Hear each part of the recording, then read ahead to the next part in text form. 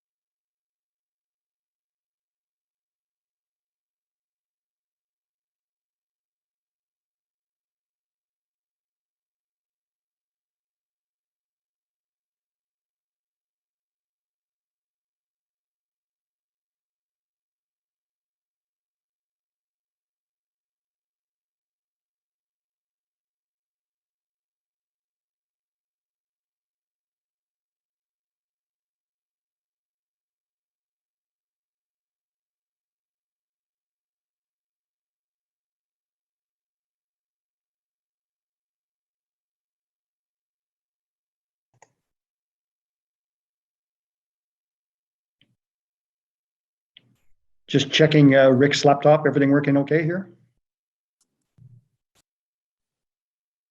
I hear you, Mark. Okay, thank you.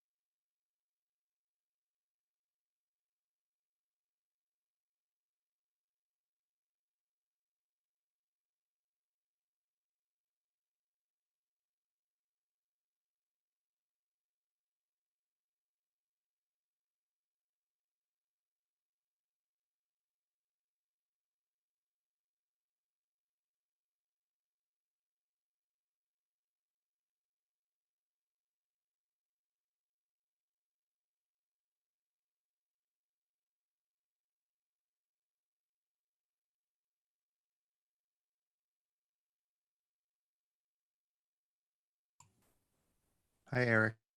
This is an audio test. Can hear you, Pat. Can you hear me? I can hear you fine. Thank you.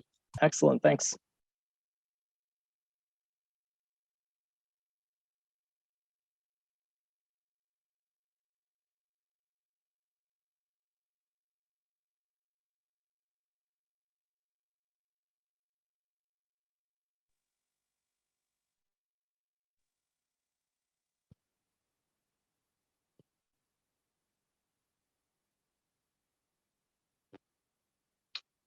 Eric Jean Cloutier. Ah, there you go. Thank you. Thank you.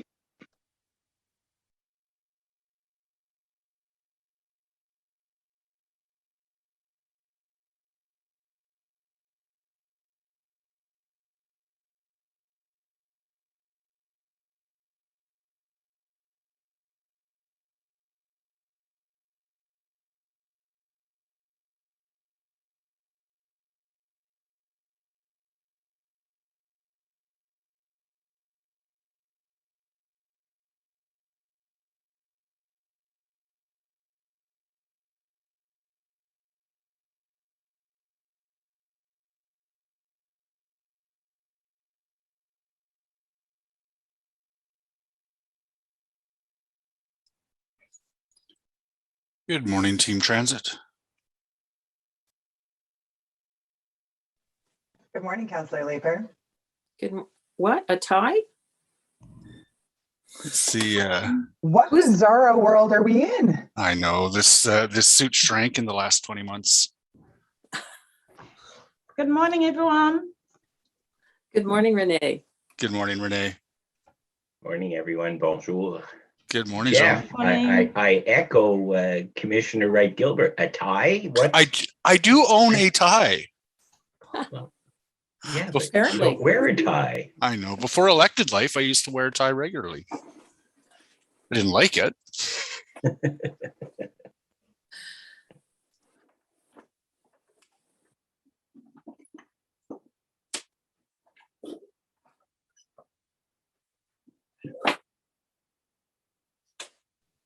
Seriously, Jeff, do you have a court date or something?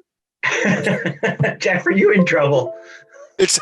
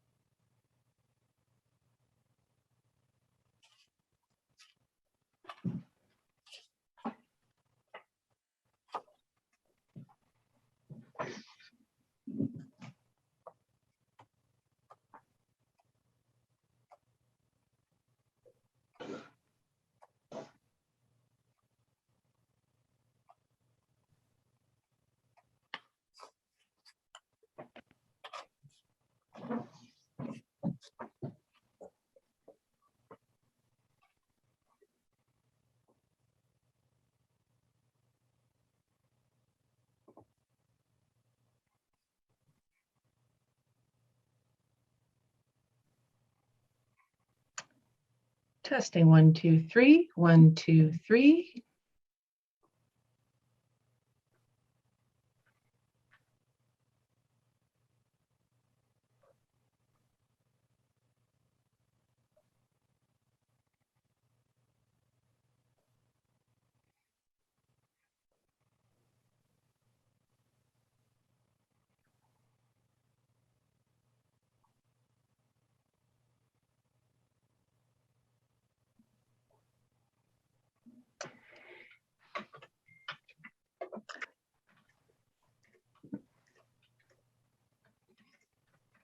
Mr. Chair, I believe we have sound on our YouTube channel, so you may proceed with the meeting. Great. Thank you very much. Okay, I'll just do a quick Commission for your recap. patience. Thank you, Caitlin. I'll just do a quick recap then.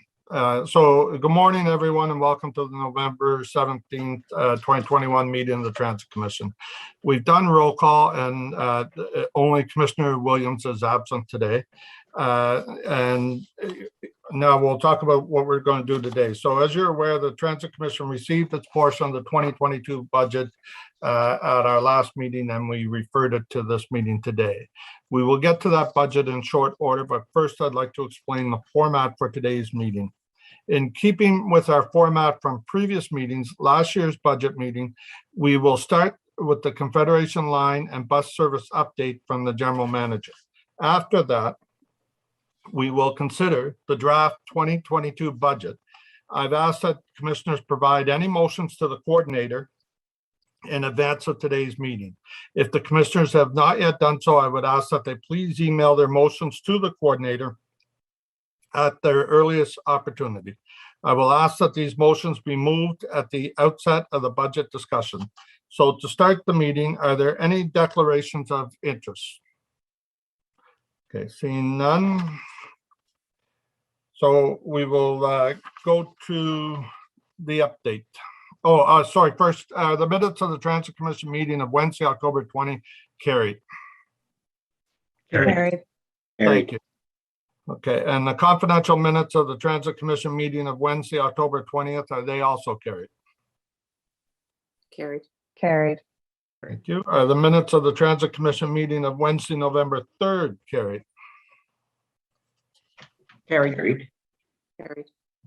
And so now we'll go to the Confederation line update. At this point, we have no delegations. But Renee, our new general manager, Renee Amilcar, will start the presentation. Thank you very much, Chair. If you don't mind, I will make a brief introduction before to go to the presentation. So for those who require the translation, I would like ask you to be prepared because I will switch in French. Bonjour à tous. Je suis très contente d'être avec vous ce matin. Welcome, everyone. I'm very happy to be here this morning. I'm starting my 5th week in the city of Ottawa in OC Transpo, and it's by choice that I came here, not by obligation. So it was a source of pride for me.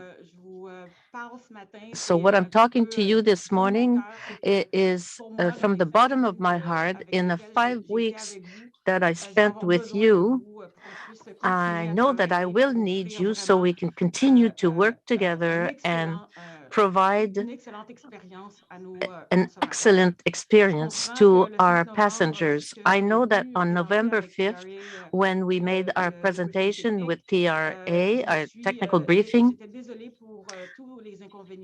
I was really embarrassed by all the inconvenience caused because of the lack of service. But so today, I'm very proud to make my presentation and to tell you that we have 7 trains going, and this since last Friday. I know that yesterday we had a bit of a problem, and it raised a lot of discontentment from you. And what I would ask you this morning is not to fall in that trap, because what you have offered me, is your support, all of you, and I thank you. I really rely on this. We can be proud together of this success because Starting on September 20th, following the September 19 derailment, we decided to offer the users a safe service. And for me, safety is the first priority. And I'm very proud that you made this decision to suspend the service despite all the inconvenience. But we have to be proud today that the safety work that needed to be done was done, and will remain vigilant, and we will make decisions that will have an impact on our users. But it will always be to be sure that the safety of our passengers is not at risk. So give us a chance, to deal with this aspect of safety that we sometimes take for granted. And it shouldn't be, because we have to be prudent day after day. And that's a source of pride for me. We can't stop the service for frivolous reasons. No, but we will take that risk if we need to, but we will proceed smartly, and we'll learn from our mistakes, and we'll learn to trust again. Know that it is normal that a train on steel wheels, on a steel rail track, it's noisy. So we've asked our operators to be more vigilant than ever, so that we are not faced with such a situation as of September 19. So once again, I ask you to work with us, to be indulgent with us, to continue to be patient, because our goal with my team, the team that I'm very proud of, they're working day and night, truly with a lot of rigor and empathy for our clients that don't have the service they deserve. But all this is because we want to be proud tomorrow, and we want to be proud with you. Without you, we would not be proud. So now I will go on to my presentation.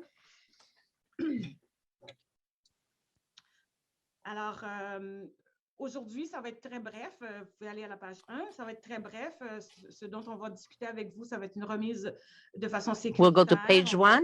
We'll talk about the safe return to service, what it means, and then we'll talk about the R1 replacement bus service, then ridership, and of course, we'll take the opportunity to give you an update regarding the mandatory vaccination policy. You'll see we have excellent news in this regard. Please know that even if the presentation is brief, it is important that my team be with me and be part of the discussion. So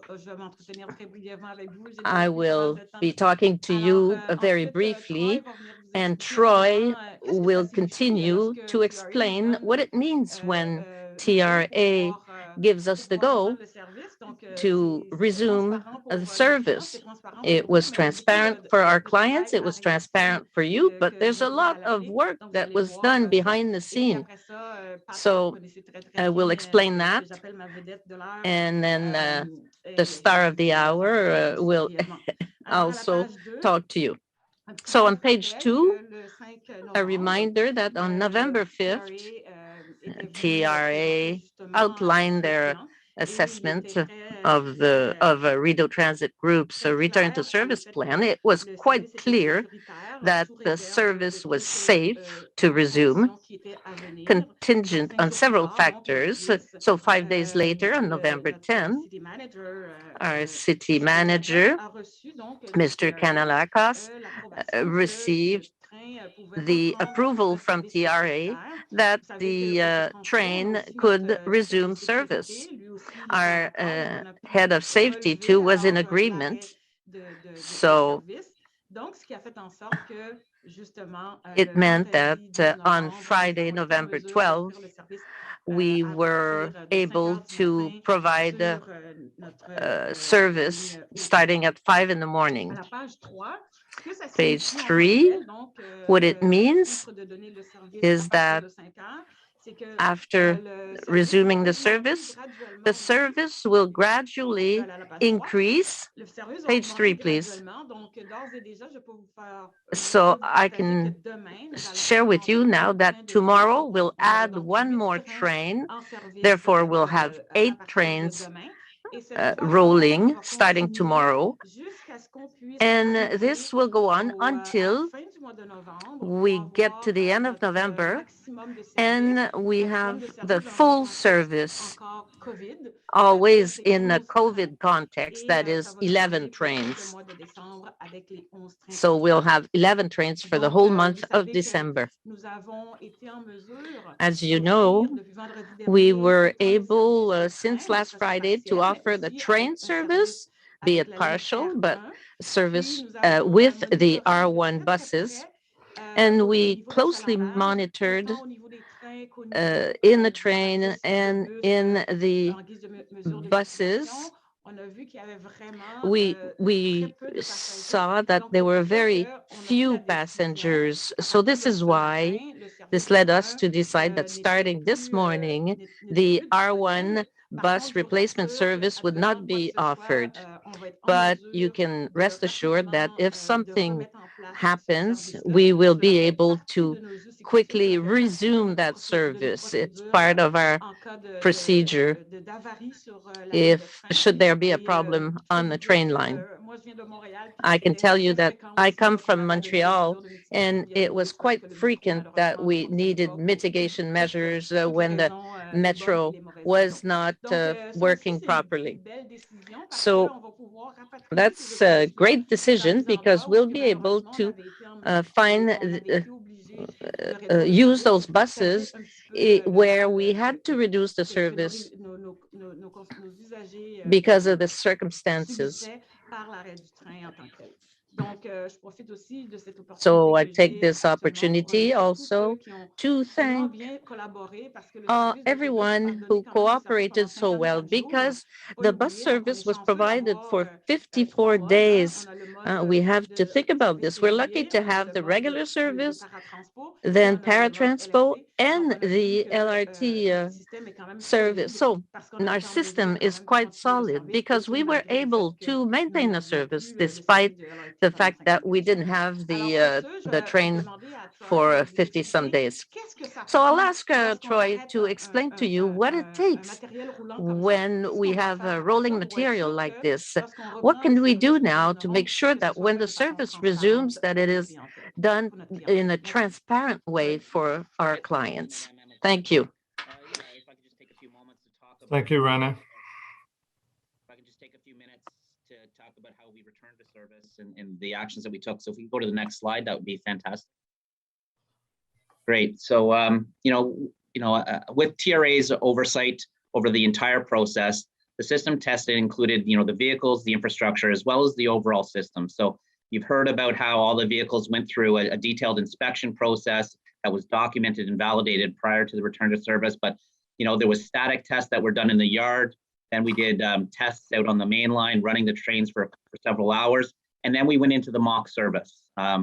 In that we looked at everything. We looked at the computer-based train control system, validated the proper functionality of that, running the trains for extended periods of time, using all those switches or crossovers. You recall where we talked about how trains can cross from one track to another, tested all of those, make sure that everything was functioning as per our expectations and as per design.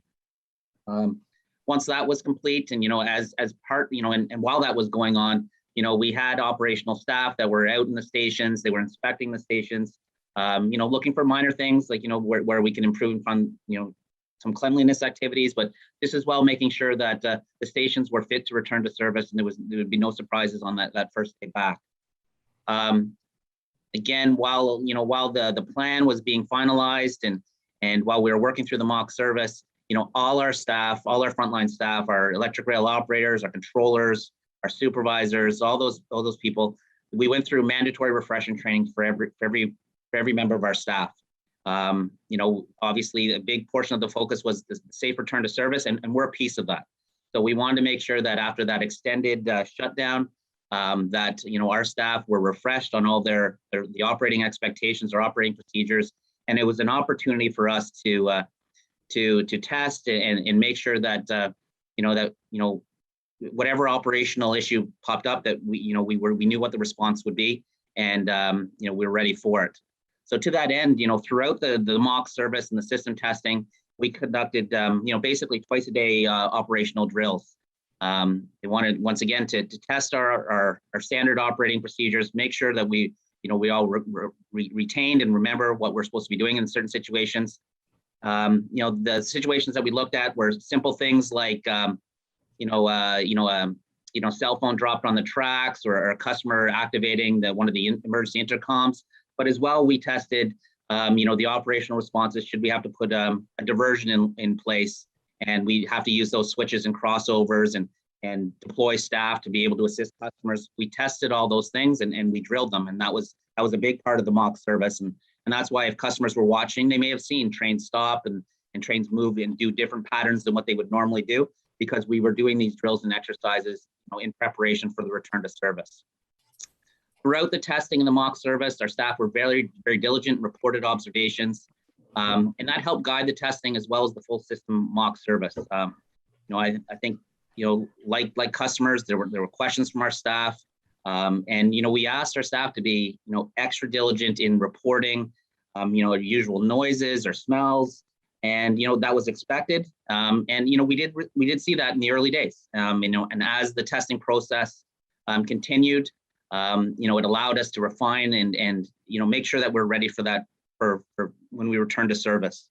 The early days, we did experience a few, I would say characterize it as, we just had to get into an operational rhythm. So, we anticipated that there was going to be some hiccups or challenges on the return. So, getting back into the process of a launch, launching 7 trains in approximately half an hour.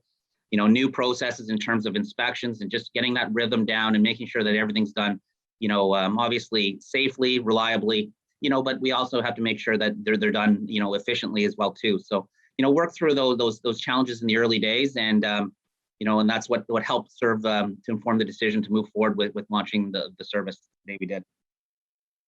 So with that said, I'll turn it over to my colleague at this point, to Pat, and who will talk about ridership and the mandatory vaccination. Thanks, Troy. In October, we carried about 100,000 customers fewer than we had in September. But because October normally is one of our busiest months of the year with higher ridership than September, our proportion of where we were pre-pandemic was at 41% rather than the 45% we had been at in September. Paratransport ridership is at 59% of pre-pandemic levels.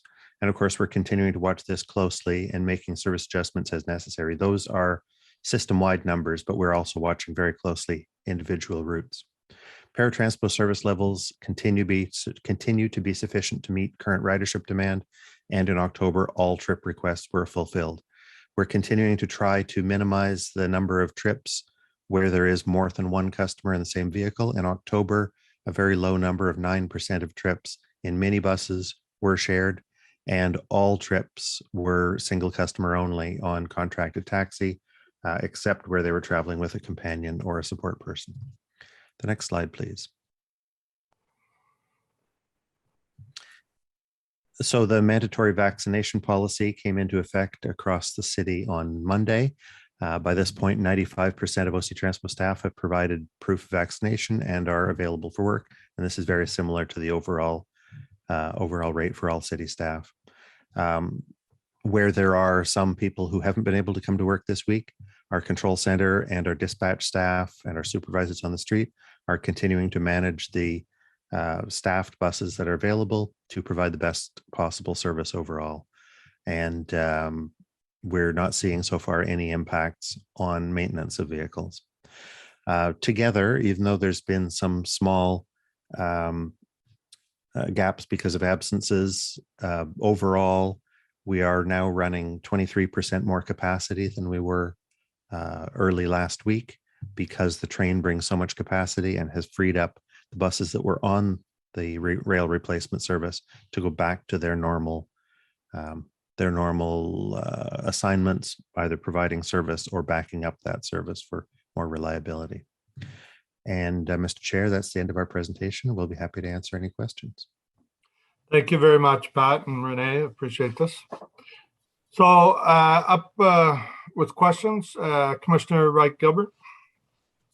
Thank you, Mr. Chair. So while I appreciate Madame Almacar's comments with respect to, we're all a team and we're trying to get sorry, that was my cat sneezing again. We're trying to get this service up and running, and she looks forward to working with all of us.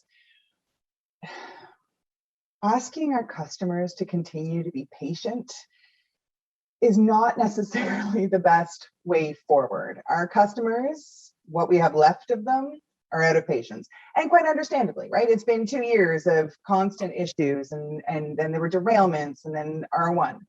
So I just want to sort of temper, the anger that is out there currently, and just sort of, caution against asking our customers to be patient just because they've been really patient. With respect to my questions, can I ask, you said that you're doing some full line testing and testing of emergency procedures. What is the evacuation plan for those folks who are in wheelchairs, who cannot abandon their wheelchairs on the train? They need those mobility devices. What is the evacuation plan for those folks?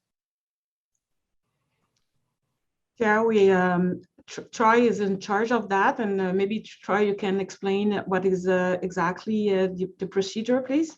Sure.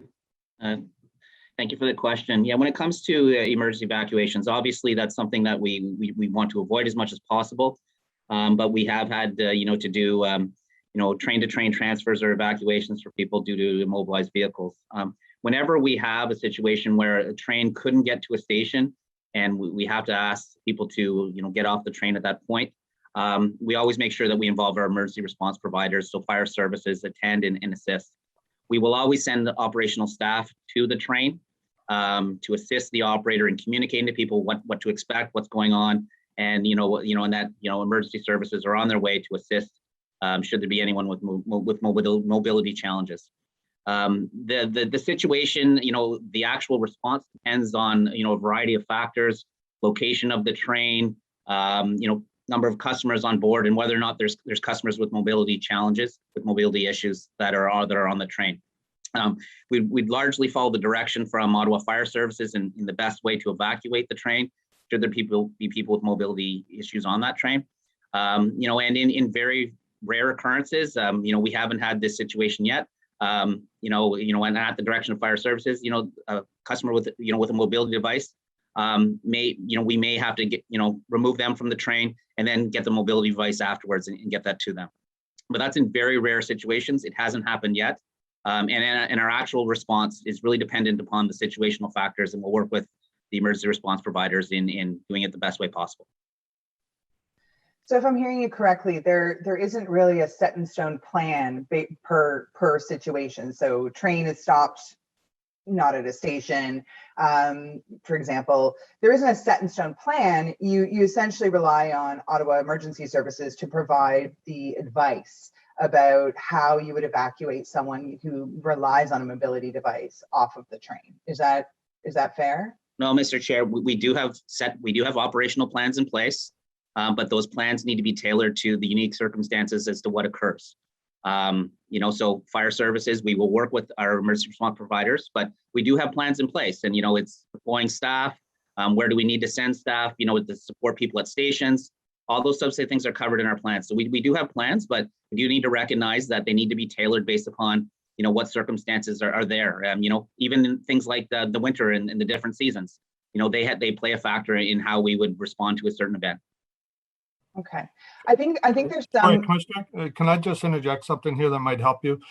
Troy, isn't there a training film about that? I seem to recall being present when they were doing one of those exercises where they were evacuating people in wheelchairs out of the trains.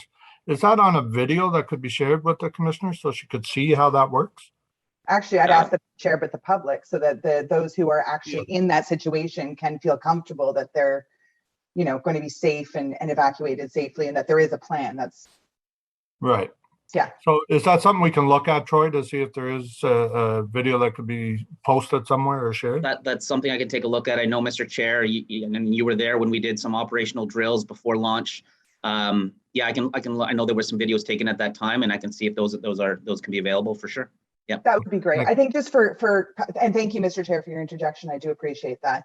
I think just for the comfort of our passengers who do require mobility devices, it would be nice for them it would provide them a sense of comfort to know that there are plans in place, that they can see what to expect, right? Because it's bad enough when you're in a stopped train that's not at a station, and then to not know what to expect because you need to use a mobility device when everyone else is just sort of milling around. You can understand that would be slightly uncomfortable for them. So I thank you for that, and thank you, Mr. Chair, for that.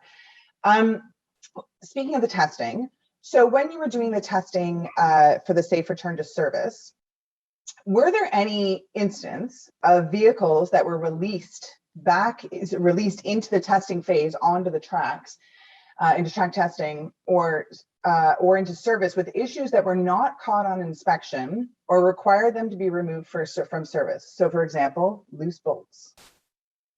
It could be something other than loose bolts, but it's just a good example.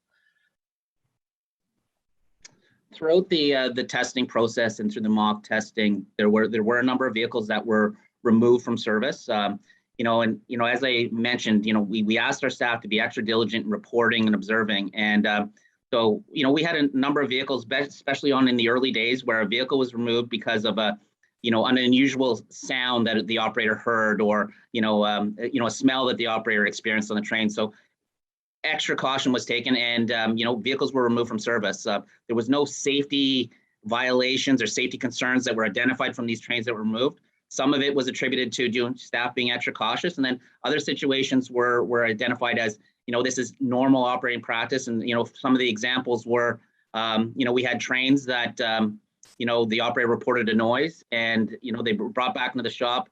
There was no fault found with the train, but they said, you know what, that train probably would need to have its wheels trued. So, they reprofile the wheel to take away a flat spot. It probably need to have its wheel trued in the next couple of weeks. So let's take the opportunity to do that now. We had a situation during mock service where while the train was in service, one of the headlights went out on the train. So we had to pull that, but there was no safety concerns that were identified. And so, as I said, some of it was attributed to the fact that, we asked our staff to be extra cautious. And, that's an example of what happened yesterday. The operator of the train heard something, did the right thing, reported it, heard a noise. The noise appeared to be getting louder, stopped the train. Safety first. And technician came, inspected that train, said it's fit to get to Tunney's pasture. We took it to Tunney's pasture, let it sit there and, do a more detailed inspection at that point. Nope, that train was fit to return to the maintenance and storage facility, return that at the end of the night to the maintenance and storage facility, and it's going through a more detailed inspection there now. But, our staff and RTM, they're doing the things that we've asked them to do, put safety first and be extra cautious, extra diligent. No one can fault the operator for being extra diligent with the noises, and I applaud that operator. I don't know who they are, but if they can hear me, I applaud you on that. So thank you for that. Perhaps you can pass that message along, Mr. Charter. Speaking of noises, there have been a number of, it looks like Madame Amelcar wants to say something. Is this true? She's putting her hand up, so I'm just. Chair,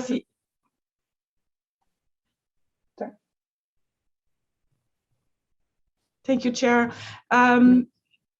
J'aimerais juste rajouter. I would like to add on. When Mr. Charger talked about the noises, it's normal that a vehicle that was put aside for a little while, it's normal to have unusual noises. There might be a little bit of dust at the wrong place. There might be some, this is what we call wheel flat. This is kind of normal. Know that every single time there's an operator that's putting a new vehicle on the rail, we're proceeding to some tests just to see if, let's say, the headlight is working. It's exactly the same as with a car. If we have a burned headlight, you go through an inspection and a repair. So we have a document to fill with all the security points. And until we have that complete list, the vehicle is immobilized. So this is very important to remember. And Chair, if I may say, we have our specialists on the call today. I don't know if we forget to mention it. So if you do have any technical questions, we have our specialist on the line today. Thank you, Rennie. Okay, I'm going to continue with my question if that's okay. So I understand that some wheel noise is expected. Steel wheels, steel lines, I get it. And I think most customers get it. I think where people are uncomfortable is that there is increased noise. And I viewed a video this morning that the noises were pretty bad in Rideau. I also have information that the trains are actually traveling slower through Rideau station. Normal is apparently between 35 and 40 kilometers an hour. And they, up until recently, were doing 15 kilometers per hour and now are up to 25 kilometers an hour. So we are going slower through the Rideau station. While it is possible that these noises are normal because the train sat for a while, I think everybody in this meeting can understand why customers are afraid. They are concerned about these noises. They are hyper aware to these noises. And so saying simply that it's normal is not going to calm the fears of our customers, given that we've just gone through 2 derailments. So are there any issues that are abnormal, that are causing these horrible shrieking and crunching noises that are happening through the tunnels? Is there anything going on that this commission or customers should know about? I can answer this question. We had a meeting this morning, and actually we have 2 meetings per day with our partners. RTG, TRA is also present. There are a very specific location at the Rideau station where we find a noise that is unusual. So our Alstom specialist went for a first verification last year. I mean, the previous year. So we had to grind that rail segment, and we will be able to increase the speed in that section. So it's right in the middle of a tunnel. So we've went from 15 to 25 kilometers per hour. This morning, we decided to avoid that noise, and to avoid having concerns, we will change and replace this segment. We will start the works tonight. And then we think the noise will be gone permanently. Once more, I know that I repeat myself. It's normal to have some noises. What is abnormal is not going for an inspection and let it go. So right now, what we do is acting normally. So we're going to send an inspector. This is our responsibility to make a decision to ensure the safety of our system and restore trust in our ridership. Okay. So that section of track will be replaced, and you hope that will reduce the noise. Okay. Mr. Charter also mentioned during his comments about the testing that operators have reported, in addition to noise, certain smells. Is my understanding that it was a burning smell that was reported, and can you talk about what the cause of that was and what was done to mitigate it?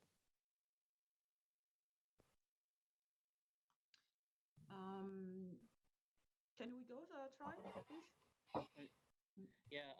Yeah, so there were a few occurrences of that, and the one thing we need to keep in mind is so we're going into the cold weather months, and this was the first time that the trains, the heating systems were turning on. So similar to, like, you have at a home, sometimes when you turn on that heater for the first time, you smell that, there's a smell that comes out, and some people would describe it as a burning smell. So that's what's been attributed to those smells. It's the first time the cab heaters are turning on, and there's some dust on there, and it burns off. So we saw that the first couple of days. We haven't seen a return of that. So all those trains, each one of those trains that was report, Alstom's got a detailed process in which they have for smell and for sounds. They went through their process, verified that everything was in good functioning order, and then the trains were returned to service, after they had completed that inspection process. Okay, thank you for that. My final question is about payments to RTM. Will RTM be receiving any payments for October of this year or November of this year? Actually, no. We won't, because they didn't deliver the service. For September for sure, for October neither. What about November? November, we'll see, because they outstarted the service, as I said, and actually we're discussing with legal and commercial to see what we'll do. But for this instance, the good news that the service has been resumed. So we'll see on the commercial part what can we do. But for sure they didn't receive any pennies, neither for September nor October. So I mean, right, and obviously we're discussing this with lawyers and I'm pretty sure the chair is going to jump in about FEDCO in a minute. But here's what I'm going to say. They're only providing partial service for part of November. And I'm not entirely sure that the public would be supportive of providing RTM with a payment for November, given that they're providing 7 trains for half the month. And so I would be very interested and hope that there will be a memo from either yourself, Madame Amilcar, or Mr. Canalacos, explaining and telling us about the payment with respect to November. I'd like to make that request when the final decision is made. And I would like that information to be made public, because the public deserves to know how their money is being spent. And in my view, though I don't get to make this decision because I don't sit on FEDCO, I'm not entirely sure they should be getting any money from us for a month where it's half the month and they're only giving us 7 trains when the service agreement is many, many more trains. So that's just my view, and it's not worth much, but we'll go with that. I think those are my questions for now, Mr. Chair. I'd like to let my colleagues have a chance. Thank you. That's great. Thank you. Councillor McKenney, please. Thank you, Chair. Thanks to staff for the update. Just want to recognize that that everyone is working flat out. I'm sure Renee and Troy and the team are doing everything they can, given the bag they're holding, if you will, the train they're responsible for. So I do want to start by acknowledging the work that's being done by our staff at this point. I did have questions about the noise. I mean, it's no secret. We've seen it on social media. People are posting. Remember, my family takes the train every day, so I hear about some of the details. They're huge fans of the train, but I do hear about some of the details. And there is at one point in between, and I've heard this from a few people, and I have not experienced it, but there's one point between Rideau Station and U of O where the train really does slow down to almost a crawl. And I just wonder if we've assessed that, if RTM,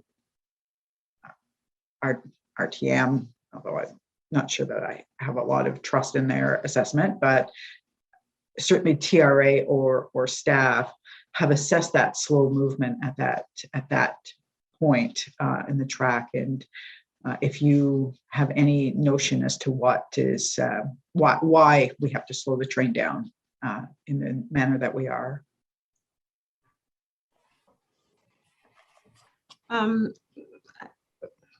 Chair, I think I explained that I know that we have a problem at the Rideau Station tonight we'll replace this portion of the rail to make sure that we don't have this noise anymore.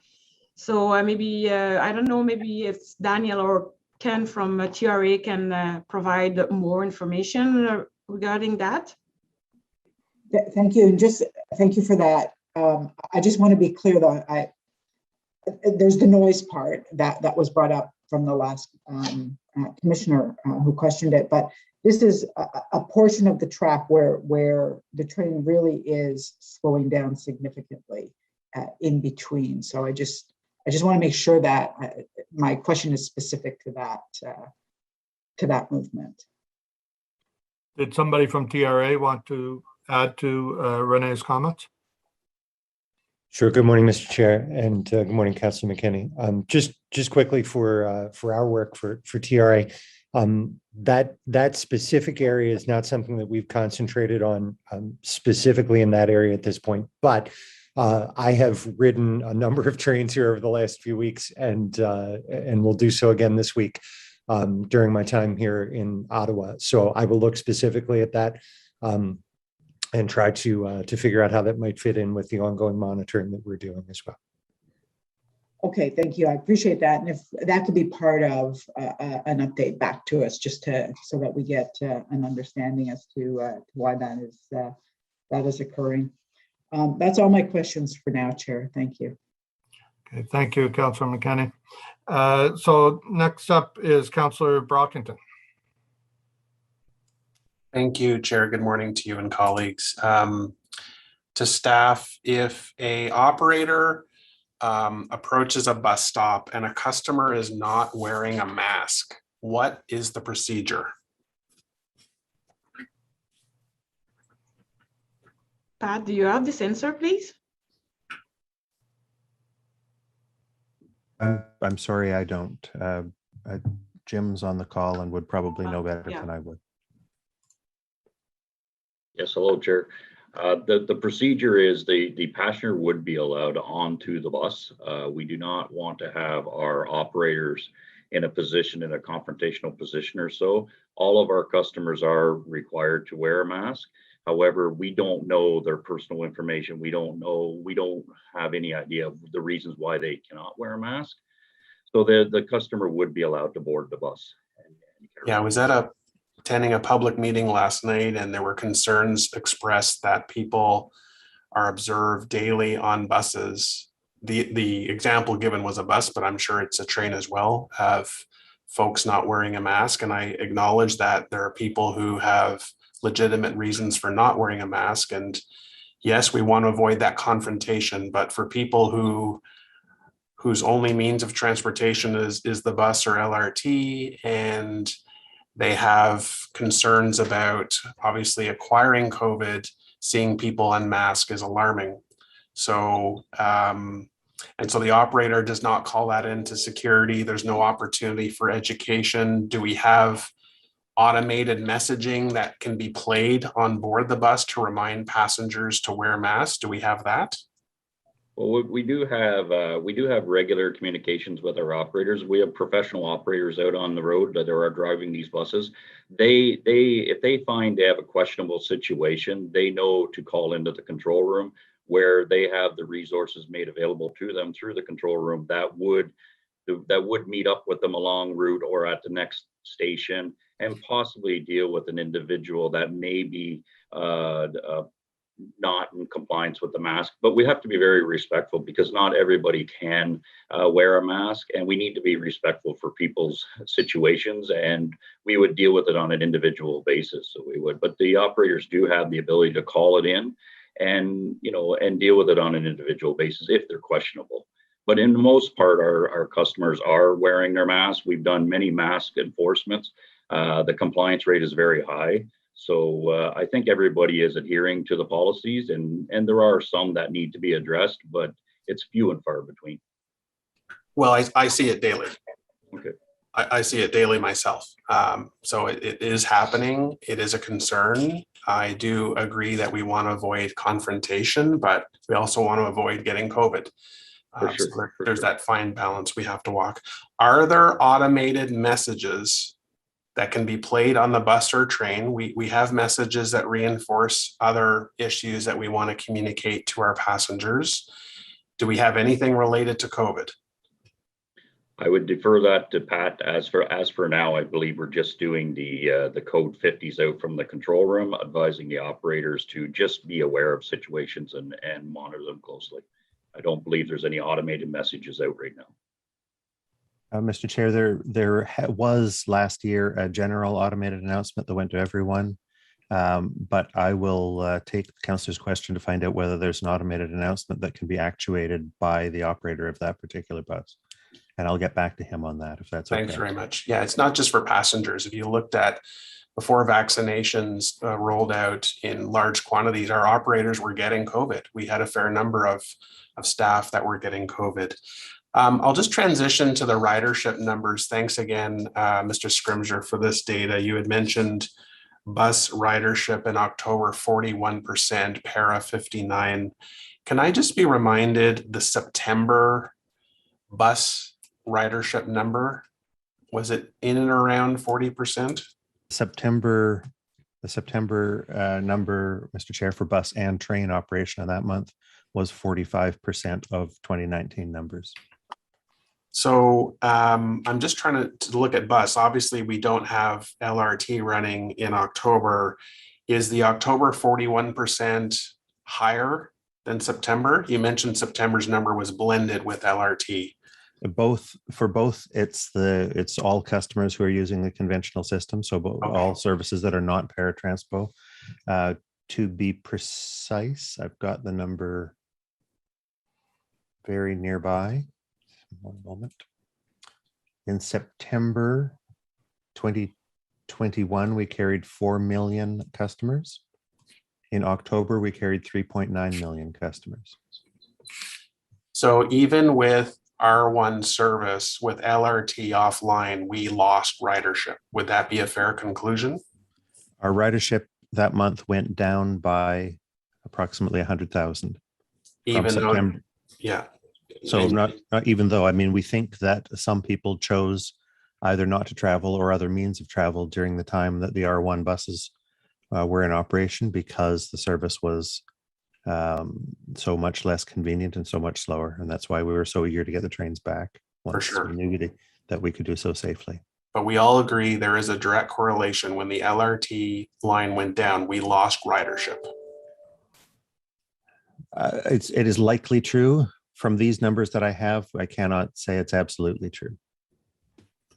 Well, I'm a stats guy, and I would make that conclusion. I would make that conclusion. We lost ridership, and when LRT is not running, we know this city hurts. People who continue to take transit hurt, and the data is what we use to make those types of conclusions. So, thank you. Following message or question based on previous questions this morning about concerns that our riders have and perhaps a heightened anxiety to get back on the train when we've had issues. Again, if there's any type of messaging reinforcing to customers that certain sounds on the train are normal, if you ride the subway in Montreal or Toronto, you do hear squealing and noises. And again, if we can, whatever we can do to lessen people's anxiety by sharing information, reinforcing that certain things are normal.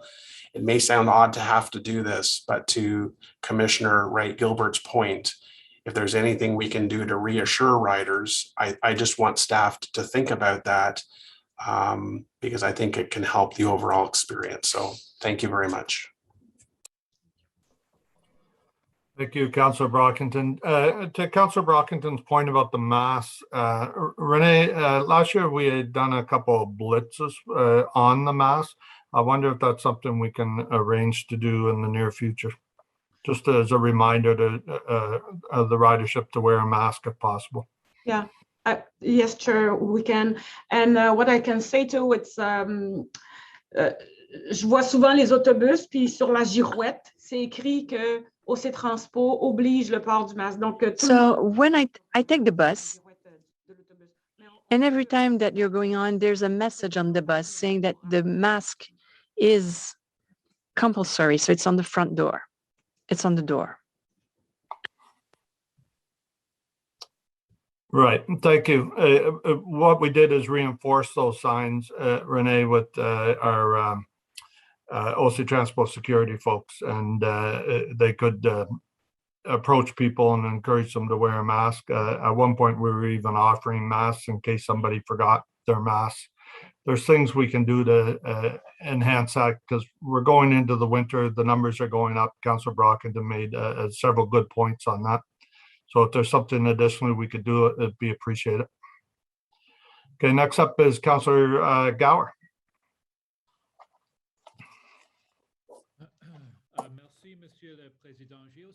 Thank you very much.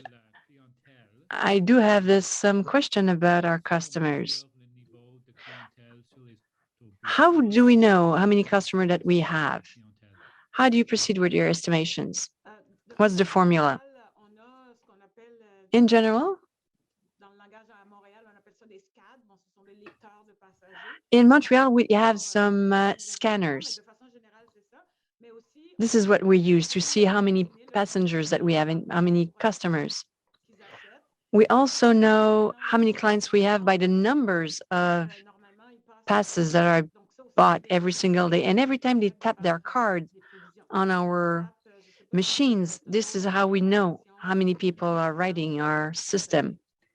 Maybe my colleague can complement my answer. Terminology we use in English here in Ottawa. The three ways we have of knowing how many people are traveling is we know how many passes we sell, how many individual fares we sell, how much cash we receive.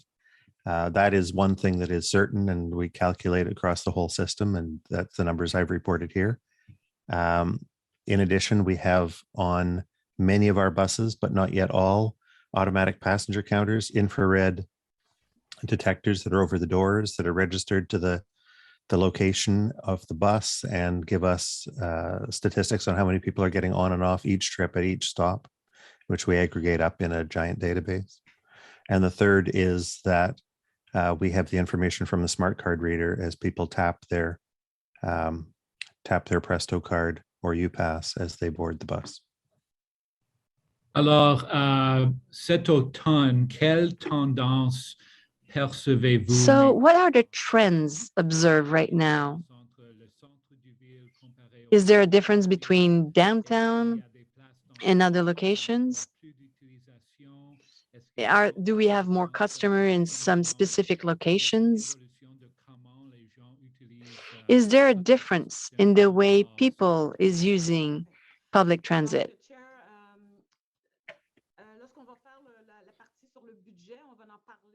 When we're going to tackle the budget, we will go into that level of detail.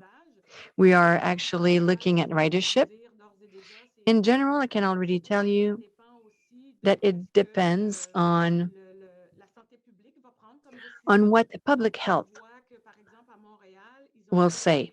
In Montreal,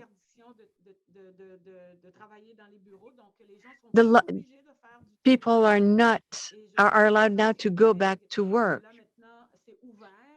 So people are allowed now to go back to buildings. So people can go back to work if they want at the SPM in Montreal. We also know that we're going to have a hybrid working way. So a public servant may not go back every single day to their previous buildings. So in the budget, we believe that public servant will not go back downtown in Ottawa 5 days a week. So behaviors will change. What we want to do at OC Transpo is be there and offer them the service that they need, making sure that they're able to go to work. We don't want to do the opposite. We don't want to wait for our customers to come before offering the service. So we want to be there, ready to provide them a level of service. Instead of having peaks, we're going to have a flattening. So we will have so many passengers throughout the day. So we have to make sure that we have a service throughout the day for our passengers. Okay, merci. Ma dernière question, c'est And my last question has to do with TRA and the contract. What's the plan to continue with TRA?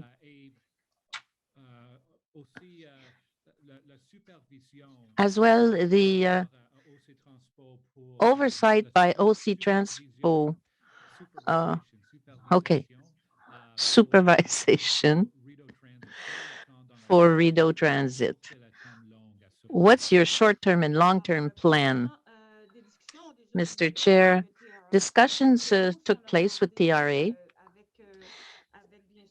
What we've asked with the city manager, Mr. Kanelakos, is that we'll need TRA as long as we need TRA, which means that first, the first part, they had a very clear mandate to explain why there were two derailments. So we resumed a partial service that will gradually become complete. And right now, TRA is still supervising and monitoring everything that was set up now. And all this is done as a teamwork. You know, that's important for us because TRA is providing excellent service. We're very happy with them, but they wouldn't exist if OC Transpo and RTG would not exist. So, and personally, I asked TRA to come along with me and my team to set up a more robust system so that we can have an overview on preventive maintenance, predictive maintenance, to have a plan, to have KPIs, a performance indicator, so that we can anticipate any kind of issue. So if we could do preventative maintenance but it was not done, we have to correct during service, and that's we don't want. But if we do all our preventive maintenance and we still have service issues, it means that we need to have predictive maintenance. So even before there is an issue, there's a problem, we have to be able to know that after a certain number of kilometers, we have to change a part to avoid any kind of problem or service stoppage. So that's what we're looking at now with TRA, and that's on a long-term basis. With RTG and Alstom, they have procedures. We are not going to reinvent the wheel with them, but instead of still put the emphasis on the commercial aspect, because performance indicators, you know, there are very, very many commercially. But I want us to continue to have an oversight over that, but I want performance indicator on service delivery, on service reliability, and long-term service. So that's teamwork that must continue on the commercial aspect and the client aspect. And today I'm saying that if we can find the issues, you know, we will get also to the commercial indicators. Okay, I think we should resume this discussion over the next months. So thank you very much, Mrs. Amilcar. I like your attitude and your approach and your focus on the client service. It's excellent. Thank you, Councillor Gower. So next up is going to be Councillor Kavanaugh, and Vice Chair Cloutier is going to take over for a couple of minutes. Thank you very much, Chair. And thank you for my colleagues for their previous questions. I was interested in terms of the passenger count because I'm wondering how you're going to do that in December and when there's no fares, and also how to break it down if there's new ridership of who was attracted because it was there was no fares. Pat, can you please? So as I said, we have multiple data sources. The one data source that we won't have will be pass sales. The other data source that we won't have will be smart card taps. We will continue to have data from the automatic passenger counters on the buses, where we will count the number of people who are getting on and off, and we'll for trips. So we'll cycle the buses over all trips. So we'll capture them all over a month, and we will compare them to previous months to see whether ridership is higher. We still, even though the fare gates will all be locked open at the O-train stations, there are infrared detectors that count the number of people who are walking through those fare gates, and we'll be able to count the numbers of people walking in and the number of people walking out, and we'll make comparisons to previous months. We will not know for certain. We'll try to corroborate this with other data sources as possible, but we won't be able to absolutely tell the difference between more customers who are traveling because of the fare, the no charge transit, or the number of people who are traveling because they've changed their travel needs or because public health restrictions have changed.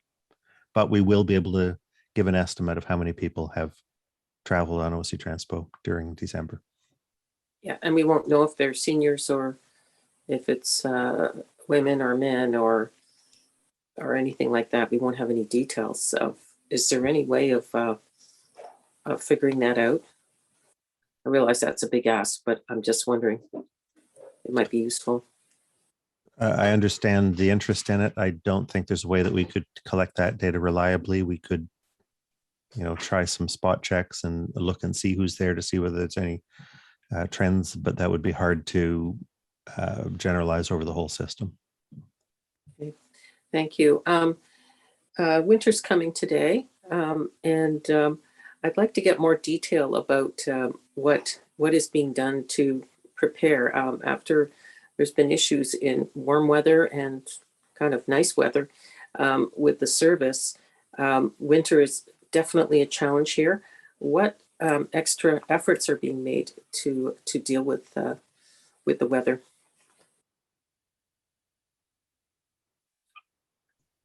Chair, I can answer that. Yesterday, during our meeting with RTG and TRA, we asked this question because we have a lot of indicators that we follow with them to make sure that everything will be okay. And Troy provide me an update very late yesterday, and I was very, very happy because it's better than last year. It's not perfect yet, but it's better, and we will continue to follow that.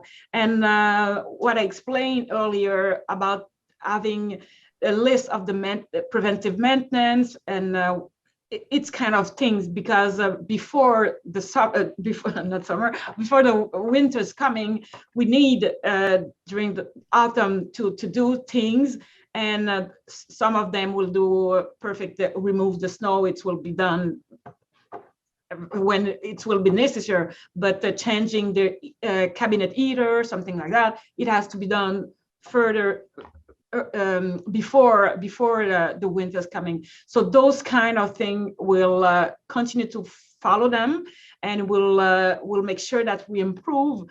And those indicators, for me, it will be my responsibility to share them to you both, to you all during those kind of meetings. For me, it's important to let you know what is coming and what we were supposed to do and what we have done, and I will give you an appreciation. For sure, I won't go in details because I think it's my part of job with my team to do so, but I have, and I feel that it's required from my part to bring you, okay, I feel comfortable, what about I saw and I don't feel comfortable, and this is the action plan. Okay, thank you.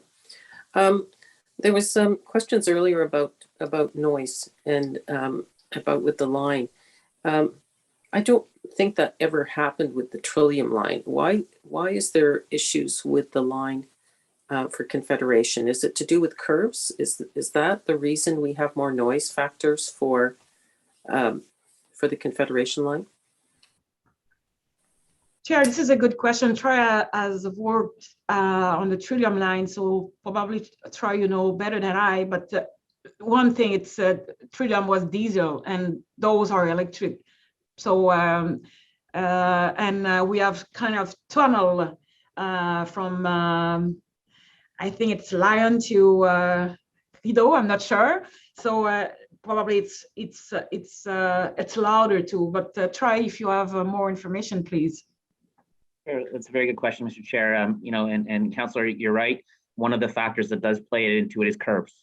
The Trillium line in its current formation or current alignment is fairly straight. There's only a couple curves. So that is a piece because all rail systems have a certain amount of noise when you go around curves. So that's normal. As Madame Amilcar mentioned as well, the Trillium line, it's heavy rail. They're heavier vehicles. And they interact with the rail line differently. But I also just want to remind everyone that we mentioned at I think a previous meeting that we did the rail grinding this past summer, which we saw some improvements in terms of the noise and vibration that customers would have experienced. But one of the outstanding items is that RTM is undertaking a detailed, what we call a wheel rail interface, how the wheels of the train interact with the track, and they're expecting to get those results of that analysis this December, and that's going to inform future decisions as to how we can further improve the noise and vibration. So there's still more work to be done on the noise side of things, and that work is progressing. And I appreciate it because, of course, I'm hoping there'll be lots of lessons learned while we get to stage 2, because that's certainly a constant question since it's going to be much closer to housing and neighborhoods for stage 2. So I appreciate the work that's being done on that. In terms of growth of our numbers, and I don't know if you consider this a budget question, but in terms of how we're attracting people back, we're offering no fare in December, and I don't know about January, how people will feel about going back. But one of them is just this feeling of security. My colleague mentioned about sometimes people aren't wearing masks, and so that will make others nervous. But what other provisions are we looking at? Because it's confidence that people need for it. And I know you guys have been doing a great job on cleaning. That is there. But it's just that a feeling that, I'm going to be sitting beside a stranger or in a crowded situation. What messages, what confidence can we give people that they can get back? Chair, we provide on the budget, I think it's $650,000, I think, for marketing. Yeah. And definitely we have to increase the communication to our clients, as you said, wearing masks, and put the emphasis to that it's COVID safe to take the public transport, and it's that we continue to clean everywhere, even if people get vaccinated, etc. So I think, Pat, maybe you can continue. What else do we provide to attract? In those, so we've been putting out messages since very early in the pandemic to show customers what we're doing, how we're keeping the system safe for them. Those messages all continue, but we also will, if the funding for the marketing campaign is approved in the budget, we'll be rolling those same messages on and carrying them right through and delivering the message about how it's safe and what we are doing and exemplifying how we're making it safe, not just saying it.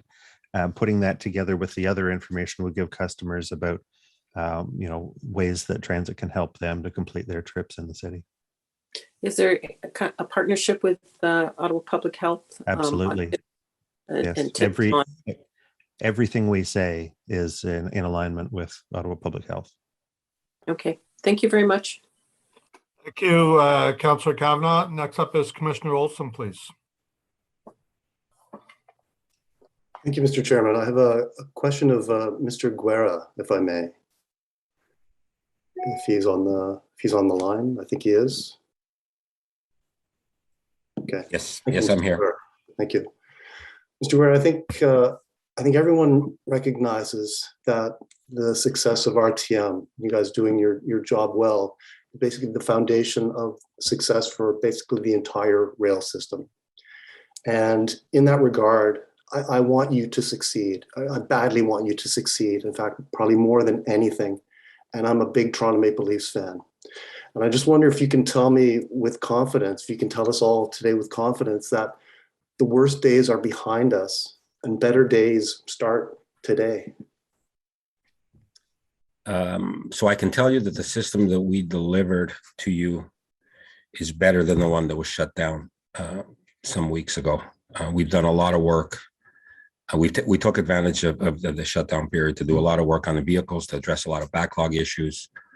In working in partnership with TRA and the city, we've established some very solid long-term goals around quality control, around safety management, and we will continue to work with TRA to ensure that the commitments that we made in our return to service plan around all those areas that we follow through, we and our subcontractor follow through.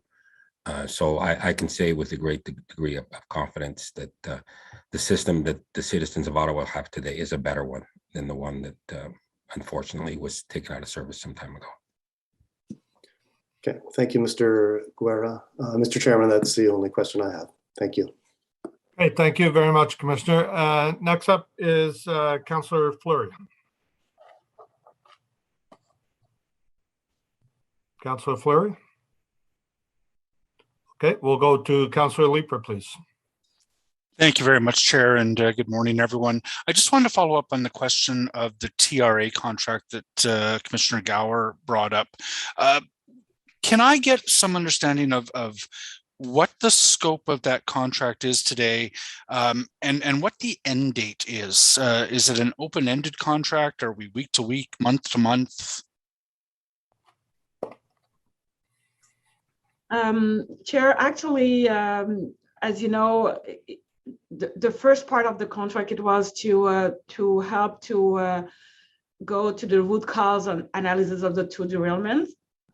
And actually, TRA will continue to oversight, and we will put other things in place. So as I said earlier, we'll need to put a better regard about the preventive maintenance and predictive maintenance and those kind of things. So I asked TRA to continue to help us to put in place a robust structure.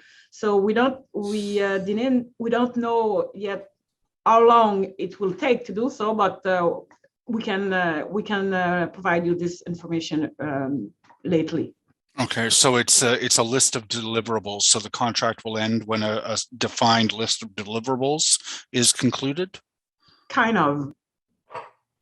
Okay, I'd be interested in knowing that. I think the residents of Ottawa and certainly councillors have taken some confidence in TRA's know-how. I'm glad that they continue to be on the job, and I would like the specifics of what they've been retained to do, what the end date is, particularly if there are any thresholds. Are there clear thresholds at which that relationship will cease? When they have delivered X, Y, and Z, then the relationship ceases. So that would be very good to have, and I would suggest a memo would be the best way to do that. And then how much is TRA being paid for this work, and how are we going to recover that? This is someone here know that? I don't know. And I want to be really clear. I'm not going to begrudge money spent with TRA, but it would be good to know what that dollar figure looks like. Yeah, I will come back with this answer. Sorry, Okay. I don't have the answer. I can answer what's been paid to date, and that we are looking to recover the costs through the contractual recourse. I had that discussion with Mr. Morgan, so that is going to be pursued through that. To date, we've paid TRA just over 140,000 Canadian dollars. That seems very low. Daniel's nodding. Kenneth is nodding. Yes, that is. Okay, I think I will wait for some further details with respect to the specifics of that contract, which if it could be distributed as a memo, I'd be grateful. And then yesterday, a train, obviously an operator determined to take that out of service. I'll echo Commissioner Wright-Gilbert's thanks to that operator. And I do want to say I'm very pleased that our operators feel empowered to make those decisions. That's indicative of the kind of culture that we need to have. What is TRA's role in the investigation of whether or not that train is ready to go back into service? Is this something that they are working on? Chair, maybe TRA could answer. Yeah. If I could, Mr. Chairman, and thank you, Councillor Lieber.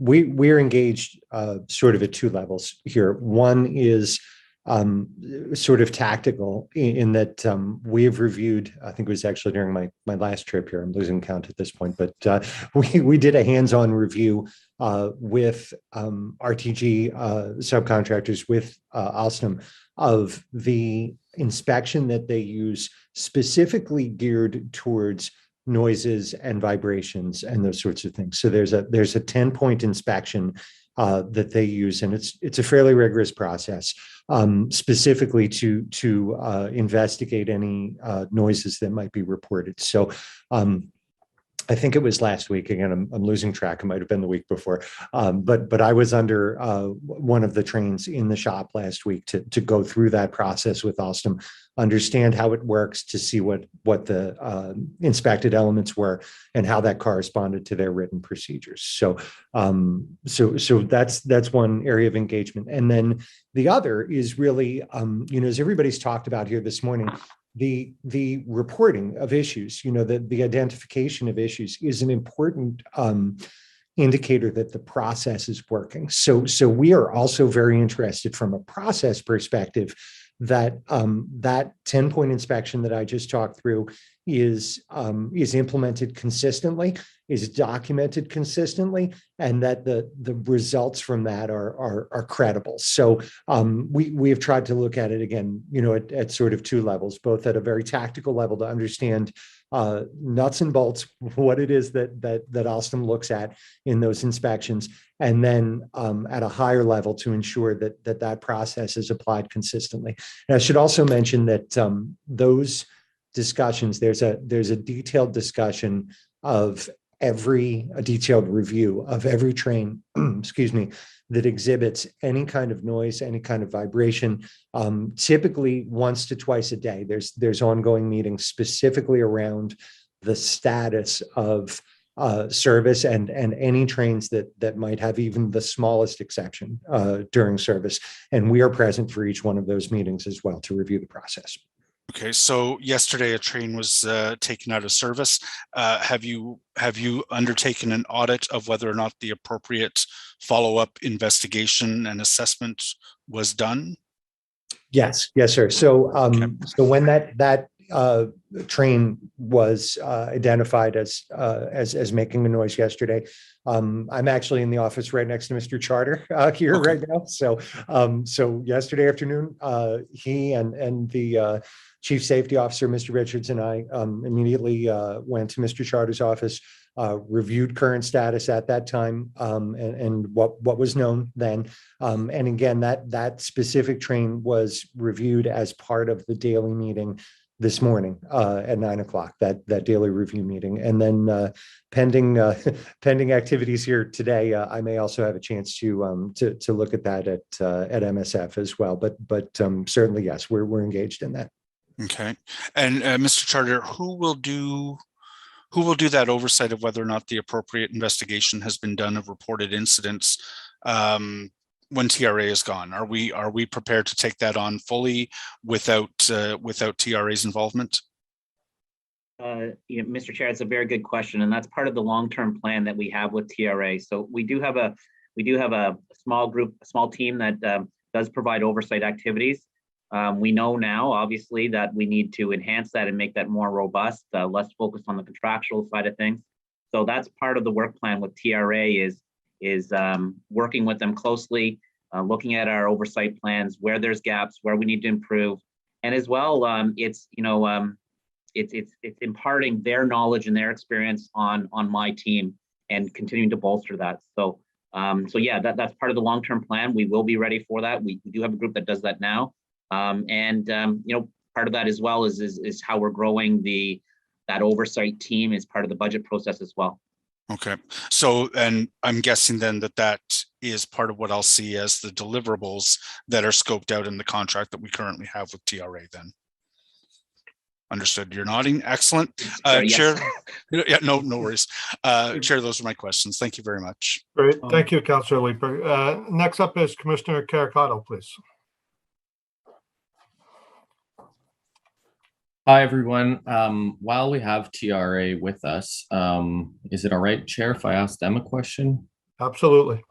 Okay, great. So it's a pretty general question, but it's one that I've had on my mind for quite some time. And I think a lot of residents of Ottawa do as well. And it's got to do with the system more generally. And, we've been told time and time again, we have the world-class, amazing LRT system. Now, you've worked on several other train systems around the world and in North America. And I was wondering if you could just comment broadly on your opinion of our system and whether it is truly a world-class system, or do we have a lemon?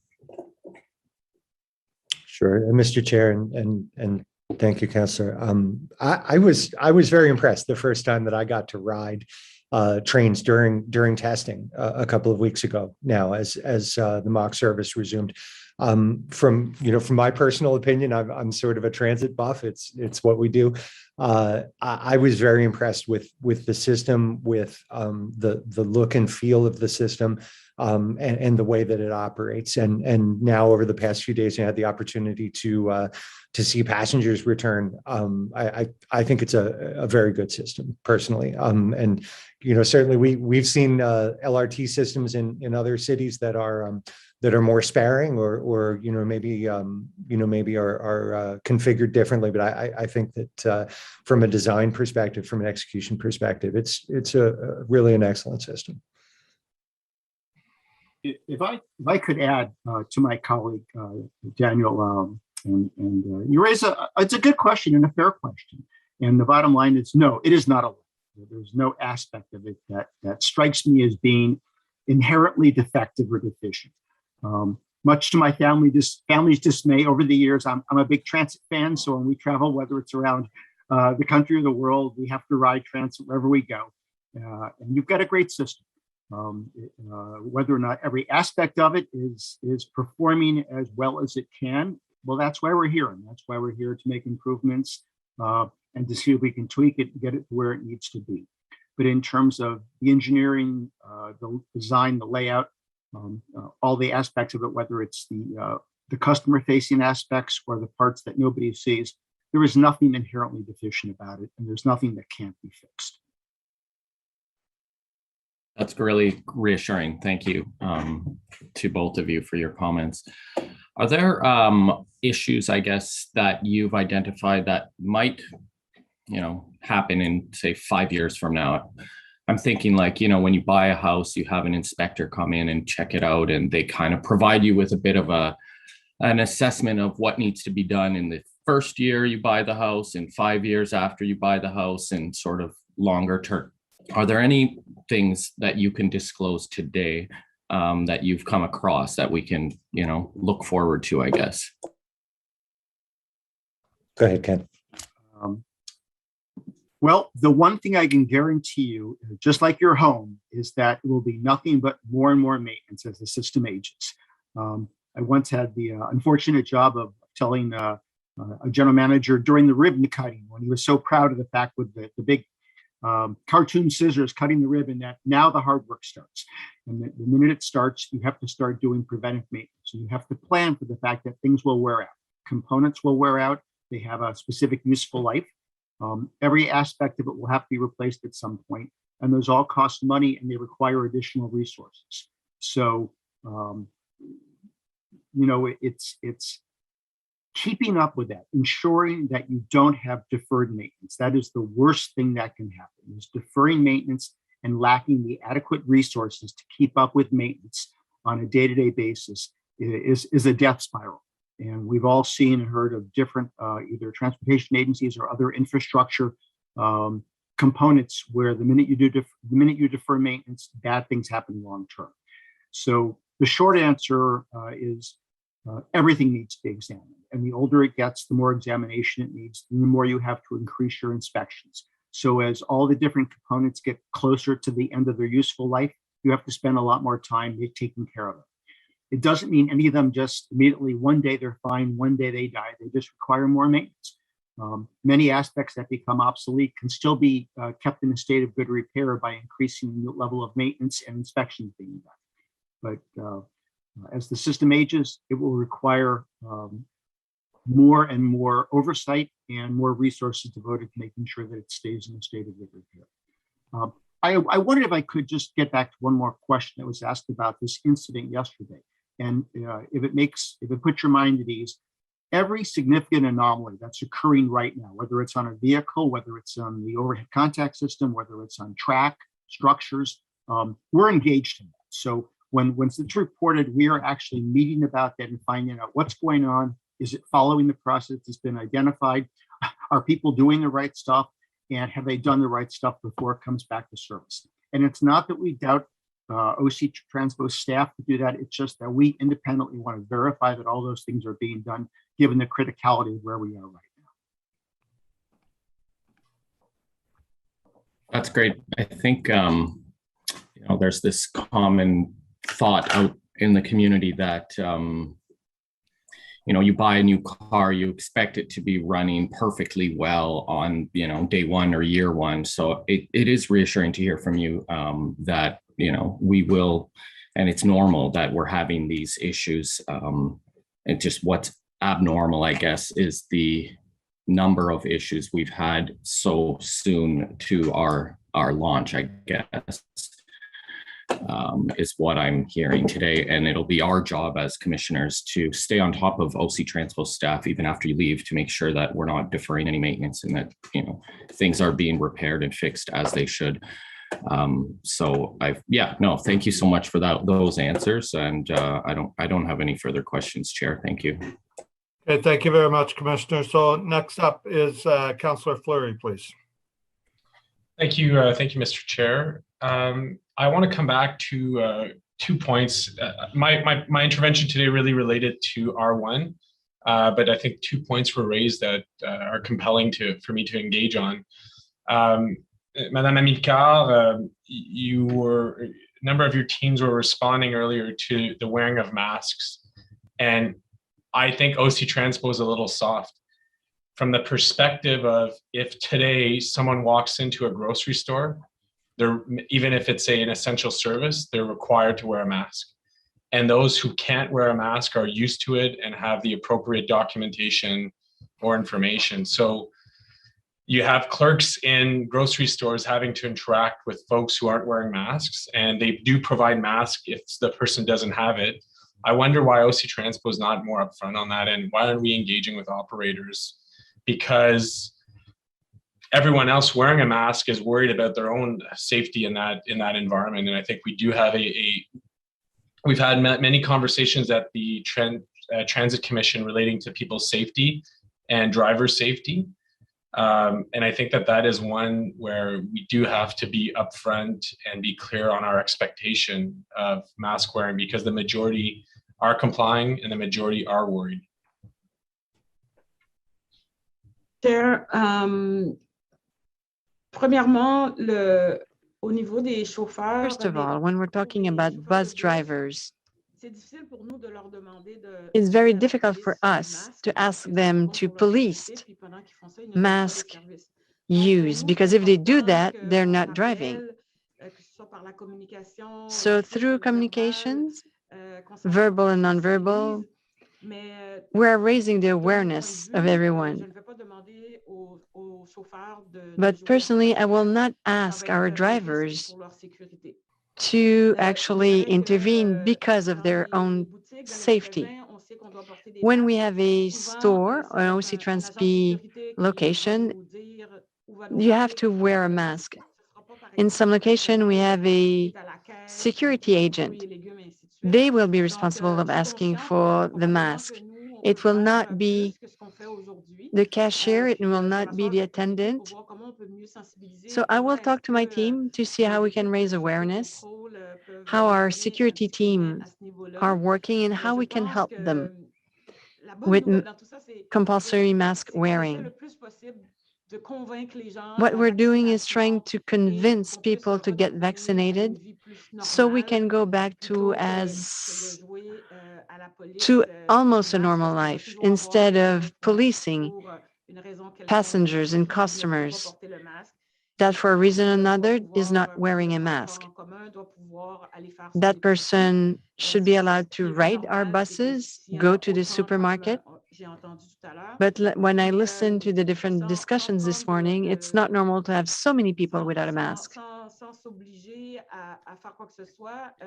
Without having to do anything else, I will ask my team to proceed with a survey to see what are the statistics about unmasked customer? Is it 10%? Is it 5% of our riders without a mask? Then we will be able to reevaluate the situation and see if we have to have extra actions. We can do many things, but it's also a question of budget. Health is very important, but the measures in place for the compulsory mask wearing are there. But there's always some fees linked to these measures. So, Mr. President, let me work with my team to see how we can quantify how many riders are not using a mask. Thank you. Thank you for your interventions, but I have two more elements. Today, what we could do is go to Ottawa Public Health and making sure that people are wearing their mask and that the bus driver could actually intervene and tell them to wear their mask. We have a lot of standards at the City of Ottawa. If someone is going to one of our installation, it will be the attendant at the door that will run after the customer to tell them to wear a mask. So why not our drivers? Because we own these buses, we own the train and our recreational installations. So maybe we talked to the general manager of our different recreational installation, and they have to intervene. I do have another question on a different topic, though.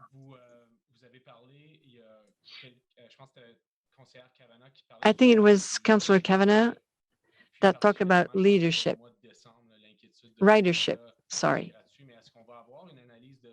In December, it will be free. Will you have a ridership analysis and the demographic analysis? I think we need more information on who's going or who's using the system, such as we know that,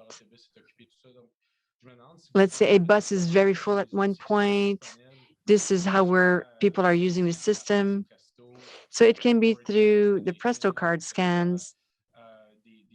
It can be through different means, scanners, I would like to know what tools do you have and how do you use them?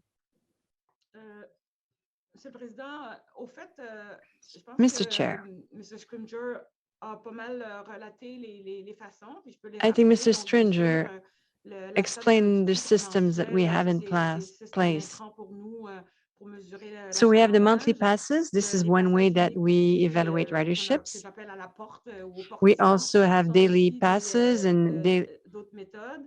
Et l'autre, puis vous l'avez bien and mentionné, tickets.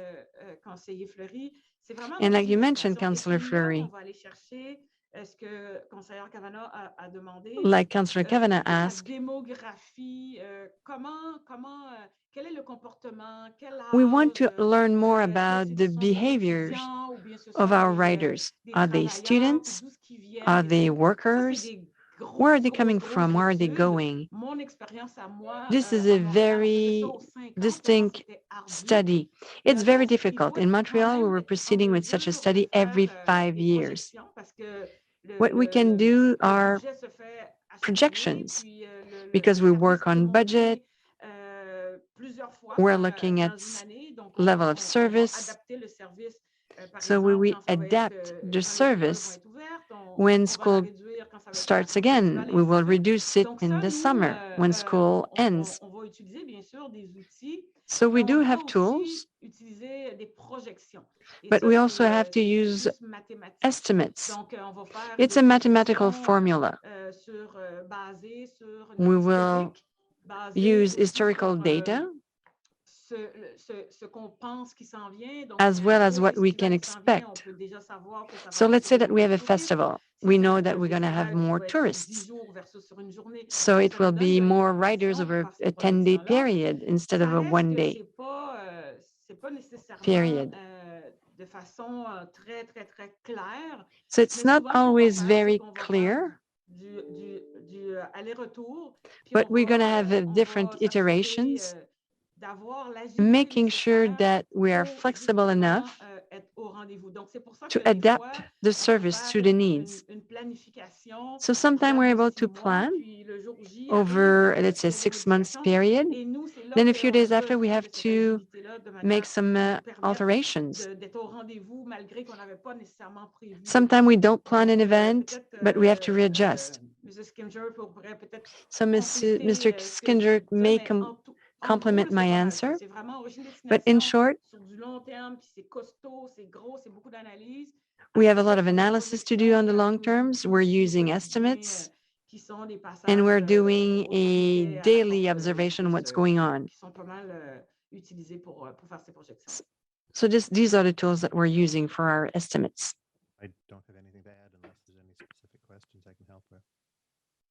Well, so I want to understand maybe the additional follow-up. So every time someone jumps on a bus, taps a Presto, that's an origin. We know where they've taken a step onto the bus, but we just don't know when they exit. So we don't have an exact volume of folks at a given time on a particular bus. Is there not a tool that could give us that indicator? Because my following question to Madame Amilcar will be on the R1, and I think the choices of R1 to me have been challenging for local routes, and I want to understand what tools we have to make those decisions as accurately as possible.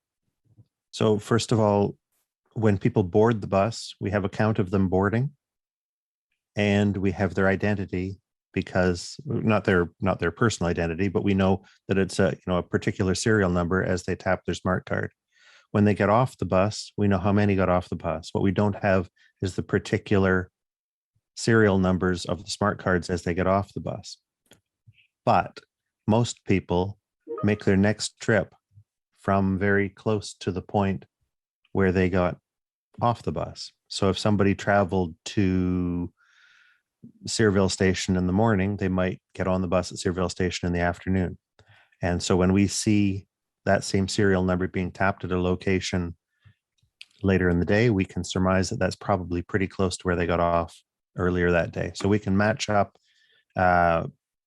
individual people's trip patterns if we have to from from where they get on and where they get on again with their smart card.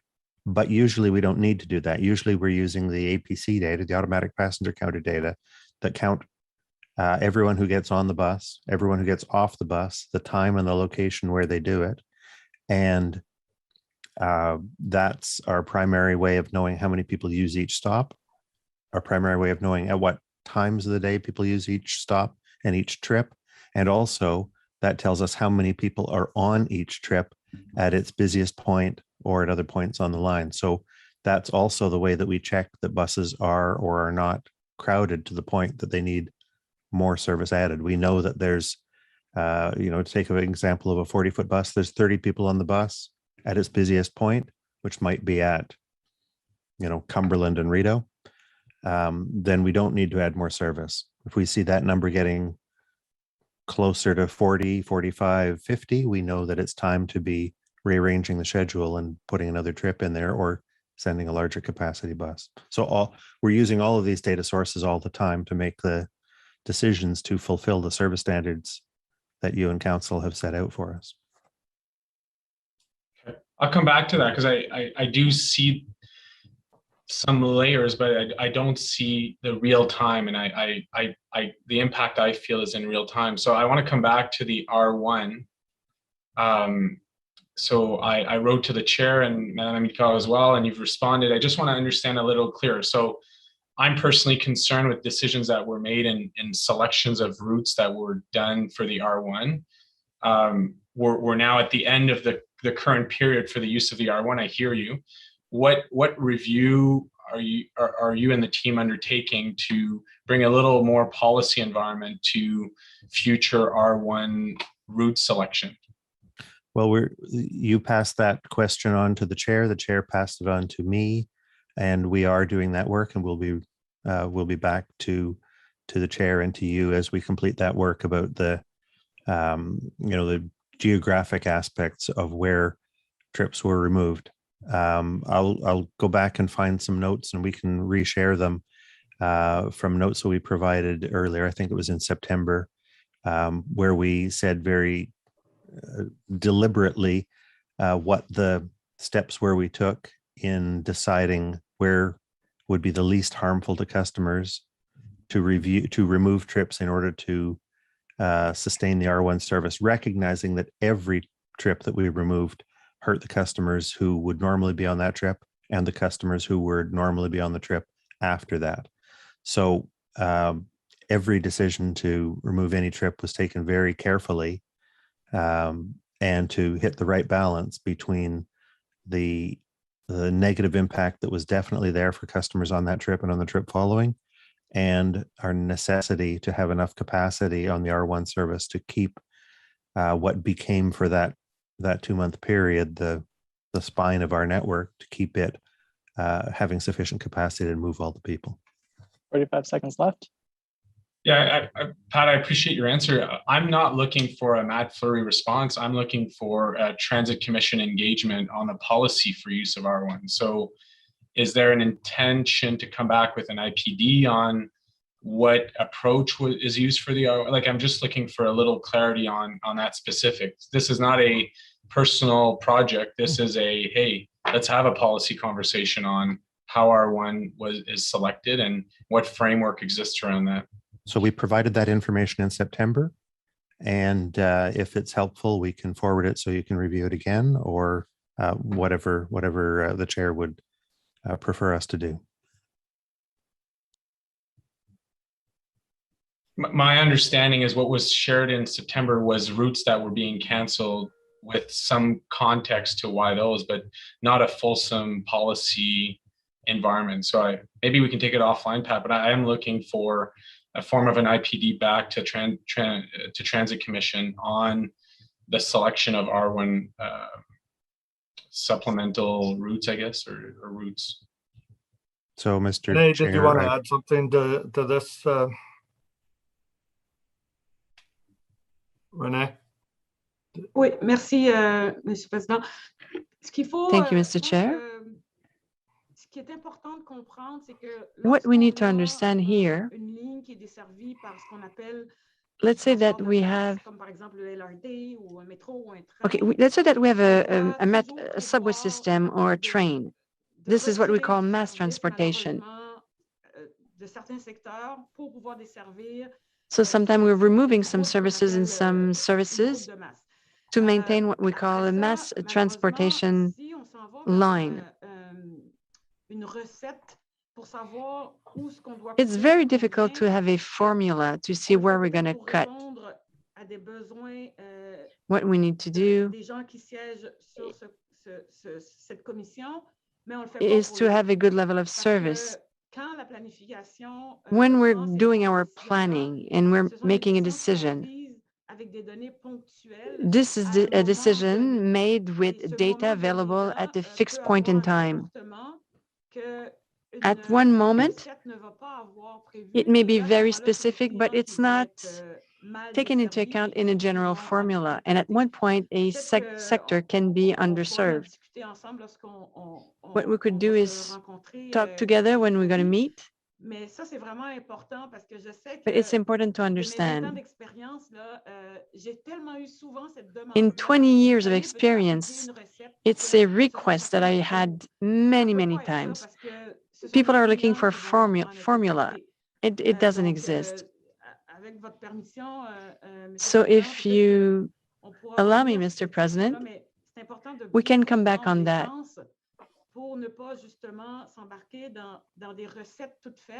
So we cannot just have a fixed formula that is applied every single time, because we're going to have real service problems. Yes, I would love to talk about it with you. Thank you very much, Mr. Chair. I'm done. Okay, thank you, Renee. Is that it, Councillor Fleury? Yes, yes. Okay. We'll go to Commissioner Wright Gilbert, please. Oh, I thought that Councillor Menard had questions, and since this would be my second round, I thought Councillor Menard should Sure, probably if you go. want him to go first, that's fine. Councillor I'm Menard? always happy for that. Oh, thank you, Commissioner. Thank you, Chair. I don't have too many questions. I'll try to keep them short. On the UPass, the free transit for December, institutions are responsible for reimbursing students, as I understand it. And I just wanted to hear from staff, have those institutions communicated that they will be doing that? They have every intention to do so, to reimburse students for the month of free transit in December for the UPass, the cost for that particular month. Mr. Chair, we've begun discussions with those institutions. To this point, they haven't, at least to my knowledge, they haven't raised any statements that they would have any difficulty in refunding those to the students. Okay, thank you for that. I wanted to go now to the media report out today on the 48-hour pause memo. It's indicating in there that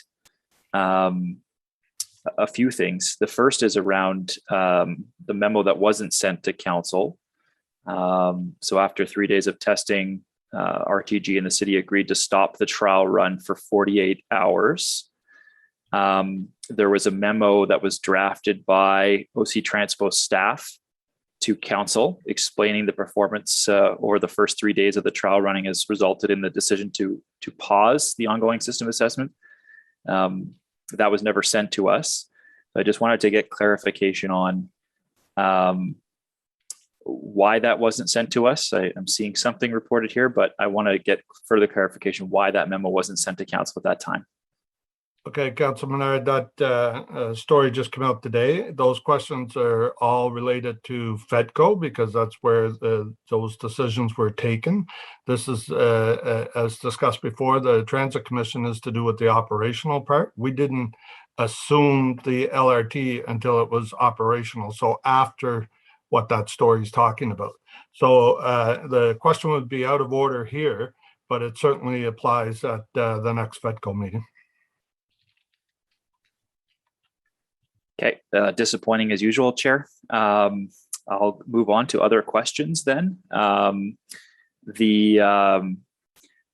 seems to be an issue with the delivery of the trains. So I just wanted to hear from staff, the initial delivery of trains, because we got a tranche first and then we got more as time went on. Are those initial trains that were delivered, are they having more substandard response and performance than the trains that were delivered subsequently to them?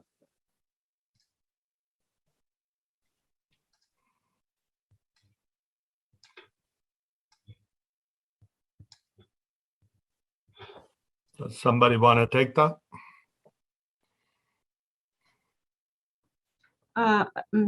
Monsieur le Président, je peux répondre. Mr. Chair, I can answer. This is exactly what the indicators that we want to set up.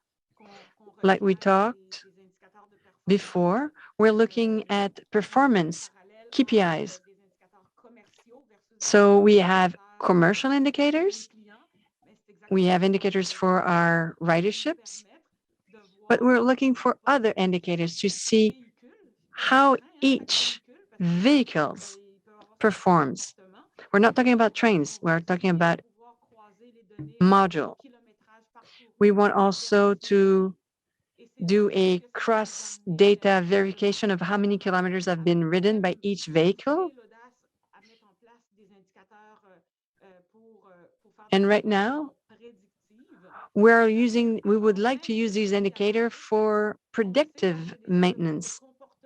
So just by the way the vehicle performs, we will know if we have to change an element, a part, proactively. So this is the type of analysis that we want to make with our partner, RTG. And we're going to use TRA that's working with us tonight, right now, to work on that. Okay. Let me ask in a different way. The 7 sets of trains that we have running right now, as we did before, are those trains that were delivered later, or were those the early trains? Is there a mix? Give me an idea of what's on the line right now in terms of delivery, when those were delivered. Chair, maybe Troy or maybe RTG could say that, because normally we have 29 vehicles and we couple them. So we can pick and choose, and I'm not sure if we go by the first one or the last one, we can couple them together. So try to have more information regarding that, or maybe Mr. Guerra could say how does it take this decision? Sure. I'll jump in, and then I'll let Mario, Mr. Guerra, to provide some additional context. To answer your question, I believe there is a mix of vehicles that are in service right now. I know Ms. Amakar talked about key performance metrics, and that's definitely the path we need to move forward. But anecdotally, and I'll ask Mr. Guerra to provide a bit more information on that. It appears that the issues that we're experiencing on the vehicles, it's more related to kilometers traveled and years of service, as opposed to whether it's a new vehicle or an older vehicle. And we are, they are in the building of these vehicles. They are applying the lessons learned and the fixes before they get delivered here. Now, some of those vehicles were delivered before we knew some of these challenges, but that is being incorporated into the stage 2 fleet. And as I said, I think what we're seeing, right, at least anecdotally, is the issues are more a function of mileage and years of service, as opposed to when they were actually delivered to us. But Mr. Guerra, if you could add some additional information, that would be great.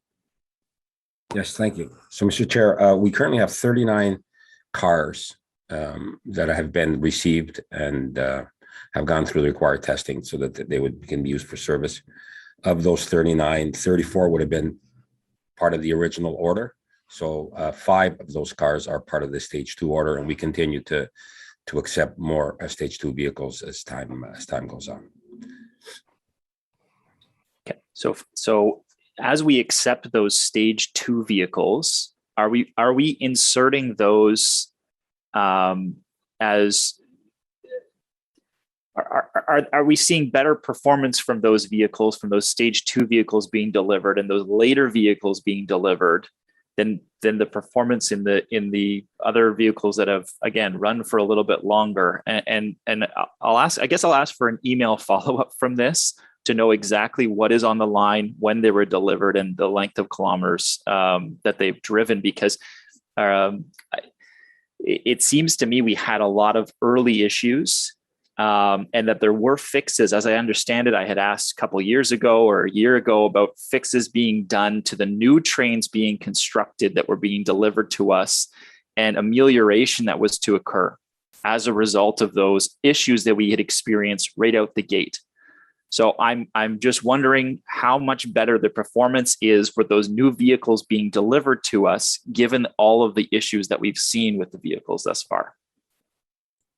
So, Mr. Chair, as I think Troy alluded to, a lot of the issues are kilometer based. So I'll answer you a couple of questions. The first question is, once a vehicle, a stage 2 car, is deemed acceptable, has gone through its burn-in rates, has had all the retrofits to bring it up to where it needs to be, then we will immediately put that train into service and try and put as many kilometers on it as we possibly can to check out any issues that may come.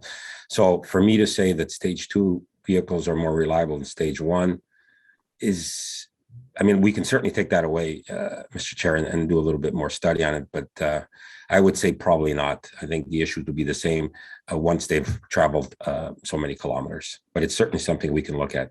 Okay, thank you for that. And please do follow up with email. I guess, Troy, that would be you, or I'm not sure who, Mario and Troy.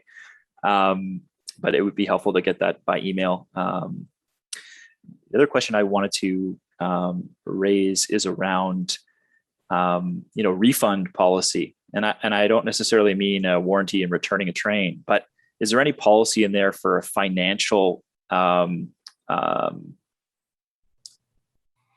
restitution for the vehicles that we've had delivered to date, if there's some that are particularly worse than others?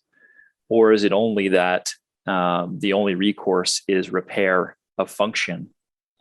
Is there anything else? I'm particularly interested in refund information. I think, given the operation.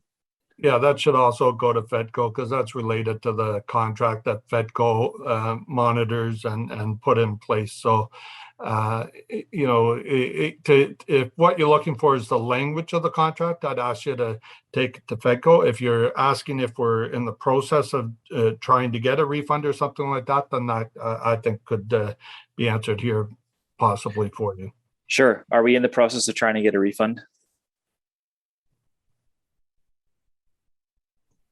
Troy, would you be able to take that, or? Monsieur le Président, je peux peut-être prendre un petit bout au fait. Maybe I can start regarding a warranty. We follow commercial indicators, so we cannot necessarily ask RTG to give us another train. We will ask for a train performance, and it's up to RTG to determine if the train can't deliver that performance. Well, it's up to them to make the decision to get a new train. We have to control the safety aspect, but the reliability aspect is RTG responsibility. They must make that train reliable so that we have the service we paid for. Okay. So just so I'm getting it clearly, we are beholden to RTG on any type of refund or warranty with the subcontractor Alstom, with the vehicle contractor Alstom. Am I basically right, or does the city have more authority than I'm indicating?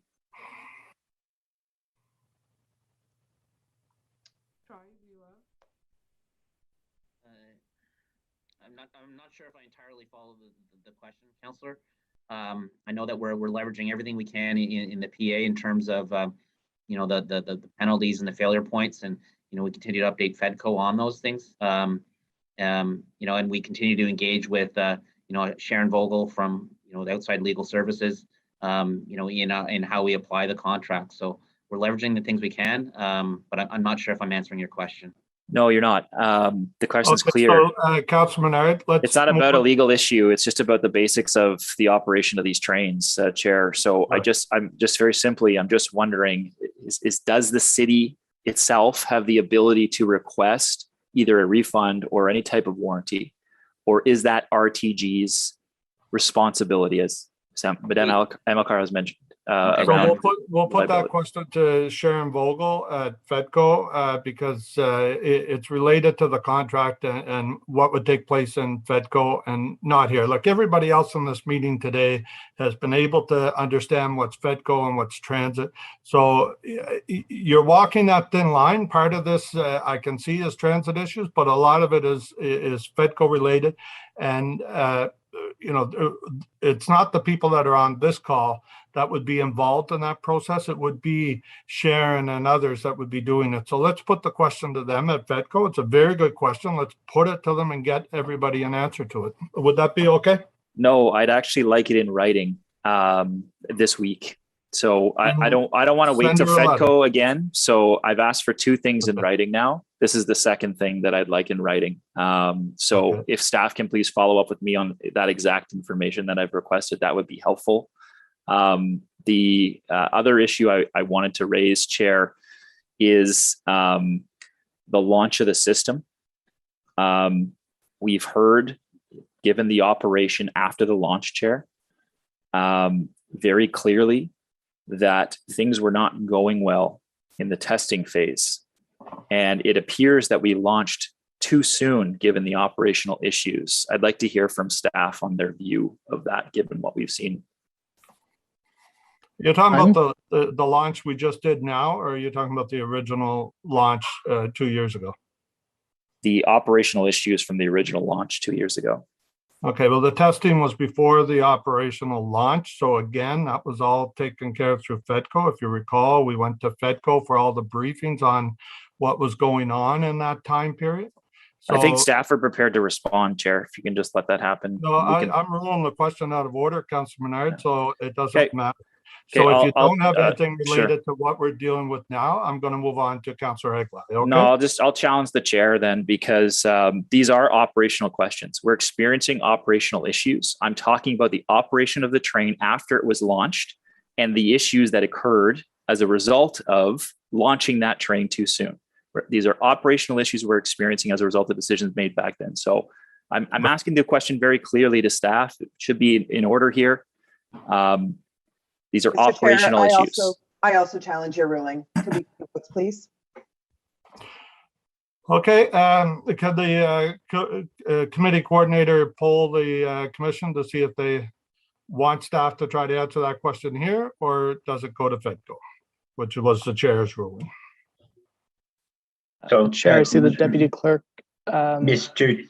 Chair, just a point of clarification, and if the committee coordinator or the clerk staff could be clear on what the question is. Usually the question is, shall the chair be sustained? And I just want clarity on that. That is correct, Mr. Chair. We would move to a vote on the question of shall the chair be sustained. A vote of yes sustains the chair. Good. Thank you. Commissioner Brockington. No. Commissioner Caricato.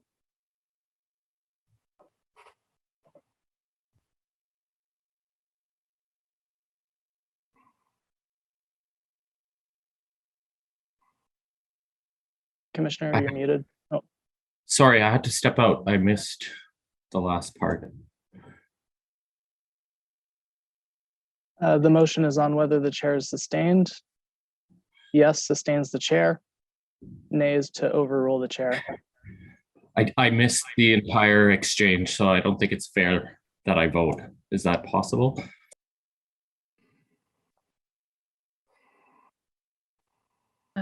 Mr. Chair, we're in your hands in terms of whether you, well, with the will of the commission, would clarify the ruling upon which commission is voting. Okay, the way I understood the question, Councilor Menard was asking about staff's opinion of what took place during the testing of the trains before they became operational, and whether or not that testing impacted any issues that came out after the launch. Is that correct, Councilor Menard? Am I reading your question right? It is the operational issues that we experienced after the train was launched.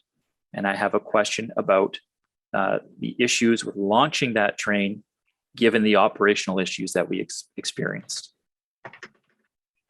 So you want staff's the vote opinion is on whether or whether not it we should have be to. launched or not? Is that what you're looking for? So we can be clear. I can change my ruling if you can be more clear with your question. Is it that you're asking them whether or not the train should have been launched after testing? My question specifically was around the operational issues experienced after the launch of the train, given the issues prior to the launch of the train that were revealed today. So though they're related, they're all operational issues. It's not to do with financing or anything else like that. It's an operational structure of the train. Okay, then for the benefit of the commission, what I'll do is withdraw the ruling, and staff, if you can answer that, if not, refer it please to the staff for FEDCO. Thank you. Renee, are you prepared to offer an analysis on issues that happen immediately after launch? Chair, ce que je peux faire, c'est plus donner une opinion. Well, I can give you my opinion from my past experience. When you're launching a new metro, a new bus, that there's a new technology, frequently we have a list of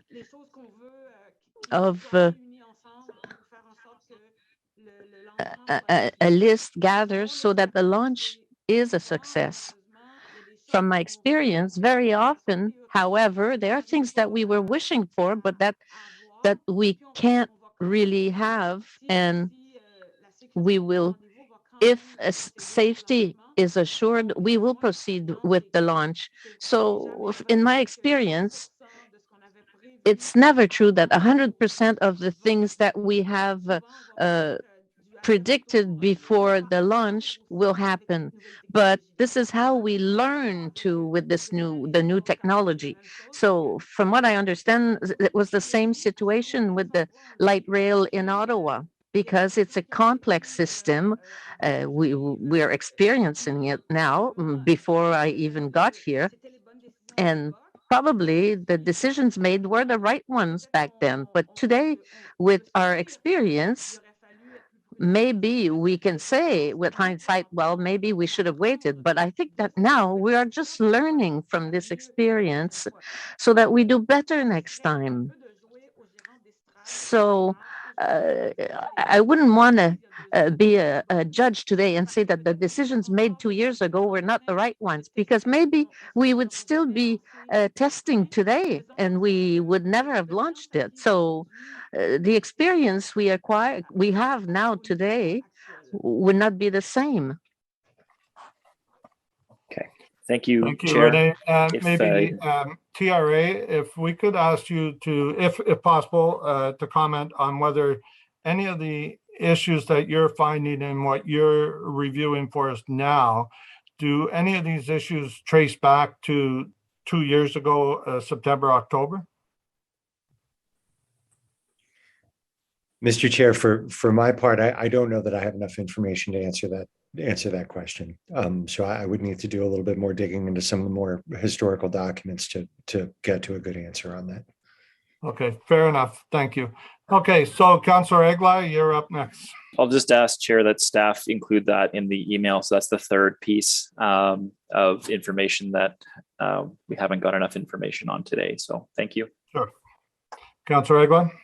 Thank you very much, Mr. Chair, and good morning, Ms. Amilcar. I don't think we've actually had a chance to meet even virtually, so welcome to the city. And I appreciate your earlier comments and the challenge that you and your team have in putting the train back online and satisfying the concerns of the public. And I know you're all working hard at that, so I do appreciate that. I guess my question for you and perhaps for TRA is, well, firstly, I echo Councillor Leeper's comments. I think at 141,000 Canadian, you're a bargain, and you know, appreciate the work that you're doing. But I guess what I'm asking is, have we sat down and thought about how we take the work that TRA is doing around creating a successful operational system that's reliable and safe? Have we sat down and talked about their recommendations, their findings, and how that can be incorporated into stage 2, so that we don't, or I'm not going to say we don't have any bumps in the road when stage 2 opens, but that we use what we've learned from TRA to minimize that impact. So do we have a system, a process in place to take the work that TRA is doing and incorporate it into our planning for the rollout of stage 2?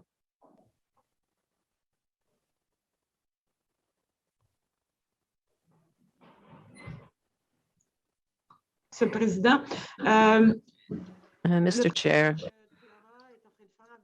TRA's work with us,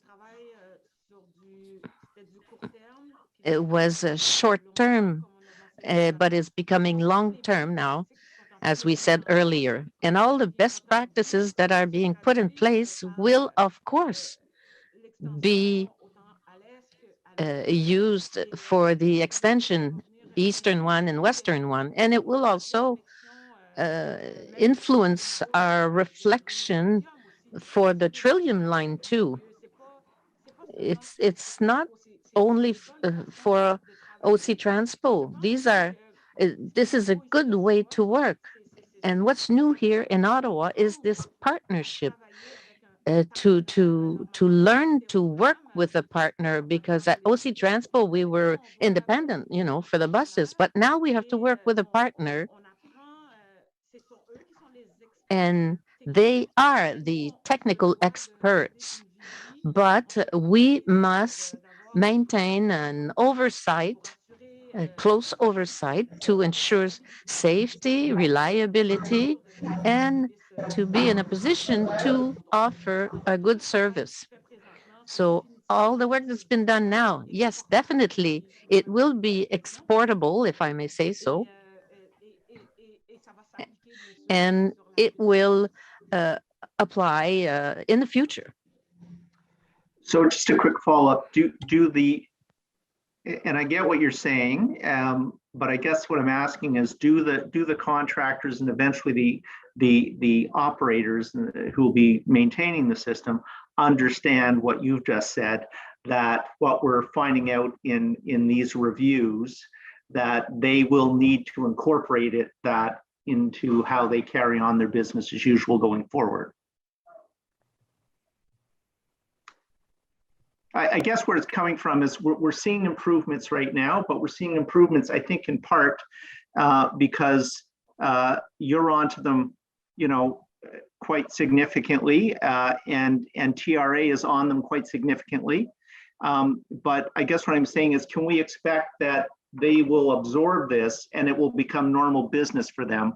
So there's not this constant need to perform oversight and bring in external people to watch over them. I'd like to hear that our partners, as you put it, are getting the message as well, and understand that they need to incorporate these changes and these processes going forward into stage 2. Do you get that sense?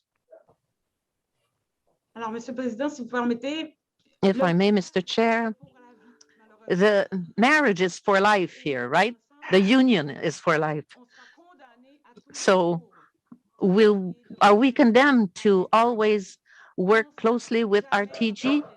Yes, we can never let them go.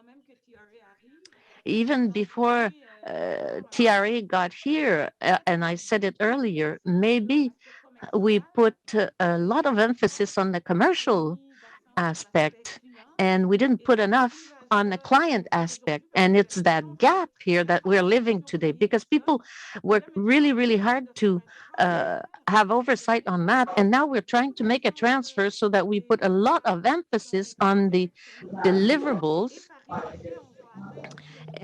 That's what will help us reach our commercial objectives. And they are accompanying us, and RTG too. RTG will commit itself, and it's the request of TRA to in commit to implement these measures. It's not something that we're doing today and never again. No, that's why I'm talking about a robust system. We can't just say, well, we found the reasons of the 2 derailments and then we're going away. No, we realize with our reviews that there were some shortfalls in terms of follow-up indicators. I'm an engineer, and as you know, I work only with indicators that talks to me. So it tells me if I must go right or left. Today, I don't have enough indicators talking to me. So that's what we need. Once we have these indicators, we will be able to make the right decisions to know what needs to be done. And that will be done with our partners. Without RTG, without OC Transpo, without TRA, we don't have a train. It is really a partnership job. And this job will be done on a long-term basis. So just quickly to build on your analogy then, if I'm hearing you correctly, we're going to require TRA to remain in the role of the marriage counselor, if you will, for some time to come. Is that fair?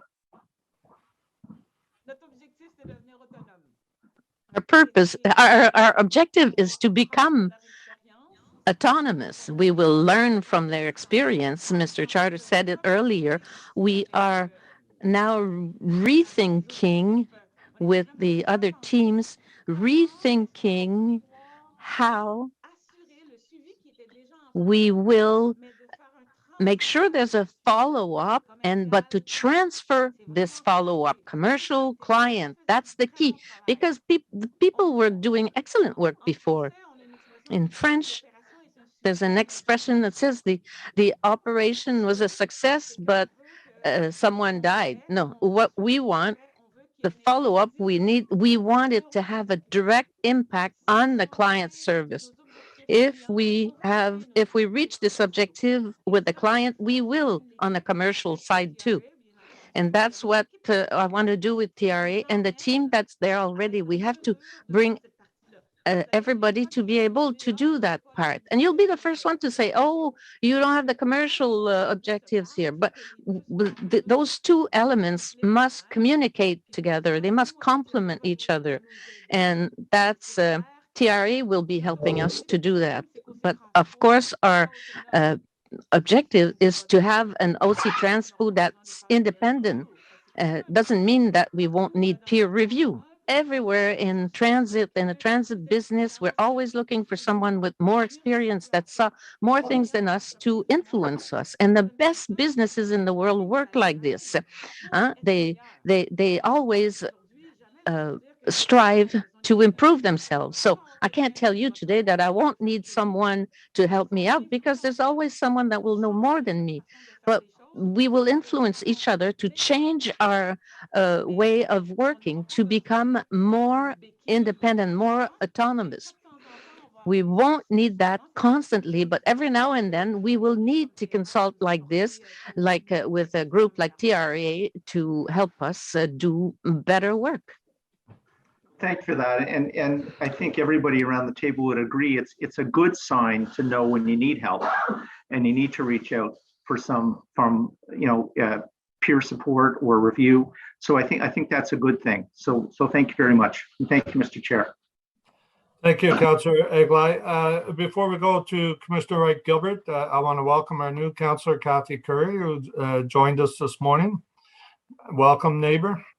And also, we're going to take a break after Commissioner Wright Gilbert's questions. We'll receive the report and then take a break and come back and do the budget.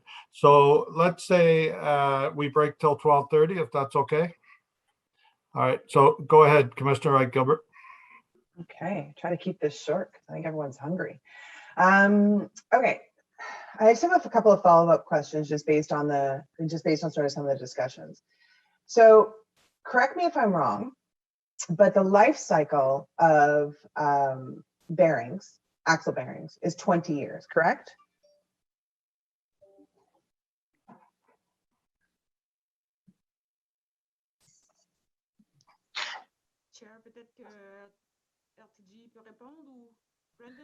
Could RTG answer that, Brendan? Brendan,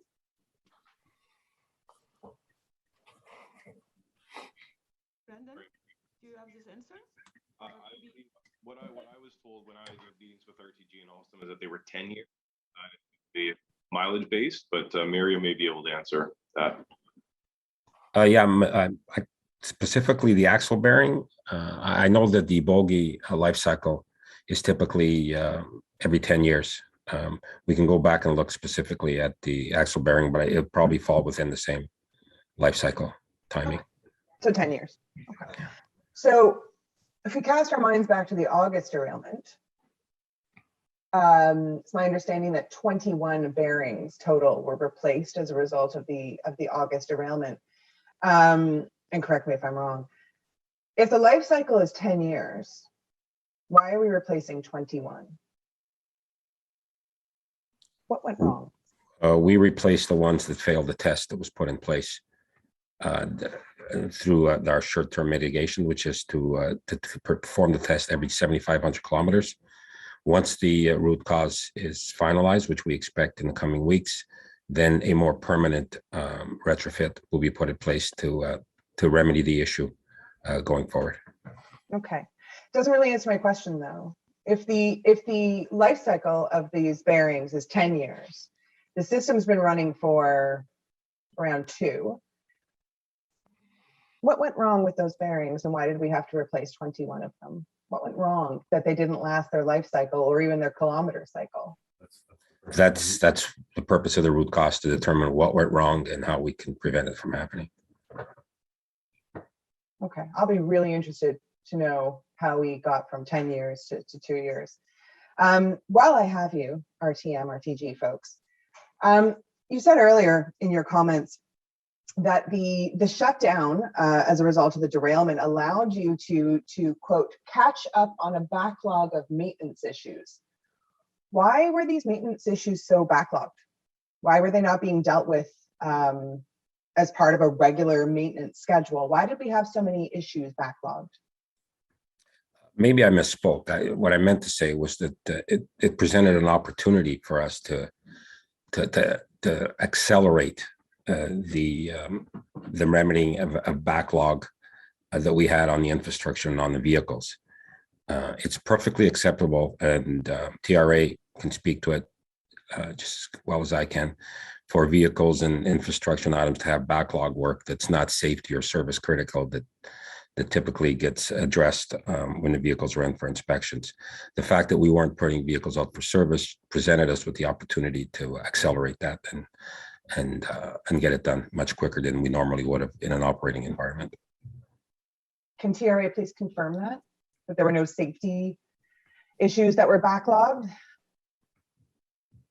I think that the work that we concentrated on was ensuring that at the time that service began, that all safety related issues were addressed. And our experience was with the light rail vehicles that all of those, and this maybe goes to your earlier question as well, if I may, all of the vehicles that were cleared and inspected for service, all safety related issues had been addressed at that point. And at risk of getting ahead of Mr. Guerra a little bit, I think the way that we thought about the other inspection and maintenance activities that occurred on the line, on the main line, the right of way, and on the stations prior to the initiation of mock service was thinking about those as an opportunity to catch up on the lower priority items. So the ones that were not safety related, and perhaps the ones that either required more space or time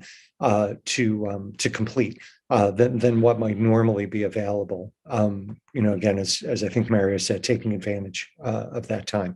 The other element that was very important in the return to service for stations in particular was to ensure that elements that had not been used, systems that had not been used for some time, such as elevators and escalators, were all current on their inspections and on their maintenance. And we did verify that that was the case, yes. Okay. So just to be clear, the items that were quote unquote backlogged, that were dealt with during the shutdown period, none of them were safety related issues. Is this what we're saying? That they were just minor issues? Yeah. So I think I would think of them in two categories. There were issues that were not safety issues, lower priority issues that were part of an ongoing maintenance process, as Mr. Guerra mentioned. And then secondarily, things like, again, using the example of elevators and escalators, those are safety critical inspections, but at the same time, they were not necessarily due, just the same as the kilometrage-based inspections on the LRVs, while the stations or the LRVs were out of service. So those definitely are safety related, but some of those were not performed during the shutdown because of the timing associated with things like repairing LRVs, checking the critical torque connections that we talked about during the last Transit Commission meeting. So they weren't exposed to passengers or to service at that time. So part of the idea was to make sure that those safety critical inspections were brought current before the line went back into service. Okay. If I could add to that, you asked a question, which is it's a good question, but it's a very complicated question. That question is, while the line wasn't running for a couple of months, which ones were safety, which ones weren't safety? Our view is, if, for example, the day after service was shut down, a vehicle was supposed to get a preventive maintenance inspection or have something inspected, and it didn't for whatever reason, that's safety critical because it wasn't done. But the vehicle wasn't back in service. So it didn't matter to that vehicle we were back in service. What was important is that the vehicle had all of those inspections, that they were all caught up with prior to it entering back into service again. So the fact that something might have been delayed, yes, it's possible that could have been safety, but the issue was it addressed and remedied prior to them going back in service? And in terms of how many there were or when they occurred, that would require a much more complex analysis to go back and look at every single vehicle and every single safety critical component to see where that was done. Because I know they did change their cycle of maintenance and what they were looking at when the system was shut down. Does that help answer the question? Absolutely. Thank you. My last question is again for RTG and RTM. So the other statement that you made that really sort of stuck out to me, and you said it quite proudly, was that the system that we have now is much better than what we had before the derailment. Why did it take 2 derailments to get a safer and better system? What's changed now? So I mean, you did say it quite proudly, so I kind of want to call you out on that a little bit. That's fine. That's fair. That's fair. From a customer facing perspective, I can give you a few examples. So for examples, you would have noticed that there was some speed restrictions out on the line that were in there for quite a while that we just were not able to get to because of the time that we have during the engineering hours at night. The fact that the system shut down allowed us to go out there with our subcontractors, address all these speed restrictions, so that when we came back into service, we pretty much eliminated all those speed restrictions. From a customer point of view, they no longer had to deal with that anymore. So that's an example of what I meant by the system that we returned back is in a better state than the one that we had going into it. Okay. I'm gonna have one more question. I know I lied. I said before I only have one more, and then I have one more. I'm sorry. It's just saying things when I follow up questions. But before I go to that question, I'm going to caution RTG and RTM about the statements that they've made. There's two statements that you've made today that are causing online fury and confusion, and people are angry. So your statement about, issues being backlogged, you made a sweeping generalized statement with very little context or detail. I'm going to caution you against making those statements, because the fact that we as commissioners have to follow up with you to clarify what you're actually saying doesn't lead to a lot of confidence in RTG RTM. The second statement that you made, that you're saying now it's a much better system than before the derailment. My question of why did it take 2 derailments is a natural question from what you said. So just so you know, you probably don't know this about me, but my professional life, because this isn't actually my real job, is in communications and stakeholder engagement. So a little free advice for you. Do not make sweeping statements like that if you are not going to back them up with contextual information without being asked by a commissioner, because you are doing nothing to restore confidence of the riders in your ability to manage this system.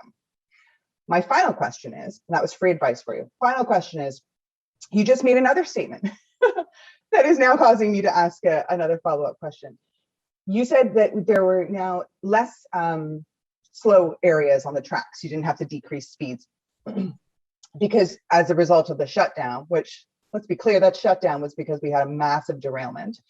You can now work on them, because in the before we had these massive derailments, you couldn't get to things because of the allotted time for engineers at night. So my question is there an issue with the amount of time that is allotted to your engineers at night when the line is shut down? Do we need to shut down the line for longer at night in order for your engineers to get to these things that are to customers concerning? Or do you need more engineers? What do you need to get these things done in time? 30 seconds left. Thank you. The statement was not that we couldn't get to them, that it would have taken us a lot longer to remedy those TSRs. The quote actually is, we can't get to things because of the time allotted to our engineers at the nighttime shutdown. Okay, so then I'll correct myself. We can't get to them in as timely a manner as we were able to during the shutdown. So my question stands. What do you need to get these done in a timely manner? I think, any transit in the world will tell you that it's a challenge because of the finite number of hours you have in between service, and that it needs to be planned and well executed to get to it. And unfortunately, it takes us time to get to some of these issues because of that restraint. I don't think we need anything. I think it is what it is, and we need to work within the confines of those hours as best as we can. Okay. All right. Let's be honest here. None of your answers give me any confidence in RTG and RTM. I have zero confidence. And I will repeat my caution to you about the statements that you make during this commission. It's being watched live online by transit users. It's being tweeted about.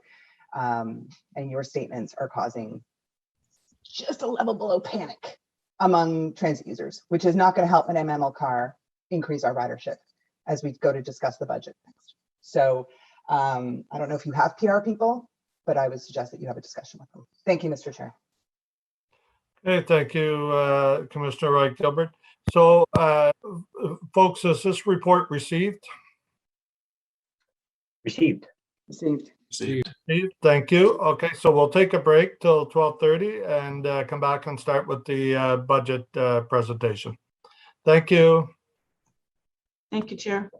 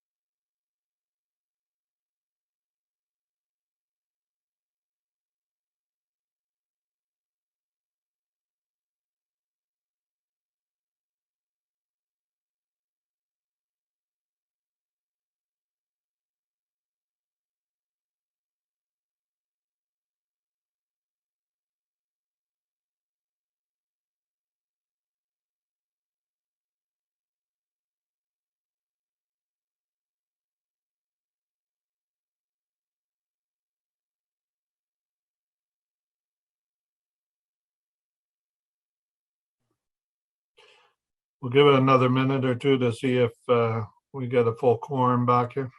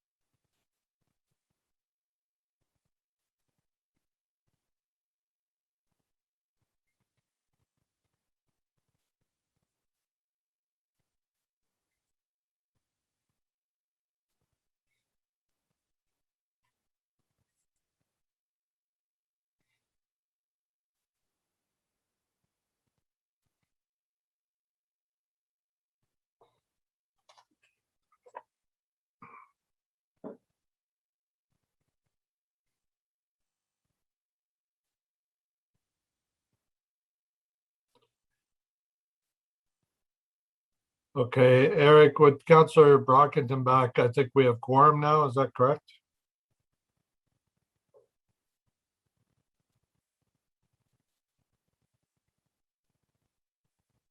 Oh, maybe Eric's not back yet. No, Chair, here, just doing a quick count. But you do have quorum. I'm seeing 6 members in attendance. Perfect. Okay, let's get started then. So next we'll receive a presentation on the 2022 draft operating and capital budget for the Transit Commission. The Vice Chair will read the budget roadmap motion for the Transit Commission, and I will ask commissioners to introduce any motions they have for the benefit of the public speakers. I would remind members that if they propose to introduce any motions that contain financial implications, that we would do well to ask for a comment from staff on the financial implications and whether or not we can implement such a motion. Members have also been advised that if they are asking for anything with an associated cost or revenue reduction, they are to try to find the offsetting revenues or expenditure reductions. After the motions are introduced, we will then hear public delegations after submissions are closed. We will then deliberate on the budget and vote on any amendments.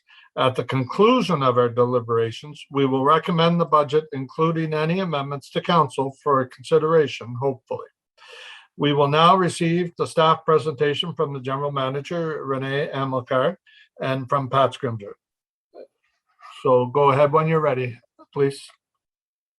Thank you, Chair. As we did the presentation November 3rd, I think, so we won't go through.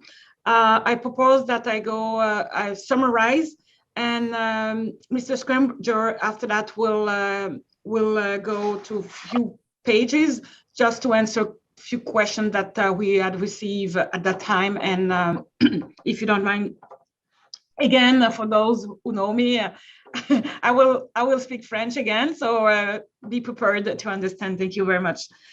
Alors, juste un petit rappel de ce qu'on avait discuté. Okay, this is a reminder of what happened on November 3rd meeting when we presented our budget. So this is based on a ridership of 82% compared to the pre-pandemic levels, which mean 2019. What we're proposing today is a fare increase of 2.5% for 2022. The money that will be recovered and the cost that we're avoiding means that we will be able to use the budget given by the city of 29 million and something, $20.9 million. we do have to go and look for $60.6 million, which is linked to the COVID-19 pandemic. So we will be looking on federal provincial funding for 60.6 million. We actually have different mitigation measures that were explained on November 3rd. So we hope that we don't have to go to Plan B and C. I will also take the occasion to remind you that we have good news for our ridership. So we won't be increasing the Equipass, the community pass prices. We're going to maintain also the rebates for children, youth, and seniors. We will be implementing a credit card payment system. This will be a better experience for our clients. And it also will be a daily maximum charge for adult fares paid by credit cards. So this is a very good news. So we do have an excellent project for the reduction of GEH. So this will have a positive impact for us. And I would guess that customers, even though they're not used to use the transit system, may be convinced that this might be a good mean of transport to help the planet, that this may be a good reason why they should actually use or try the transit system. So in summary, this is what we discussed on November 3rd. So let's move to page 13, if I'm not wrong. And I will give the floor to my colleague. We had a few questions on November 3rd, either by you or by your colleagues.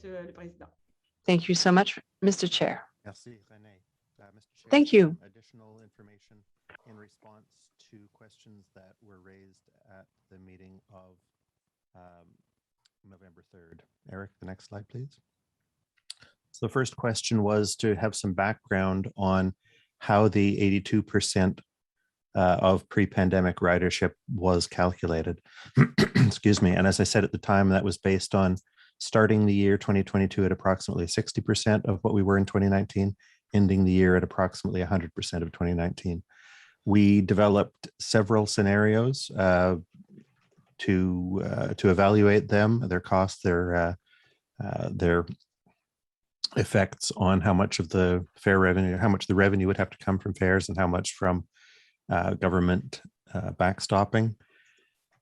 And we selected this scenario as the one that seemed to be the most appropriate based on what we'd heard from the agencies and organizations that we spoke to about their expectations of what was coming up, which I'll speak to on the next slide. But it's still continuing on this slide. Just to say in general that if we end up with higher ridership than this 82%, then we will not need to ask the provincial and federal governments for as much Safe Restart Agreement funding. If we end up with lower ridership than this, we will ask them for more so that the operating costs are covered one way or the other. We'll continue to update these scenarios along with our colleagues in Planning, Infrastructure and Economic Development Department. We'll update these scenarios as more information comes in with actual ridership levels, with updated projections that are coming from those major employers and post-secondary institutions. I'll say one more thing before we go to this page, and that is just to recognize that by the end of 2022, we will have been through almost 3 years since the pandemic began. Over that time, the city of Ottawa and its economy have changed, have grown. It's not just about people, although it's not exclusively about people still working from home or learning from home. There have been other changes that have gone on. There's been new businesses that have opened. There's been new people that have moved to the city. And so it's entirely possible that as the pandemic recedes, there'll be more people more people traveling, and certainly people who weren't traveling before who will be traveling as some of these public health restrictions change. Eric, if we can go to the next slide, please. So just a few points here that the estimate is based in part on information that we got from the major employers, federal government and private sector, from the post-secondary institutions, and from the organizations representing the tourism industry, all of whom are expecting that there'll be a gradual return to on-site working learning and more people traveling to Ottawa for all sorts of reasons. The next question on the next page, please, was about where Ottawa's fares sit in comparison to other fares in other cities across the country.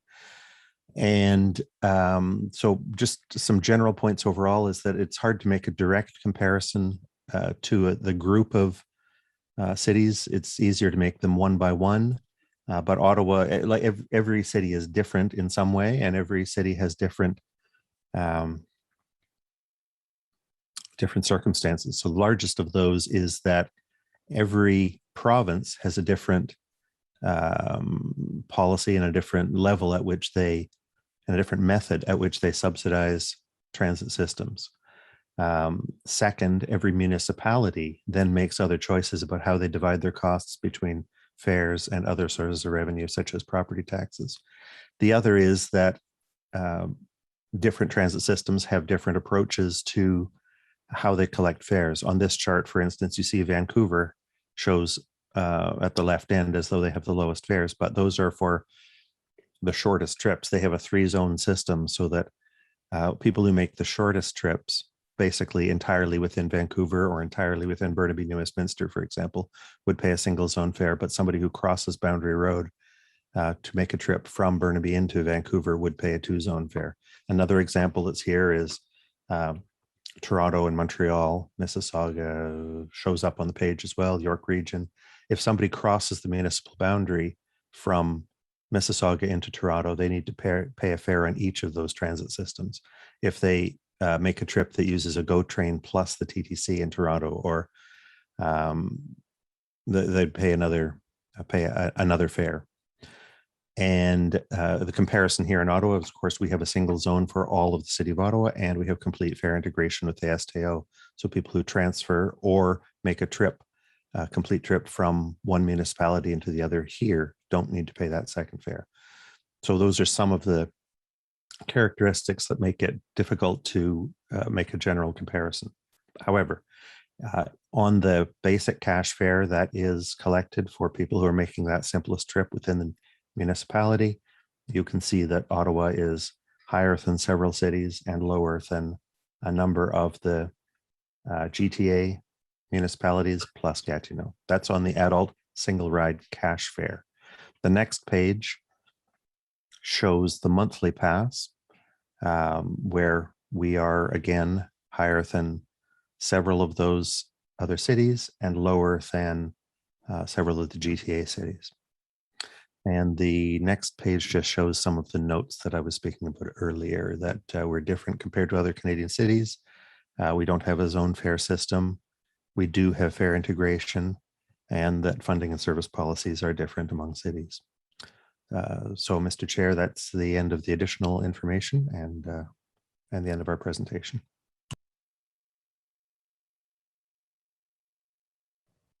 Thank you very much, Renee and Pat, for that.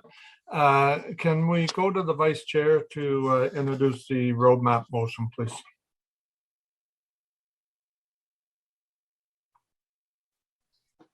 Absolutely, Mr. Chair. Give me one moment. I have it right here.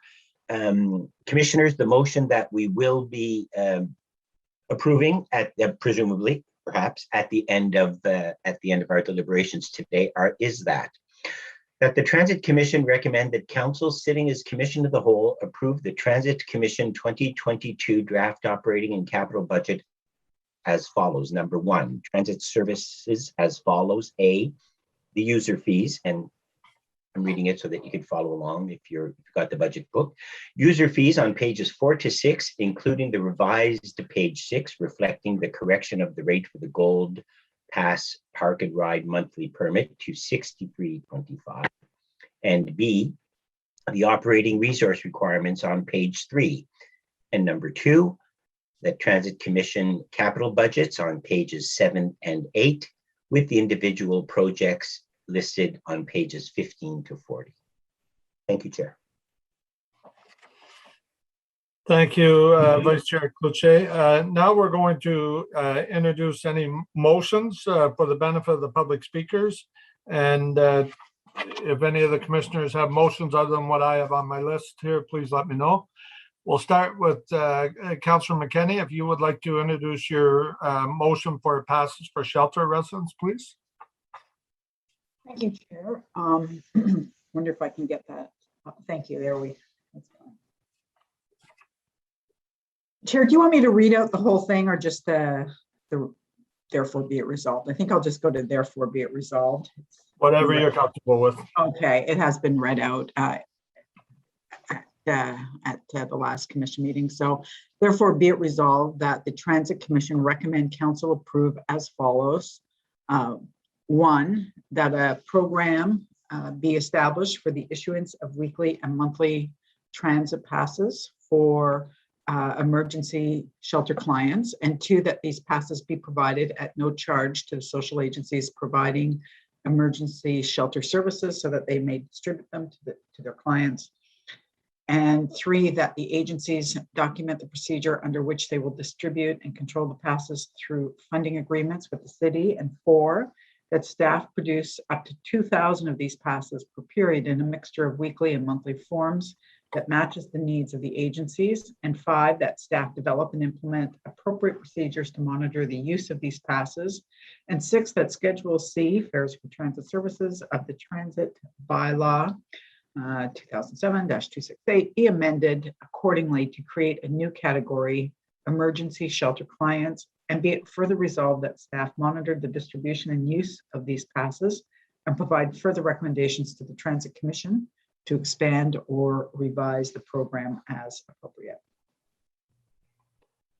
Thank you. Now, the next one on the list is the one that I want to bring forward today. And so I'll go to the therefore be it resolved that should a fleet of 11 trains not be made available to OC Transport by RTG, RTM, and Alstom in time for the no charge service in December, that the fare increase be delayed from January 1st, 2022 to when full service on line 1 can be provided to transit riders, and be it further resolved that delegated authority be given to the general manager of transit services to confirm resumption of full service on O Train Line 1 and the coming into effect date of the 2022 fare increase. And finally, be it further resolved that the foregone revenue from the delayed fare increase estimated at $426,700 per month be funded from the anticipated funds from the financial and performance provisions in the project agreement with the Rideau Transit Group. That's one motion. Then Councillor Brockington, I believe you have one on transit for children. That's correct, Chair. If we could just get that posted. So colleagues, just a brief introduction at the chair's request. I'm looking at standardizing transit fares for children vis-a-vis what is happening across Canada. And so this proposal looks at providing or augmenting our free transit fares, which are currently for children age 0 to 5, and increase that to 0 to 7. So if you just scroll down, please, to the bottom, I'll read the therefore clauses. So what's being asked here is that transit fares in 2022 for children age 0 to 7 shall become free of charge, and that be further resolved that as part of the 2023 Transit Commission budget, OC Transpo staff and the treasurer be directed to calculate the financial impacts as well as the projected increase in ridership if transit fares were to permanently become free for children aged 0 to 12. So happy to debate at the most appropriate time. Thank you, Chair. Okay, thank you, Councillor Brockington. We'll discuss that one after. Councillor McKenney, you have another one for budget increase? I do.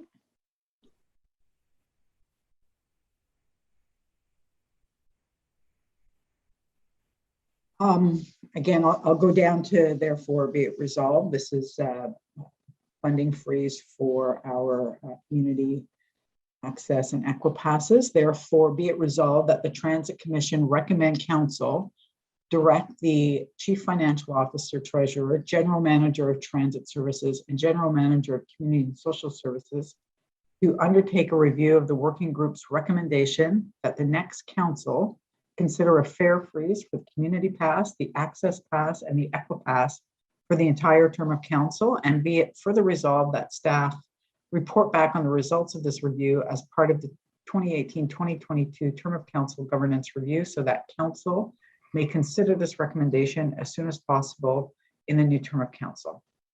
Thank you, Chair. Okay, thank you, Councillor. And then I've got something here for the letter. Councillor McKenney, there's another motion for the writing the letter to the federal government. Would you like to read that one? Yes, thanks.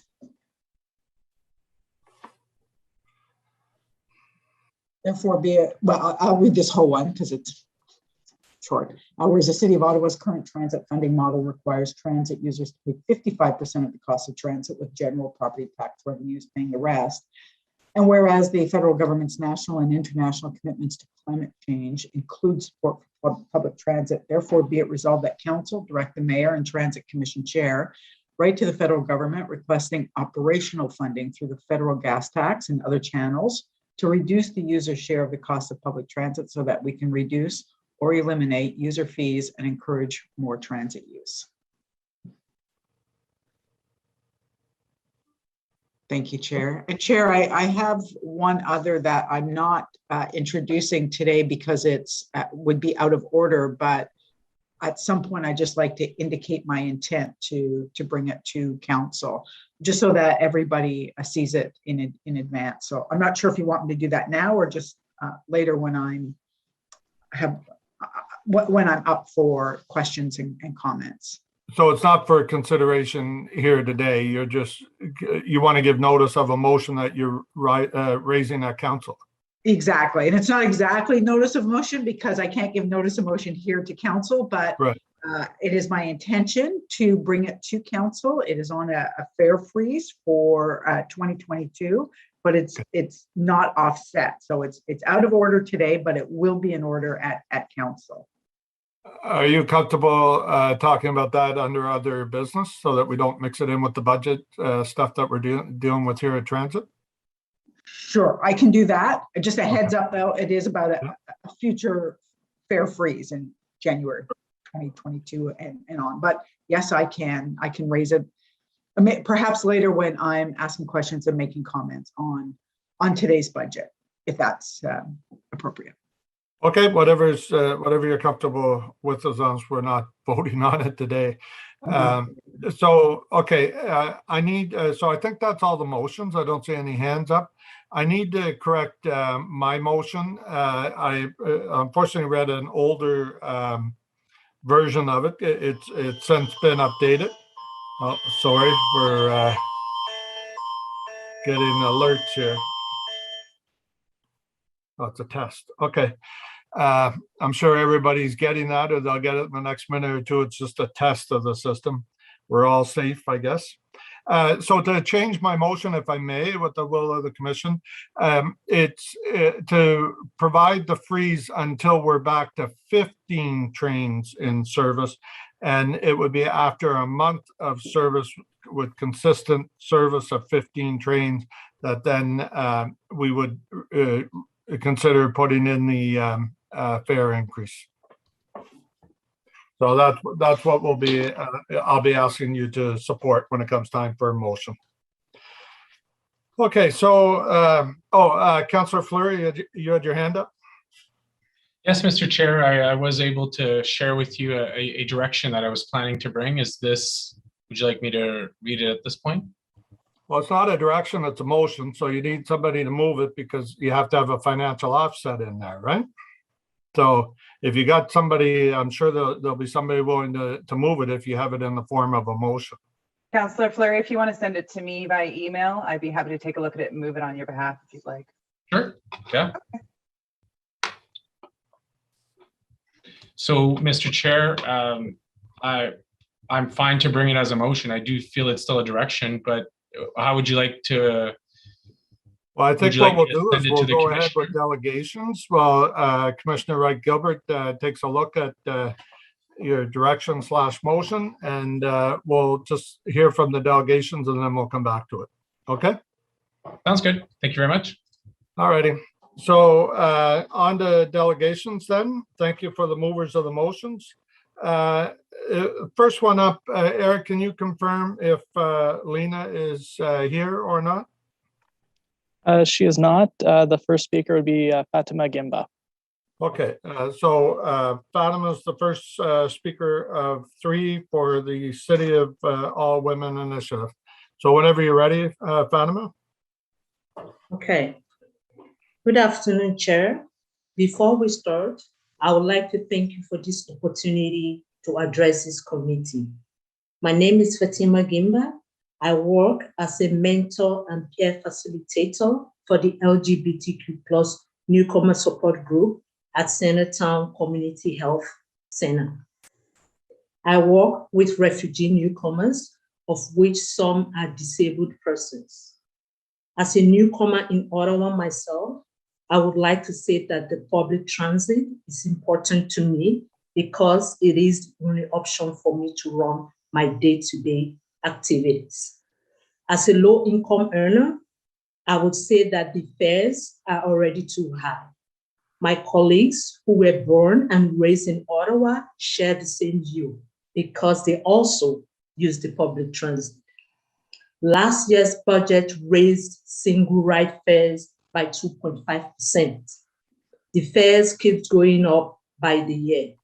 To this fact, the upcoming budget projects that fares will be raised by 2.5% again, when we already have some of the highest transit fares in North America. This is not fair. And the people who are hurt the most are those who don't have any other options to get around. Yes, there are the Equi Pass and the Community Pass with lower fares. But even with these programs, many people are still struggling to pay for the bus. The city should keep fares low to encourage more people to take the bus.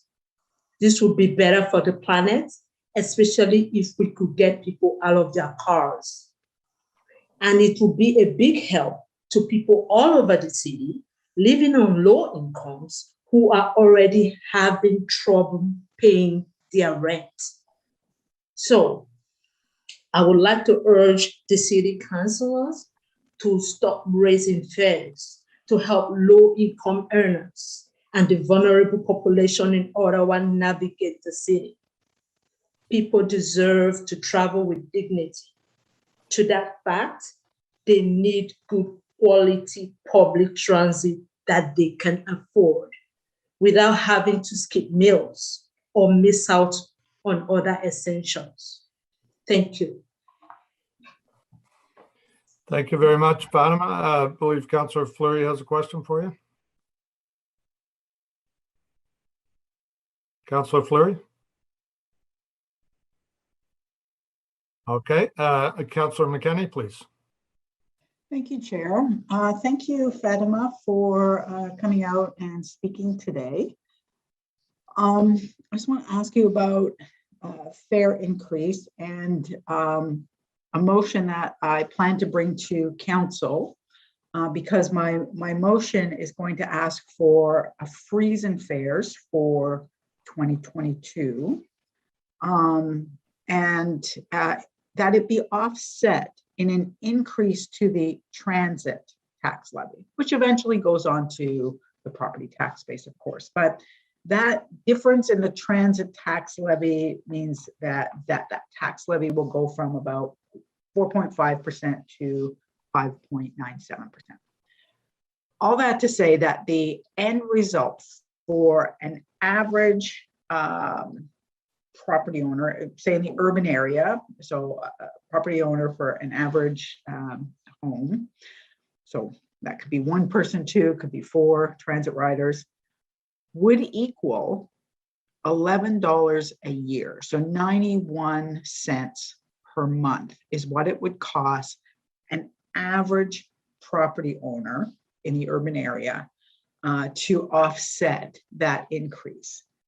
Do you feel, because often we hear that, you know, we're not raising any taxes, not another penny, because people who, you know, are maybe seniors or others who are struggling to get by month to month, don't want that burden on them. So I'm asking you, would you accept that additional burden of 90, say it's 92 cents per month? That would mean we would have a fare freeze for 2022. To be honest, at this point, I wouldn't say yes or no, because I would like, I don't know, maybe like more facts, more data, more information, and time to talk about this and talk with other people that are part of my committee. So I don't have a yes or no answer at this point, if that's okay. Okay.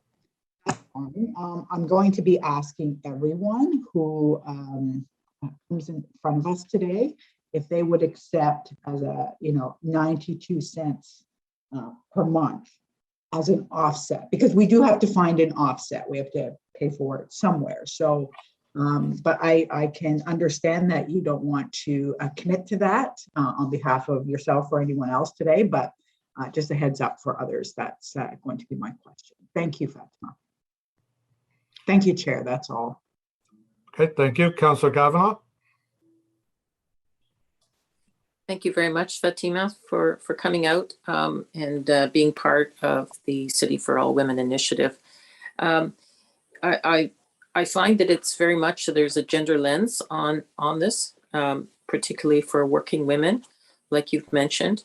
I just wanted to ask your perspective, since that you're working with communities out there, what you find in terms of the need for transit. For example, for reduced fares for individual fares, maybe they can't afford passes, or it doesn't work for them.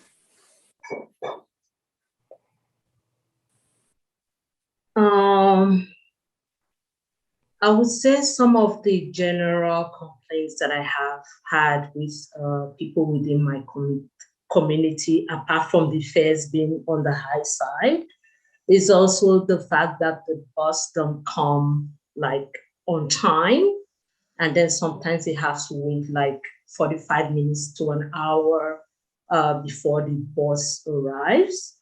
So I don't know if that answers part of your question. Okay, so it's not just the fares, it's also the reliability is a major problem for people waiting. Yes. And that's not just recently with R1 service. This has been before that? Yes. Okay, I think this is good to know and hear. I think we should talk to City for All Women initiative more thoroughly about particular trouble spots. So I appreciate your input. Thank you. Okay, thank you, Councillor Kavanaugh. Next up is Juan Diego Sarmales. I believe I'm saying that right. Correct me if I'm wrong, please. Juan Diego. Okay. Eric, do you see him in the waiting room? No, he's not joined us, Chair. Okay, next is Lucia Morales for City for All Women.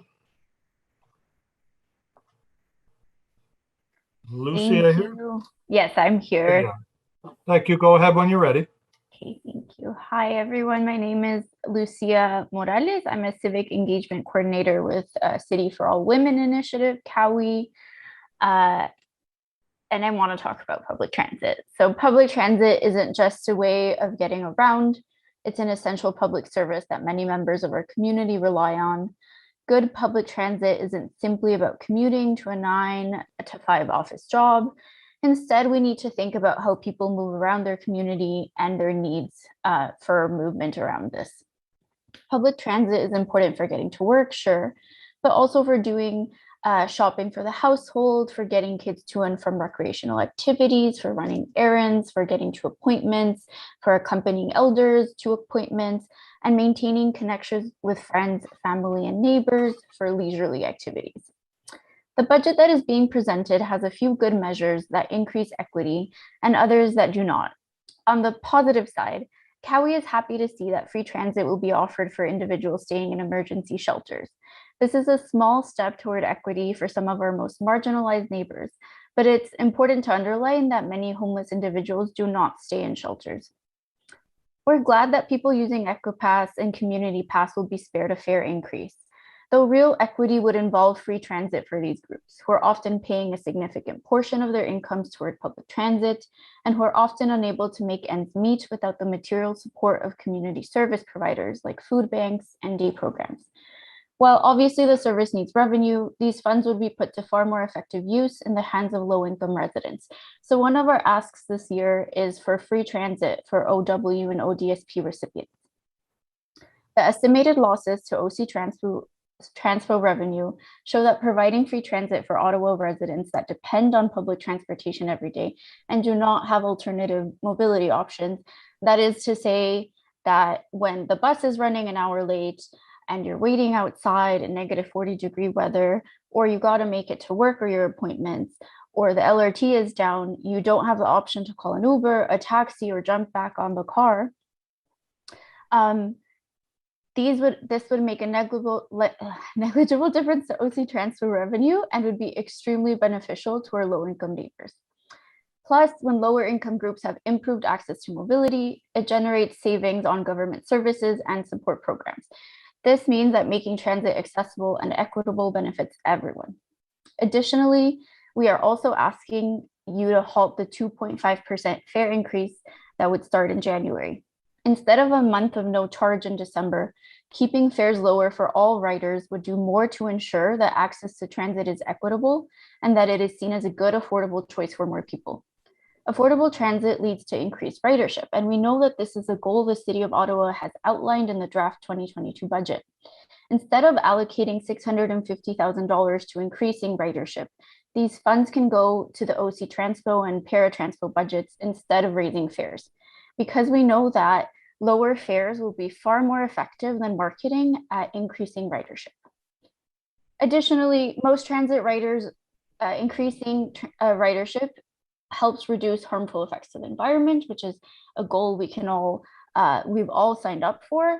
And access to equitable and affordable transportation is a right that everyone in Ottawa should be able to enjoy without having to think about missing an opportunity or putting food on the table. Increased access to mobility options leads to more opportunities for a better life, and it leads to a healthier community overall. I also want to share that COWI members are very concerned about the future of transit, so we're encouraging this committee to make improvements to the fare structure to improve equity. And we also want to share that we do plan on raising these issues with the province. We know that operational dollars need to come from somewhere, and we want to work with you to see more transfers, particularly gas tax revenue earmarked for transit and transit operational funding. So we hope that you'll consider equity and inclusion for everyone as you deliberate on this budget. Thank you. Thank you. Councilor McKinney had questions? Thank you, Chair. Thanks, Lucia, COWI, everyone from COWI, but thanks, Lucia, for coming out today and speaking to us. I'll ask you the same question. We're looking at in this budget, what's being recommended is that $3 per month increase on a monthly pass for adults. What I'm asking for at council is that instead of that $3 per month going to only transit riders, that it be instead put over onto the transit levy, which would mean that property taxpayers in the city would pay on average 92 cents per month. So 92 cents per month for everyone, or $3 per month just for transit riders. Would you agree? And I don't want to lead you. I don't want to be seen to be leading you, but would you agree that that is a fair option for paying for the transit service? Personally, I think it's fair. From a Cowie perspective, we know that we pay some of the highest fares in North America, and that's absolutely not fair at all. So there needs to be a complete reevaluation of the fare structure. And like I said, we are highly advocating, we're joining several organizations in advocating for free transit for OW and ODSP recipients, and to freeze the fare increase, because while we understand that the system needs revenue, it shouldn't be coming from users. There are many examples of many cities in North America, and we can even just look at Canada and see what they're doing. Victoria has a wonderful transit system, and they have great examples to look at. So personally, yes, if increasing taxes means keeping lower fares, then I would say I agree. Thank you. Another questions, Chair. Thank you, Councillor. Councillor Kavanagh, please. Thank you, Lucia, for coming out today and letting us know the concerns with Cowie. I hope that we can meet and discuss this more, and specifically on transit. Perhaps Madame Amilcar might be interested as well, to get to know you, since you've been a partner with our city. But in terms of the affordable fares, I appreciate for those that are on ODSP and those on limited incomes, that would be a big help. Particularly since we ran an entire system with almost no fares coming in for a year. We know that it's an essential service. We just proved it, and so I take it you support asking federal government, as you mentioned, for help with operations. Absolutely. Both federal and provincial, we understand that the municipal government is severely, they don't get enough. They're working with so little to do so much, and the province has continued to do these cuts, and the federal government manages a larger sum of money, right? So we talk about in the workshops we give on civic engagement, how much for every tax dollar goes to the federal, municipal, and provincial government, and continuously we have to adjust it when it gets smaller and smaller. So absolutely, we think, and we stand by that, we need more money from the other levels of government too. And in terms of meeting and talking about equity, both for gender mobility and all sorts of mobility, Cowie is always happy to chat and talk about this further.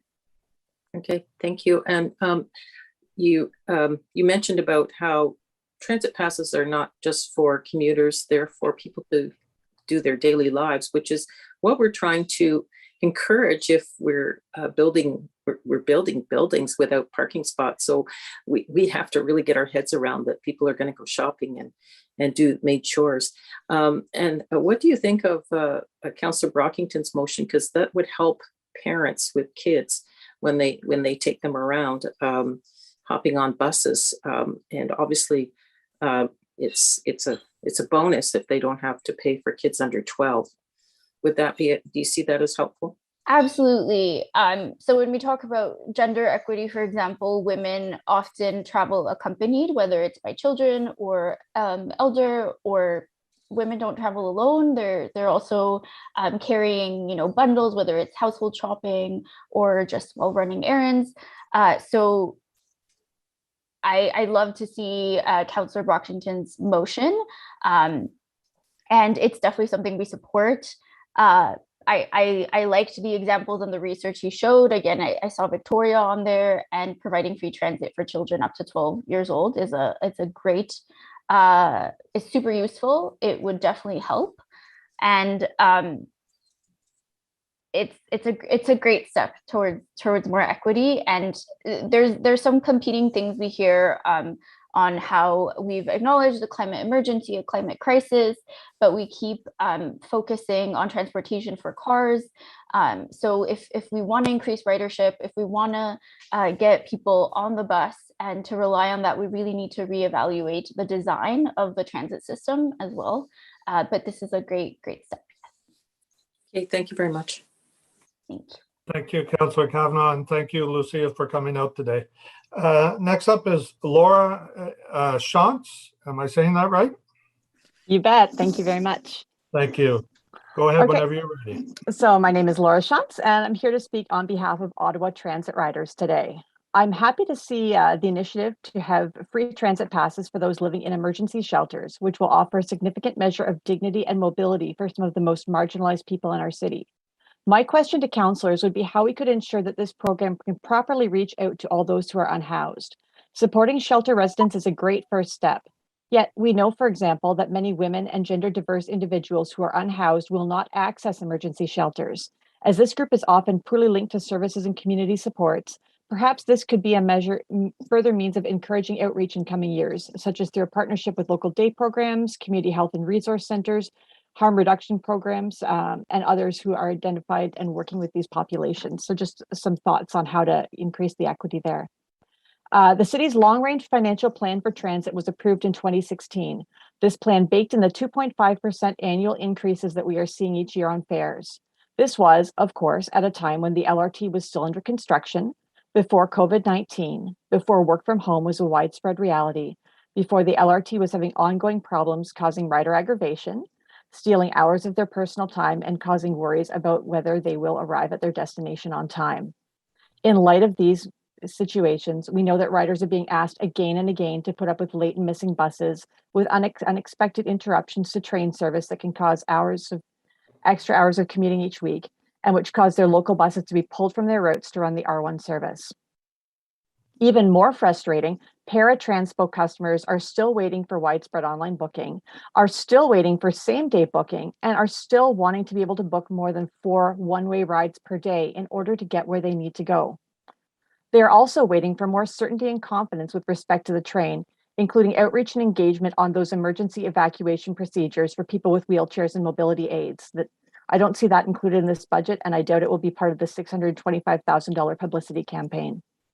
There are also reports of booking delays and late bus arrivals increasing when the train is down and as traffic volumes start to pick back up. This isn't equity, and it should be addressed. I am glad that community and Equipass fares are not increasing, but we need to recognize that these costs represent a large burden for people who are often trying to live on less than $1,200 per month. The amount of revenue received by OC Transpo from these riders is similar to what is being spent on December's free, or rather no charge, transit month. When I speak at this or other city committees and commissions, I'm told that we need to find or make up the revenue that these proposals would cost. Now, first off, that should not be on me as a citizen without access to fine detailed city budget documents or without access to city staff who regularly crunch these numbers. But let's think about what we would need to do to get those revenue numbers up and hopefully to address the declines in ridership seen since 2020 and frankly before, since we got rid of the transitway and installed a train there. We know there's had long-term dips in ridership. We know we need riders to bring in revenue under the current operating model. But do we have a transit system that is appealing, fast, efficient, and reliable? Does it go where people want to go and with adequate frequency? And if not, what do we need to do to make it so? Where does the supply-demand equation look like? And how does that look if we get more riders? How on earth do we get to a point where $3.65 transit is the fast, efficient, and the best way to get where we're going, because that's what we need. If we want people to take the bus, it has to be the best choice, the natural choice, the easy choice. We can't have public transit being the expensive, slow, clunky choice if we want people taking the bus. Public transit is a service, and it's an essential service for many. We should be thinking of it as a 1 minute. service first, not as a business first. Having a service means that people can rely on it, that people can believe in it, that people can know they're going to get where they need to go. A month of free transit seems like a publicity stunt when we need to address structural and systemic issues that are affecting transit riders. So I'm hoping that as you consider the 2022 draft budget, you'll consider some of these structural issues. We've baked ourselves in. This is how we got to where we are. But how do we move forward? Because this pandemic is grinding on. This is kind of our way of life right now. We can't just live with let's hope it gets better. Let's hope ridership's 100% a year from now. That's that's the kind of roll of the dice that doesn't put us forward, that doesn't put us in a place of equity and inclusion. Thank you. Councilor McKinney? Thanks, Chair. Thanks, Laura, for coming out again to speak to us. Do always appreciate hearing from you. A couple of questions. Just on the one comment first. I think on the people who experience homelessness. I hear you. It is certainly a concern. I've had that conversation with the working group, but also with different organizations, because we know that not everyone accesses shelter. So I just want you to know that that you've been heard, but that while the program hasn't expanded, to meet the needs of, say, people living even in rooming houses who are essentially unhoused, that we do understand, and so do the agencies out there, that there is a gap of people here. Right, it's a tough nut to crack. I just want it on the radar. Totally, and it's there. A question for you. I have two, but the first one is, at what point does transit for you? At what point did it for you become unaffordable, in the sense that, and not just I'm not talking about you personally, but at what point do you feel the increase in transit rates really started to contribute to the decrease in ridership? And I'm not talking about just pandemic, obviously, but for the last decade, it's been trending downwards. With an increase in our population, we still have a downward trend. So at what point do you feel that happened? I mean, for me personally, the discourse I remember, and what I remember as a rider, was, I'm going to blank on the exact year, the transit fees had gone from about $2.50, $2.60 up to $3. We made that big jump in 1 year. It was a while ago now. I think it was about 10, 12 years ago. And I know a lot of people at that point started looking at other options. A lot of people got hurt. And if we do the math, in real dollars, that was like in 20, if we convert that to 2021 dollars, it was a jump to get it to about, it was a jump to make it about $4 worth of, $4 worth of transit that would be in today's costs. And I found a lot of people around that time, I really started to hear these challenges for folks. I know often too, it was not just one thing or another. It was, these fare increases coupled with service reductions or finding efficiencies, as we like to call it sometimes. I know I was first hit personally in, I believe it was 2004, there was a round of service cuts. And I was working as a minimum wage worker. I worked evening weekend shifts. And so I was trying to get home from Bell's Corners at, 11:45 p.m. My coworker might arrive late, so 12:15 a.m. And it required a long, very cold, very scary walk up the side of roads like Moody Drive that are not safe to walk on. But I think for a lot of people, it's looking at those numbers, year after year, and looking at what they're getting for that money too, right? What is the purchasing power of that $122.50 transit pass? Is that purchasing them a fast way home? Because if so, people are willing to, often suck it up and pay a little more. But if that isn't purchasing them what they see as a good value, then that high cost starts to seem, a bit more and more bitter pill to swallow.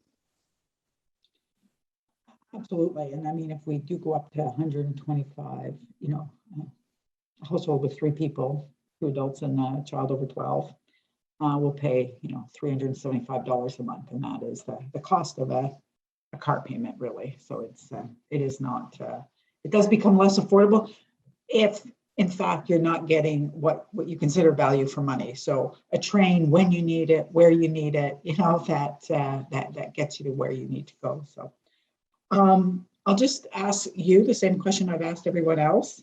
The motion I'm going to bring is to shift the increase from fares, so from transit riders of $3 a month. That increase is $3 a month to the transit tax levy, which would come to 92 cents per property tax payer. Do you feel that is fair to take that $3 and spread it amongst all property tax payers at 92 cents a month? I do think that's fair. I think it's a measure in the right direction. We talk about equity. I've talked many times, I live in Vanier, right? I know a lot of my neighbors are transit dependent. A lot of families, that I see, families that go to school with my kids, they're buying transit passes for themselves. They're buying transit passes for 3 kids. They're getting around by bus, and thinking about how we can just make that a little bit more equitable, that they are not shouldering that burden, because they're making the choice we want them to make, right? We want them taking the bus. We want the bus to be a good choice. I mean, like Ottawa Transit Riders, that's what we want. That's what we're working on. And, we want this to be a great choice. And, keeping the cost that little bit lower and putting that to property taxes, I think it makes it a little bit easier for folks, honestly. I do. Yeah, I mean, because it would be, just to point out, that 92 cents is, for an average household. So if there are 3 of you in it, that's 92 cents for all 3 of you, as opposed to $9 increase for all 3 of you. So it's. I mean, on a personal note too, like this is 2022 is the year my youngest child turned 6. So now when I travel with my kids, I'm going to be responsible for an adult fare and 2 children's fares. With the increase, that's going to put it over $15 for a round trip on transit for me. That's a lot of money, that makes me think twice if I want to go out. That is the same as it would cost me to, buy groceries for a whole day. We can eat for a whole day on $15 at our house. Thank you. Thank you. Okay, thank you, Councillor McKenney. Councillor Kavanaugh, please. Thank you very much. Thank you, Laura, for coming out. I know you're wearing your Ottawa Transit Rider hat, but you do have another hat with Cowie. So you have a good perspective on these issues. It's interesting to hear your concerns and especially about children. And you've seen the motion, I believe, from Councillor Brockington. I will certainly make sure you see it about that, because I think that tends to be often a gender equity issue of bringing kids around wherever you are. And as I see more developments without parking coming up, I wonder, like, who could live this way unless they have those kind of measures to help them along. So I just wanted your comments about that. Absolutely. I'd like to thank Councillor Brockington for his motion. I think it is well thought out. I love, the background in terms of what I'm seeing in all the other cities, because I know that's research I've done as well. And, we often jealously look at cities like Victoria or Vancouver, where these measures are already in place. And we know it's when we think about kids on transit, it's an issue. It's a gender equity issue. 100%. Absolutely. It's a low income families issue. It's often a newcomer families issue and a racialized family issue too. There's a lot of intersectionality that's happening when people are bringing their kids on the bus. And it's really important that we address that by creating an environment that's a little more equal, that's a little more equitable. And what I'm thinking about also when I see that is what we're doing for those kids.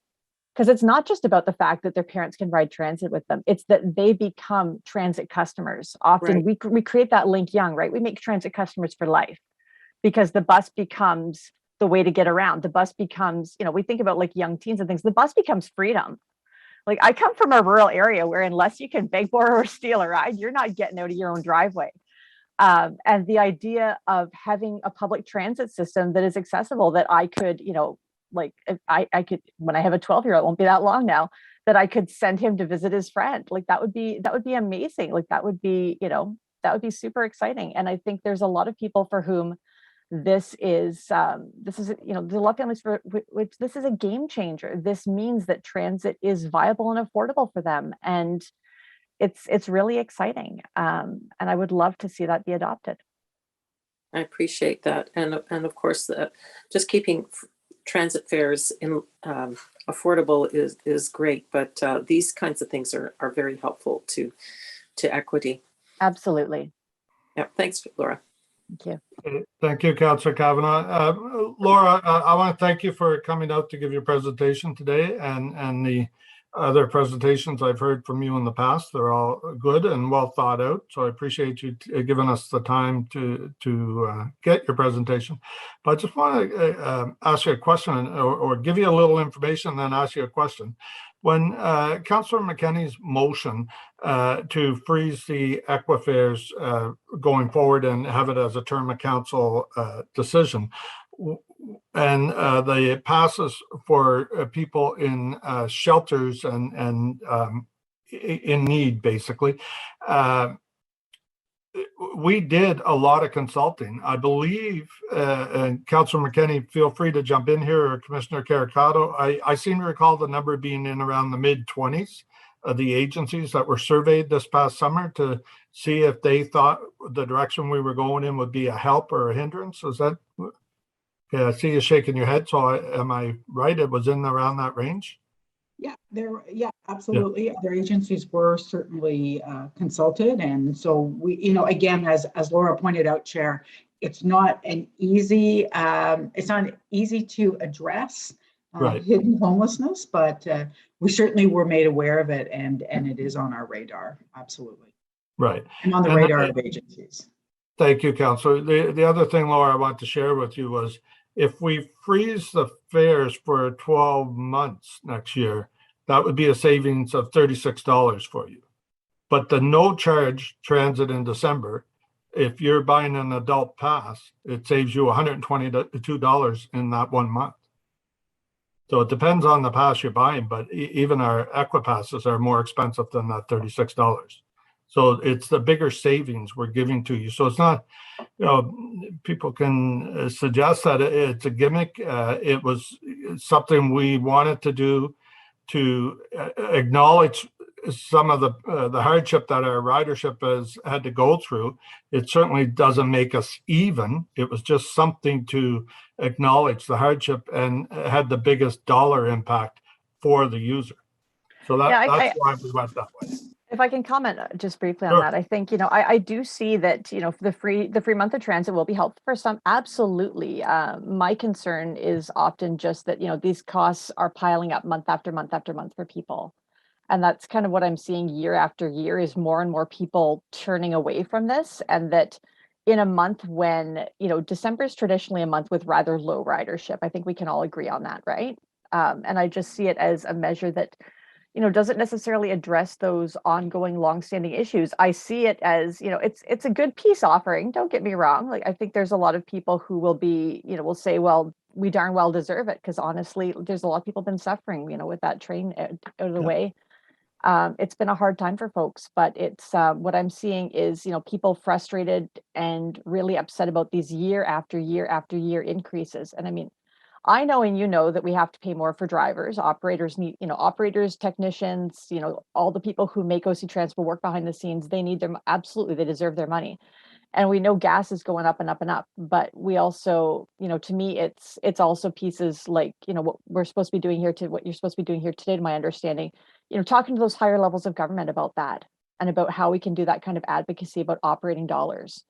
And I think, this is, that's part of that year over year conversation too. So, it all fits together. I think, the free month of transit will definitely be helpful for some, with the recognition that a lot of people wouldn't have bought full month passes because they might be home for 2 weeks hanging with their kids over Christmas break. So it's, your point is taken, absolutely. Okay, thank you. And thank you for coming out Thank today. you. So Thank you. public submissions are now closed. Thank you to everyone for their comments. Are there any questions to staff? Okay, Commissioner Wright Gilbert. Really fast on that button. Chair, I Chair, am there is just a delegation. looking at the list, and there is Mr. Redden still on the speaker's list, and I do see him on the screen, Chair. I just want to bring that to your Okay, sorry, I don't have that on the list before me. Sorry, if you want to hold your questions, Commissioner Wright Gilbert will go to Mr. Redden for his delegation. Sorry about that, John. Thank you. First of all, merci Rene for letting me talk to Remy yesterday. I feel very confident that we're going in the right direction. Being from a railway town, I envy you, all of you, for the anxiety people have on the system. I'm told by a manager that LRT is no comparison to a regular. I look at it, I've driven a freight train under the supervision of my uncle in grade 6. What's the same? Has a bogie system, has a chassis, has a sand equipment, and most importantly, has brakes. Yes, we're going to have breakdowns, but the frequency of breakdowns is still too high. So what's the solution to combat anxiety and sticker shock to provide a service that is affordable for all? You show us a graph that affordability is not in existence in our city. I am on ODSP myself. I'm eligible for a community pass. My wife isn't eligible and is currently waiting for her ODSP here in September 2023. That's 3 years ago she applied because she was in a car accident before that and her insurance ran out.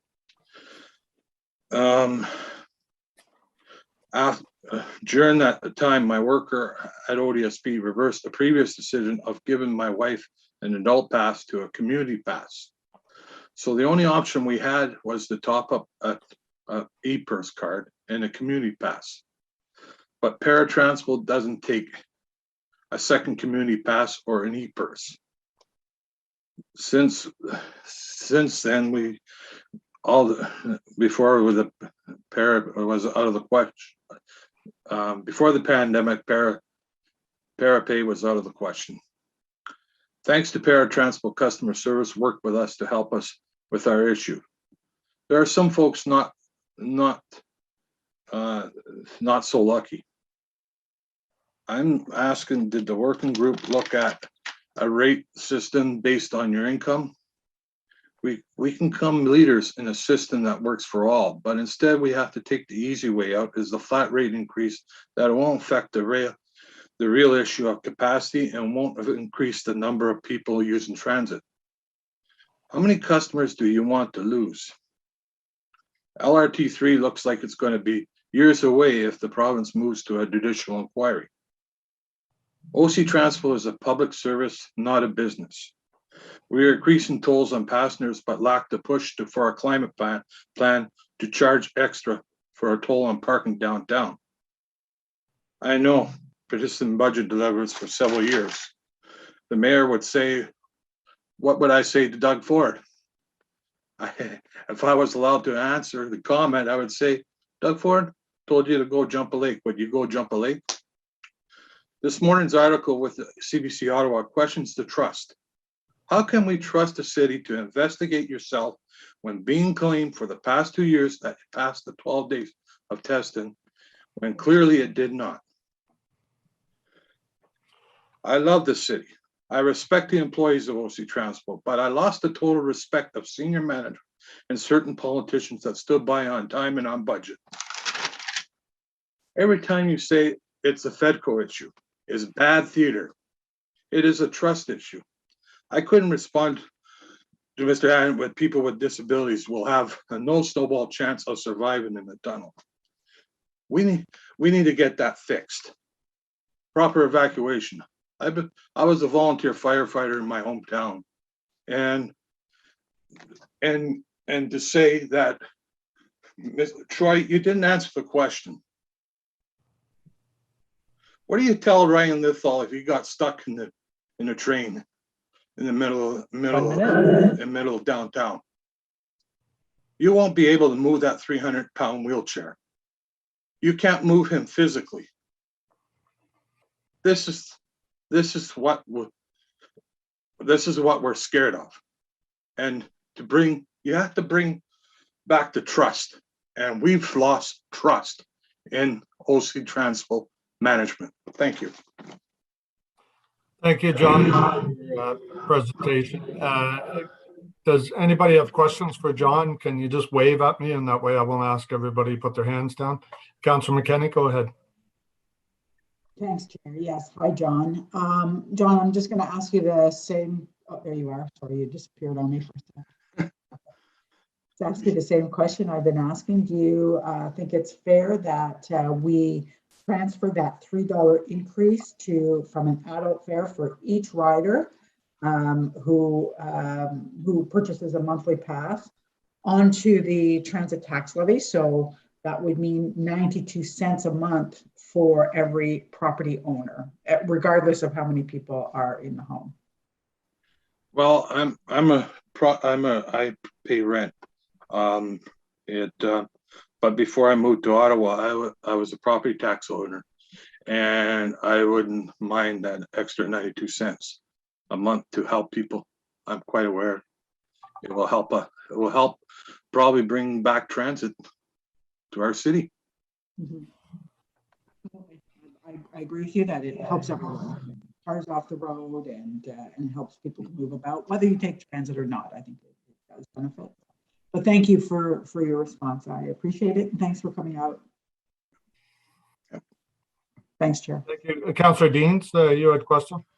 Thank you, Chair Hubley. And I don't really have a question. I just wanted to say to John that I appreciate you coming out today, and I appreciate your words. I think it's very important that every member of this committee and council hear the genuineness by which you speak and the impact, the real impact of these transit decisions on real people in our community. And I think it's just such an important reminder to all of us that the decisions we make might be, numbers on a page, but they're very real to people like you. So I just wanted to say thank you for coming out and reminding us of that today.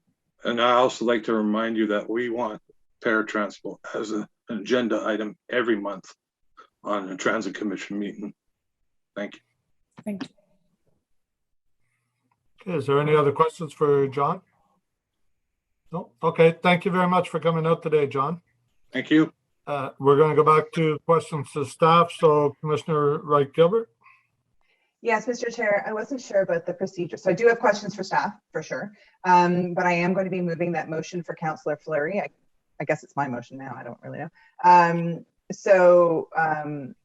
I don't know if it's ready to go and ready for me to read it out, or do I do that afterwards? So just, if you could go to your questions to staff, and then we'll deal with the motions after we get through questions to staff. Okay?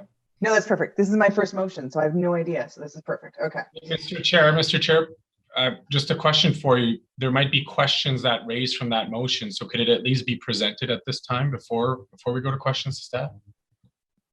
Well, we're going to discuss the motions when after we're done questions to staff. We're going to go into the motions. It'll be the exact same people here, Councillor Fleury. So if they have any questions to do with your motion, they can deal with it when we go to it. Is that okay? So we can deal with the staff. Like everybody else got their motions in early, so they were able to be formatted. They had, the proper offsets, everything into those motions. There's a lot of challenges with yours. I'd rather get through the questions to staff and then come back to the motions and deal with your motion as soon as we get the other things all out of the way. All right, we will deal with it for you for sure. I just wanted it to be presented. Sorry, Mr. Chair. Councillor Fleury, if you don't mind, we're going to go to Commissioner Wright-Gilbert's questions if we could and try and work our way through this today. So Commissioner Wright-Gilbert, go ahead, please. Sure, though I do agree with Councillor Fleury. So in the presentation, I'm just going to pull it up, but in the presentation, some of the considerations that were made with coming up to the 80, I believe it's 82% ridership by sort of the end of the year. Thank you for that additional information, because that was actually one of my questions was, what assumptions did you make to come up with this number? Can you, I'm just going to touch on a few areas. Can you provide us some more details about the substantive content of the conversations that you've had with the Treasury Board Secretariat regarding the return to work of public servants in the NCR?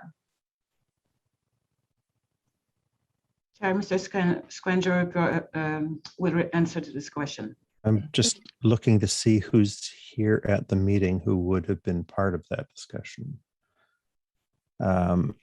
And as I don't see anyone, I can generally answer, or we could refer that to the people who were in those discussions and get a further response back later. Mr. Chair, which would you prefer? I can tell you what I prefer. What would you prefer? If that's germane. So I would like the generalized answer now to this question, but I would also then, in addition, like the specific content of that conversation by email as well, please. Is that okay, Mr. Scrimger? Is that doable? I can give some information, and we can do our best to get a communication together. Thank you. Thank you.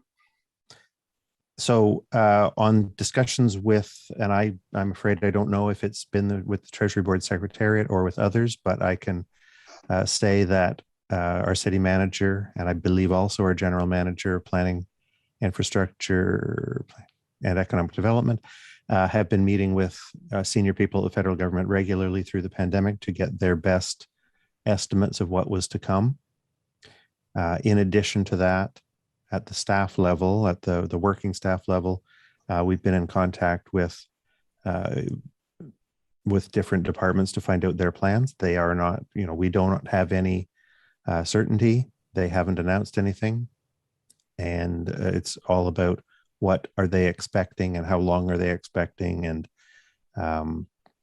when do they think they'll be making decisions. And I think, as we all have seen for our own employers, for me, it's with the city, it appears that it's hard to make those decisions long in the future when the public health situation changes so rapidly in the shorter term. Okay. So I will absolutely, and I appreciate your answer, and I appreciate that you could give a generalized answer. I will look forward to the email. I will look forward also to find out if it was actually the Treasury Board Secretariat that OC Transpo and Ottawa city senior staff has spoken with, because as you likely know, Treasury Board Secretariat is essentially the boss of all the public servants. They set the policy. They tell us where we're working, how we're working, when we're going back. And I say we because it's pretty common knowledge that I'm a public servant. I'm not gonna divulge any information that I have as a result of being a public servant with respect to return to work, because that's just not appropriate in this venue. And when I'm here, I'm a transit commissioner. But I will look forward to seeing what the content of those conversations were. Along the same lines, the presentation states, and I quote, "Private sector businesses will continue the return to in-person work in the new year in accordance with public health guidelines and provincial restrictions." So as we know that major private sector employers, and one that comes to mind is Shopify, they're a massive employer right across from City Hall, actually. They're not going back to in-person work. They stated very early on that they're done with in-person work, that people can work from home. And I'm hearing from a lot of larger private sector employers it's the same thing. So when these assumptions that you've made to get to the 82%, which I think we can all agree is a little ambitious, these assumptions that you've made, have you taken into account the fact that there's a real possibility that there's going to be a large amount of transit customers who are no longer going to be transit customers because they're going to be working from home? Mr. Chair, yes, we have. And that factored into your 82% number? That's correct. If I may, Chair, I think it's important here to add that public transit must to be there before the clients come back, because if we don't, for sure they won't come. We need to be there. I'm not arguing that, Madame Amilcar. I'm not arguing that at all. I'm a huge proponent of public transit. You and I don't know each other very well, but trust me, huge proponent of public transit. My concern is that the assumptions that were made to come up with the numbers in this budget are flawed. They seem to be flawed. And so as a result, I then have to question the rest of the numbers in the budget. Because currently our ridership's at 41% as of October, right? November doesn't really count, but October, 41%. That's lower than it was in September as a result of the train not running. And I agree with Councillor Brockington's position. He's a stats guy and he schools me on stats all the time. So I'm going to agree with him. Why did we not be a little more realistic with our targets? 82% just seems very high. Why were we not more realistic? Why not 60%? And budget based on that, budget based on reality rather than a pipe dream.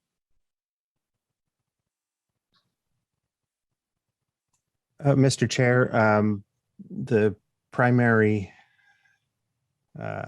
purpose of the budget, of course, is to have authority to spend. And so a lot of our effort is put into estimating the costs that we'll need to incur in future years and next year to provide the same level of service as we do right now. Perhaps Ms. Stephenson, if she's on the call, might be able to say more, but we have a very high level of confidence or high level of expectation, maybe, that any shortfall in fare revenue would be reimbursed by the provincial government with federal funding, as it has been to this point in the pandemic. And therefore, the total amount of fare revenue that comes to the city, whether it comes directly from customers or whether it comes in a transfer from the provincial government through the Safe Restart Agreement, adds up to the same amount. As I said 2 weeks ago, the number that's in the budget is a number around which to structure the budget, an early indication of how much money we would be requesting from the provincial government. If another number were substituted to replace that 82%, we would either have an expectation that we would be asking for more or for less from the provincial government. But in the end, we will be asking them to replace all of the fare revenue between what our actual fare revenue is in 2022 and what our fare revenue would have been if the pandemic had not occurred and ridership was still at 2019 levels. Okay, so sorry, I don't mean to interrupt you, Ms. Stephenson, I feel like you're about to say something, but I just sort of want to put this out there.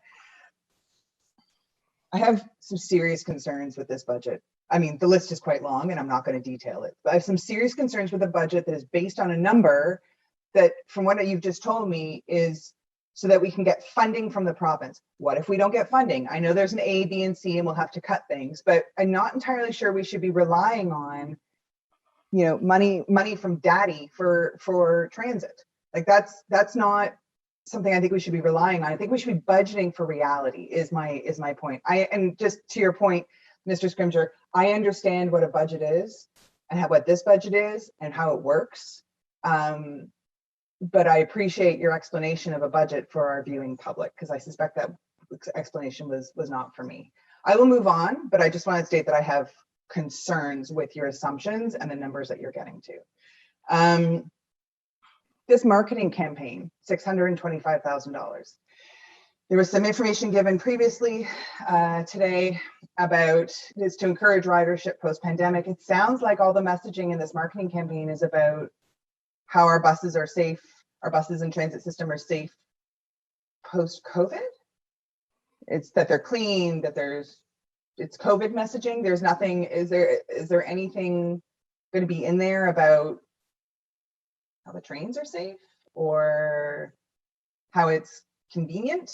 I'm struggling to understand why we're paying $625,000 for COVID messaging that we already have. Mr. Chair, there's been an interest among members of the Commission for many years about promoting the use of transit among Ottawa residents. There's also been some very good examples in the industry of strong messaging from cities which perhaps are ahead of Ottawa in the return to on-site work. There's some, oh, we got another test alert there. So there is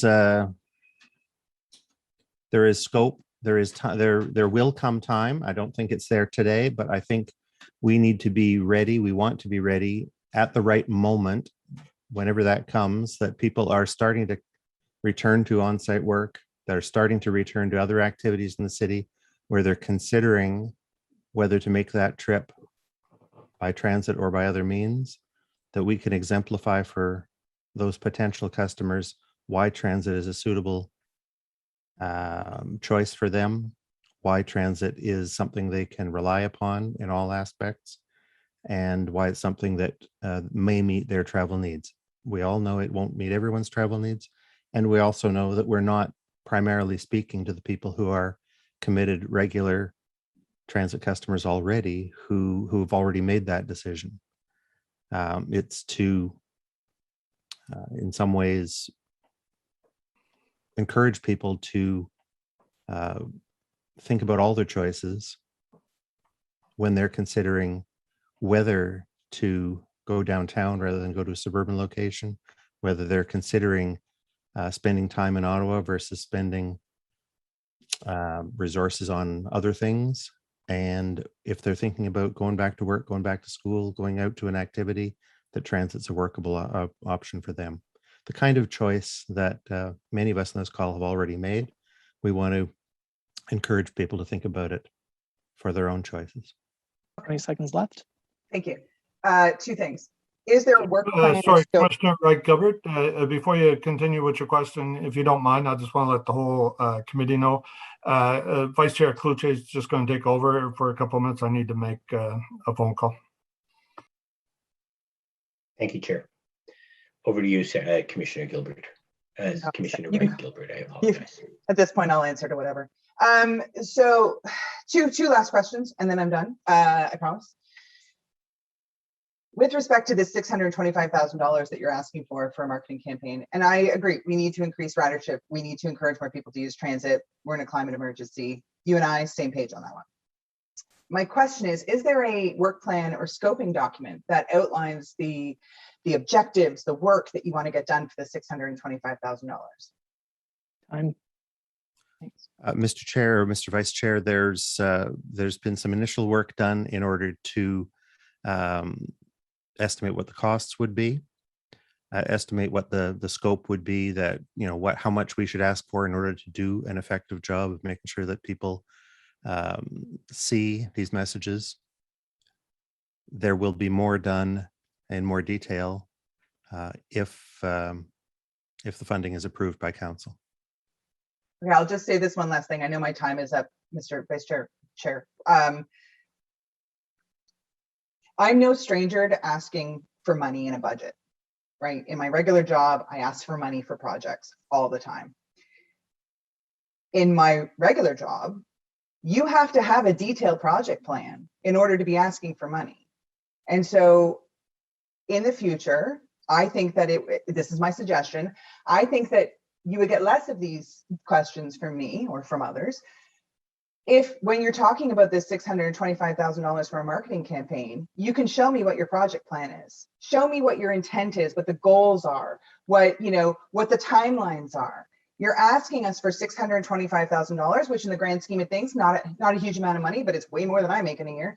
So what I'm asking is that details on what this money is going to be used for, timelines, goals, messaging, any of that would be very helpful. I believe Madame Amilcar would like to say something. She put her finger up at me.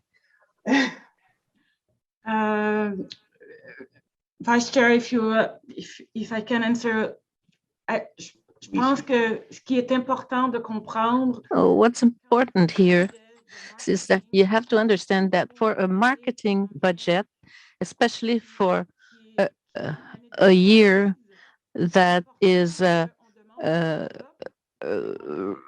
relaunching year, we can't give you the details on what we intend to do. We'll need to have a lot of radio advertising, and that's very expensive. And we know that it's only by repeating the same message that it is listened to. And will the campaign be based on the fact that, like us at the city, we have 96% of people vaccinated? So the campaign will be different here because it will address 4% of the people that are not vaccinated, as with here it's 75%. So with all due respect, this is how we will determine where we'll go with our marketing campaign. We'll talk about it this morning. The wearing the mask, everybody knows it's compulsory. We have signs on this everywhere, but some people are still not working. So we have to repeat constantly the same message. So our background for the marketing will be towards communication. How will this communication be done? To which part of the population will it address? Well, that is to be seen in the weeks and months to come. That's when we will know how the money will be spent precisely. Okay, I'll just say this one last thing. I'll just say one last thing, Mr. Vice Chair. No, I think I'm allowed to respond to what Madame Amelkar said. You are asking us for $625,000 for an unplanned project. In my world, if I go asking my bosses for $625,000 for a project that has no goals, no scope, and no details, the answer is no. And so my answer on this will also be no. Thank you, Mr. Chair. Thank you, Madam Commissioner. Merci, Madame la Directrice Générale, pour votre réponse. Thank you, Madam Executive Manager. Thank you, Mr. Vice Chair. And colleagues, I think there's three issues we have to wrap our heads around with this budget. They are as follows. One is reliability of the system. How does this budget improve reliability on our train, on our bus system, and paratranspo? So reliability, there's a lot of talk about fares.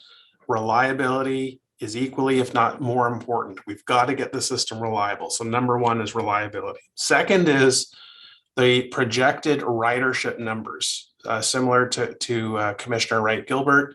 Last year, or sorry, in 2021 budget that Mr. Manconi delivered, 70% ridership was projected. We hit half that target. Our average this year for the year is about 35%. So right now, we just heard ridership at 41%. That is exactly half of what is being projected for next year. January target is 60%, and we're at 41 today, or at least in October. So when this budget was released 2 weeks ago, I asked for a memo to be released to commissioners explaining what the plan is to get public servants back to work and using public transit, and our post-secondary students. They are two major cohorts, not the only riders, two major cohorts that contribute to ridership and, of course, ridership fares. We don't have that. And so I don't have confidence in that 82% ridership average for 2022. And I can point to 2021. We didn't meet those targets. And every month I ask the same question over and over again. What is the latest with discussions with the public servant? What are we hearing? And if we don't have that information, then we cannot really feel confident about the estimates that are in this budget. And so, Madam Stephenson, I'm going to ask you a question. You are the city treasurer. You have to uphold professional criteria and guidelines to do your job, to sign off on budgets. Can you talk to me how you can be confident and sign off on a budget whose estimates, I'm not aware of anyone who has looked at OC Transpo's budget since it was released, media, colleagues, community leaders who think this is a realistic estimate. How can you, as the city treasurer, sign off on a number that we may not even come close to getting near? Thanks, Councillor, for the question and the opportunity to answer this. As my colleague has said, Mr. Scrimgeour, this is a forecast, it's an estimate, and that's how we have built the budget for next year. And I'm gonna reflect back on your comment in terms of what happened last year. We too did the same thing. We built our budget based on what our estimates were and what our forecast was. And we know that we did not hit those targets. what we did have, we made some assumptions when we were building the budget last year, much like we've made the assumptions again this year. And those assumptions are that we are going to receive funding from other levels of government. Last year, when we put the budget together, we tabled the budget, we did not have a clear answer as to whether that funding was going to come, but that's how we built it. And that assumption became truth, because we received additional funding through our Safe Restart agreement. And so as we build this budget for 22 and we've tabled the budget, we've made that same assumption that we're going to receive funding. And I say that because there are conversations going on at various levels through various entities to continue to lobby for transit. And I'm going to say it's not just transit in Ottawa that is having this situation, it's transit across Canada. Everybody has been hit and hurt in terms of COVID. The ridership is down. And what the federal government has done along with the province is they recognize that transit is one of those pillars that we require as a country to get us out of COVID. And they have helped us with that funding to do so. They also helped us on the municipal side, and they funded us through the municipal SRA bucket. And they also helped us on the public health side. They have carried all of those deficits and those costs for public health. They've covered the cost of the vaccine. So that's what we're putting in front of you. We have a clear plan behind it in terms of if we don't get that funding, then we've got our plans B and C. We don't want to go to those plans because ultimately, if you look at Plan C, that means there's going to be service cuts or changes. I have full confidence that we're going to receive some funding to get us through next year. It has to happen because transit across the country has to recover from the pandemic. So why not use a more conservative estimate of 60%? I think 60% is reasonable. I think if you look at trends and public servants and post-secondary students do come back, and there's greater reliability, which will also bring some people back. Why not you use that number? Why would you aim for such a high number? I'll let Pat answer, but I'll certainly start off. I know that they had put together a number of scenarios, and those scenarios were pessimistic, they were middle of the road, and they were more optimistic. And they landed on, and excuse me, Pat, if I'm speaking on your behalf here, but I think it was more middle of the road versus completely optimistic, because we're not going to see the light at the end of the tunnel as we get to 22. We know that. And I think, you're just not, you're seeing your view is just a little bit different in terms of how we're describing that forecast. And that's how we built the budget. And again, I go back to the fact that even last year, we landed on a number. Our numbers were different. They were lower than that, but we were able to secure that funding to get us through. So we didn't have to make any cuts. But this budget predicts 100% ridership pre-COVID by December. And we can't even get confirmation about what our two largest cohorts of riders are doing. And I'm asked to approve the budget today when I've previously asked for information about what intelligence has been gathered by OC Transpo to help us get through this. So regardless of what the ridership estimate is, 82%, 60, 50, pick a number. If we don't accrue those ridership revenues, are you saying right now we are banking on the Safe Restart funding to bail us out of that gap between our costs and revenues? That's our assumption, Councillor, as we've put the budget on the table before you today. As I said, as we look to what happened in 2021, our assumptions were slightly lower, right, in terms of ridership, and we filled that gap with the funding from the Safe Restart agreement.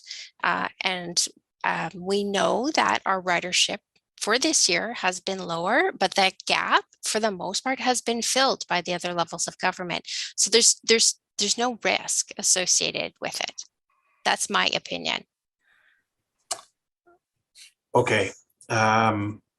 This is a big issue for me because I think our budgets that we pass have to send a message to the public that we've done our due diligence. We've asked staff questions. I don't believe for a second we're going to get 100% by December a year from now of pre-COVID ridership. I just don't see that because we don't have confirmation that our large cohorts are coming back. So that's a huge issue for me. The other thing I'd like, and again, I don't mind tabling this question, Chair, if I can get an answer in writing, and that is, I want to see how this budget addresses, as I said at the beginning, reliability issues in our train, bus, and para system. I want to know how outstanding reliability issues for those three branches of the system get addressed through the budget. Because if there are gaps, again, it's our responsibility to fill those gaps to ensure that reliability issues are being addressed. So if staff can reply now, they can. Otherwise, I don't mind parking that to get a response before this comes before council. 25 seconds left. Chair, may I? Yes, absolutely, Renee. Je vais essayer de répondre, conseiller Brockington. I'll try to answer you, Councillor Brockington. First,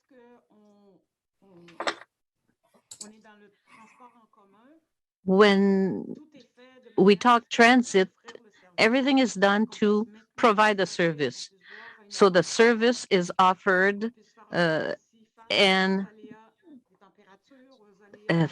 that we are able to face the temperature, the weather. And in the budget, we can maintain what we had before or try to improve the service to our clients. It's clear that in the budget,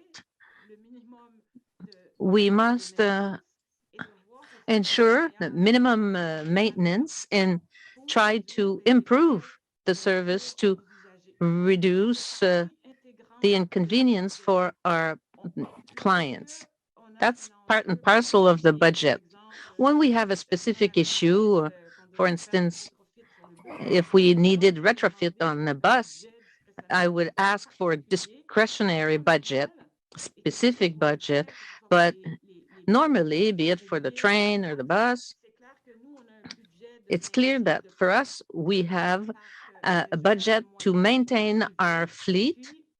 And when we increase the budget, we know what we have to do in terms of maintaining all this. So the answer is yes, we take into account in this budget, we take into account that we will be in a position to provide that same level of service and also to increase reliability. And for the train, you know that from now on, we have a much more robust system. So you saw this morning that we are forcing RTG to have a solid structure to guarantee this safety and reliability. Thank you, Chair. My last question for this round is, what month are we budgeting to open the Trillium line?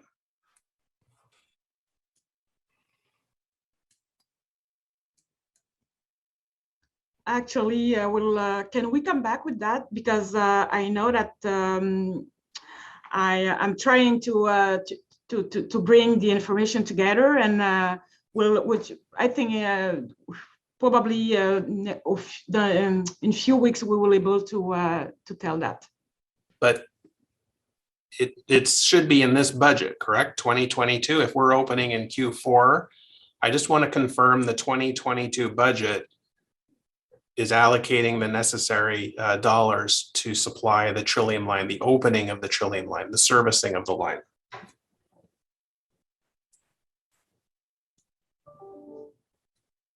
Or is that pushed to Q1 of 2023? So I'm just going to get Pat to correct me if I'm wrong here, but there are funds set aside in the budget for 2022. Assuming like the opening dollars. Okay, thank you. Okay, Chair, thank you. Okay, thank you, Councillor Brockington. I'm going to, with the will of the commission here, I'm going to go to Councillor Fleury to introduce his motion. We've had an offline discussion here, and so I'd like him to introduce the motion now so that everybody's aware of it, and then we'll tell you what we're hoping to do with it. So go ahead, Councillor Fleury, when you're ready. Mr. Chair, you're okay on behalf of the commissioner if I read the motion? Absolutely. Okay. So whereas the city's transit commission defines one of its objective as the increase the number of transit customers in order to provide the best possible public transit service for all transit customers.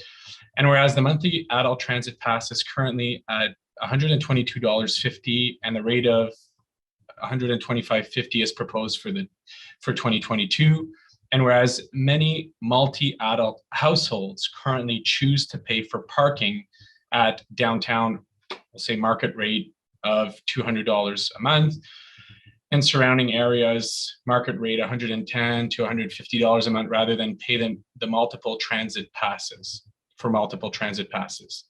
And whereas this is an untapped customer base that would help to increase ridership, therefore be it resolved that staff report back to Transit Commission in writing by Q1 of 22 on the opportunity to create a revised discount package for single households, multi-adult monthly pass purchases to promote and increase adult transit use and fare revenues.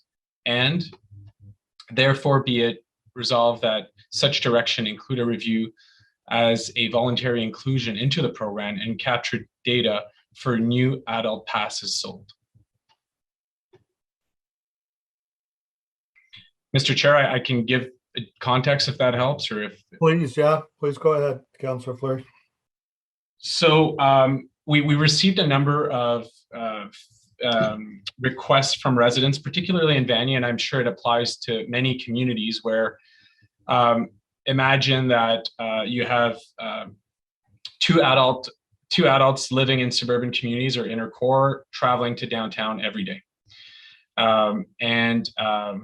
Folks make a decision, say, do they buy two passes or do they pay for a parking pass which has in and out privileges?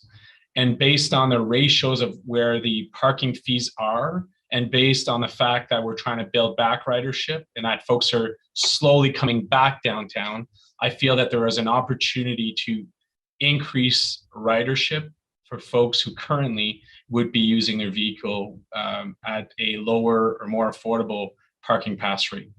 So that's the spirit of this motion, is to increase ridership specifically for the adult pass multifamily uses.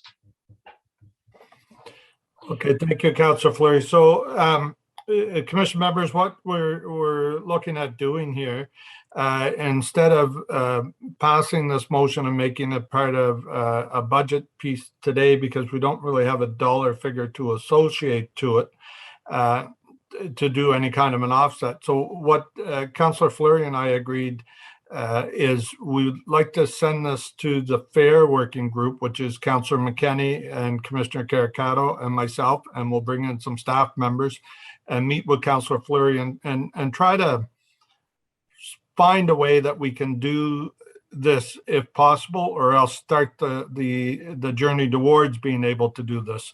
So if the Commission agrees, we will refer this to the FAIR working group to meet in Q1 to start the process. Mr. Is Chair, that a fair summary, Councillor Fleury? If I could just interject, Mr. Chair. Sure.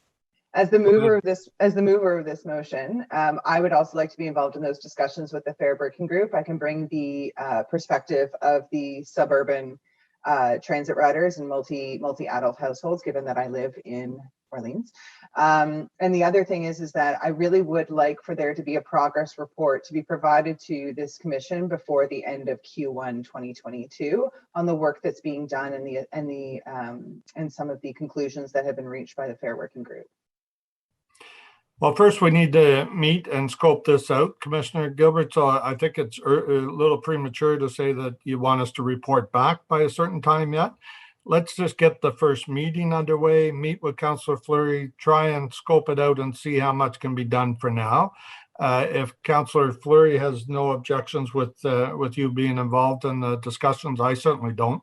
So all we have to watch with the working group is that we don't breach quorum. That's all. So I appreciate that, and as long as Councillor Fleury has no objections, I didn't discuss this part with him beforehand. Now I'm putting him on the spot. Okay, that's all right. We'll talk after about this. So if Yeah. that's good with everybody, that's what we're going to do it. So we're not voting on that motion today, Commissioner Wright Gilbert. We're just going to defer it over to the Fair Working Group and try and do what we can with it. I appreciate that. Thank you, Councillor Fleury, for bringing this forward.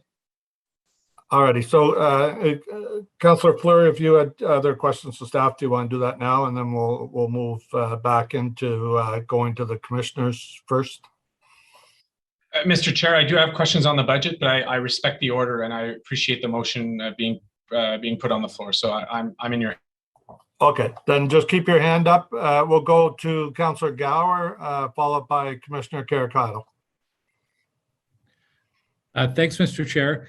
I have just a number of questions in different areas. First of all, I know this year OC Transpo, the OSTA, the Ottawa Student Transportation Authority, purchased bus passes from OC Transpo and provides to provide OC Transpo service rather than school bus service. Can staff explain, is that revenue neutral, or do we make money off that, or how does the revenue work from that kind of arrangement with OSTA? So I can answer some of that. Normally with the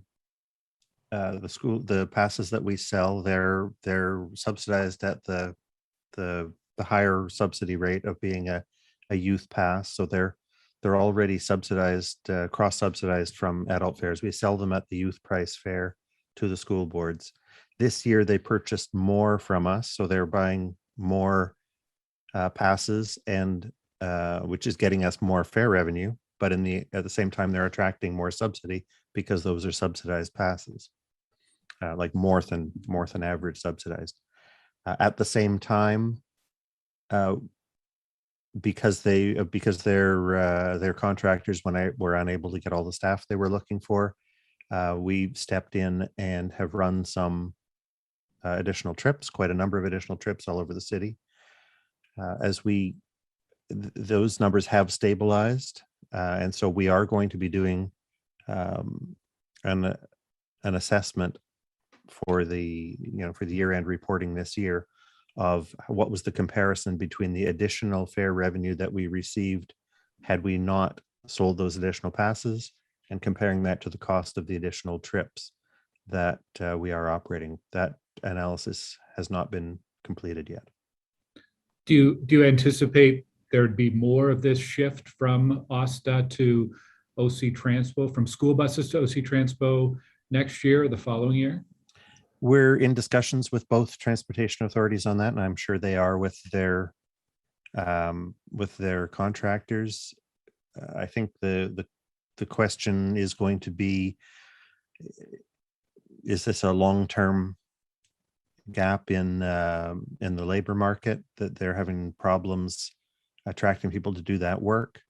And the other will be what's our ability in future years to fill that gap on short notice. We're hoping that I don't want to speak on behalf of the transportation authorities, whether their terms of reference from the school boards are that they prefer to put people on public transit or prefer to put them in yellow school buses. We want to do the best we can for everyone who's traveling in Ottawa and find the right solution for everyone. So something to watch then as we go through next year and beyond. Too early to answer now about trends, basically. It's, we saw a little bit of it happen in September 2020. We've seen a fair amount in August, September 21. I don't think we've seen anything to indicate what a trend would be or whether it's stabilizing. I think there's so many influences that have just turned over the employment market in a way that people are just starting to come to grips with. Okay. Can you confirm there's no expansion of the urban transit area planned for 2022? That's correct. Okay. I know there's no overall service expansion planned, but could you also confirm that you still maintain flexibility if there's new growth areas where there are planned transit, there'd still be a possibility to expand transit into some of those new areas across the city if the ridership is there and if the plans are there in place? Yes, and I will answer that. And before I answer that, I need to go back and say a little more on a very quick answer to your previous question, which was, do we expect an expansion of the urban transit area? The policy decision taken by council was that the urban transit area should match the urban area of the city. So when the official plan comes into effect, and I don't know that process at all, you probably do, when the official plan comes into effect and gets endorsed by the province and all the levels it needs to do, if there's an expansion, as there is a proposed expansion to the urban area there, we would bring forward a routine bylaw to expand the urban transit area. My understanding right now is that that would happen during 22 for 23, not for 22. The second question, we have, the budget sets out how much service we're going to operate, and it's to us to administer within the service standards we're given, where those resources are allocated. As new areas are growing, as new employment locations are opening, as levels of demand are changing globally and influenced by the pandemic, we will always be moving resources around to serve customers as well as possible, and ensure that the service standards are always met. So if there's a new area that has grown that is, for instance, beyond a convenient walking distance of the nearest bus service, or where there's so many new people that the buses are getting close to overcrowded, or where as more people return back to work, it's time to trigger a restoration of some of those connection routes, but also extend those connection routes into new areas. We'll be doing those things regularly and routinely in our quarterly updates and working with the individual councillors for the wards affected. Okay. Last, I guess it's a bit of comment, a bit of questioning around the projected ridership levels that we've already had quite a one. We expect, putting the pandemic aside, if we did not have the pandemic, we would expect year over year that there'd be growth in our transit ridership, just based on population increase alone. What % do you usually target on for transit growth year over year? I've got people who will be able to send me that answer, and I'll give it to you in a couple of minutes. When we've got a long-term transportation demand curve that's worked on in great detail by our colleagues who work in the transportation planning part of planning, infrastructure, and economic development department, and they have a good. It's a good model that predicts transit ridership on the basis of all of those things, employment levels and population, based on historical trends. Obviously, all of those historical trends have been bouleversé. I don't even know what it is in English. They've all been overturned, and in the pandemic, we don't know how they will come out. But I'm going to get that answer, and maybe I'll be able to pop back into the conversation and give that to you in a minute or two. Okay, the precise number probably isn't super important. I think what I'm getting at is we're looking at, the aim is 100% of ridership by the end of 22, achieving 100% of ridership that we had in 2019, essentially. And so I'm looking at it in a way, if we actually had factored in the increases, maybe it's 1%, maybe it's 2%, maybe it's 3%. We're still not trying to aim to where we might have been at without a pandemic. Do you have any, from a budgeting point of view, into 2023, 2024, do you have a sense when we might be recovering to where we would have been at, with regular increases in 2020, 2021, 2022? Do you have a sense of when we catch up? Is that by the end of 2022 or is that 2023? I hope I'm making sense there. You are making sense. It's a very good question. Myself, I'm not the best placed person to answer it because it's that work's not done in my area. But the numbers that we're talking about here, when we talk about any percent, we're comparing to 2019 numbers. So when we say 100%, we're talking about 100% of where we were at the end of 2019. Had there not been a pandemic, there would undoubtedly have been some growth. Had we not had a pandemic, would we have had boom years? Would we have had years of recession? I don't think any of us knows. But there would have been, it appears there still has been population growth in Ottawa and some employment growth in some sectors. So we would have, we almost always see growth in travel demand, and that growth has varied between 0.5% and 4%. There were some amazing years back at the end of the 90s and the early 2000s where we had very high percentages. Those haven't recurred, but maybe will again when there's another employment boom in Ottawa. I hear the uncertainty around the ridership targets. I guess I want to offer a different perspective.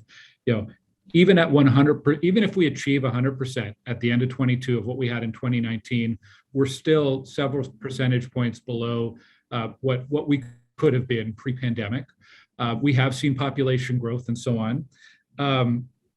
At 60% at the start of 2022, that would mean if you assumed all of our transit commuters were office workers who now work from home, it would mean going back to work 3 out of 5 days a week, which doesn't sound too far-fetched based on what we're seeing a lot of employment surveys saying about intention to return to work.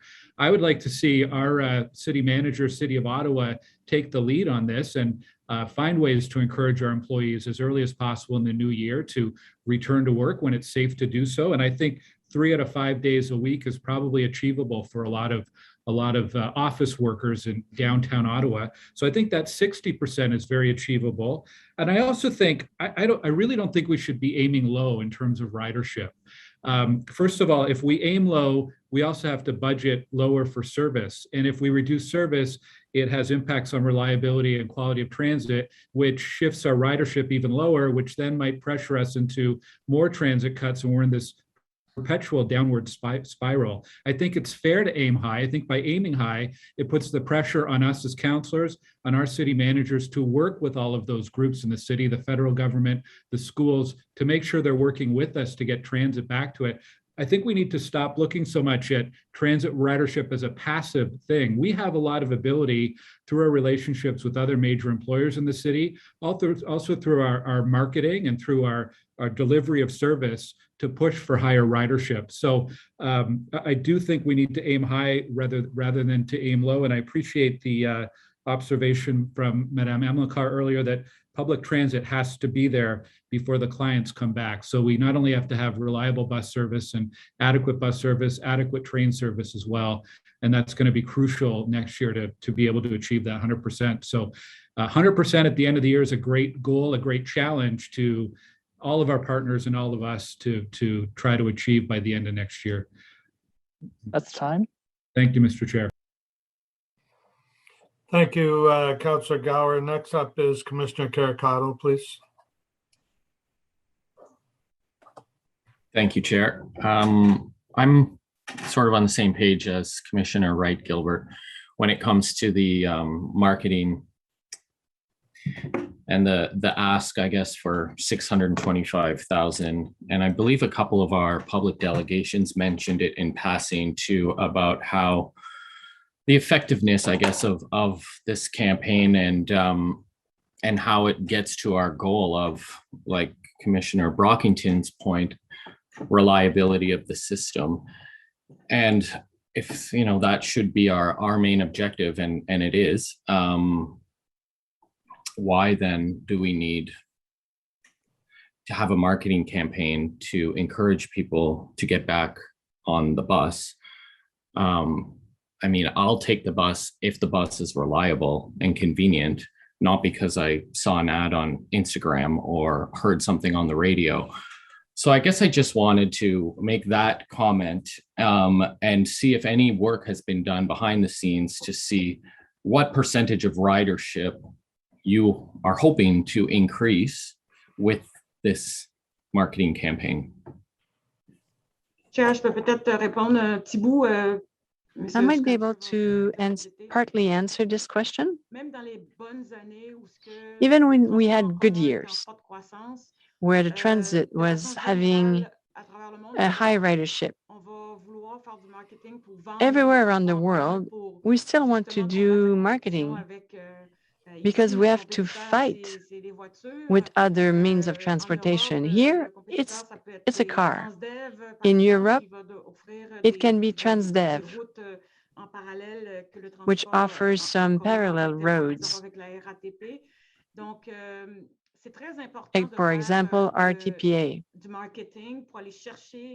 So yes, we do need marketing to go and get new riders and talk to our actual riders.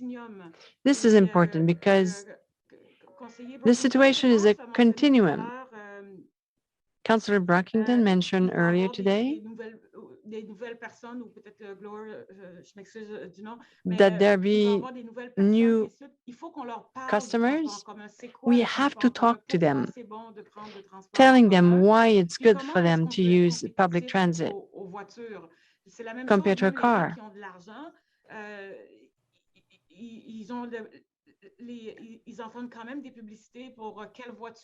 If you think about companies that are making good money, they're still investing in publicity. We have to compete with other means of transportation. Thinking about post-COVID, at one point, everyone was afraid. People change their behaviors. Now, people have to start learning again how to live normally. We have just to repeat why it's good to use the public transit, that we're offering a good service. So yes, we have to work both on marketing and at public transit.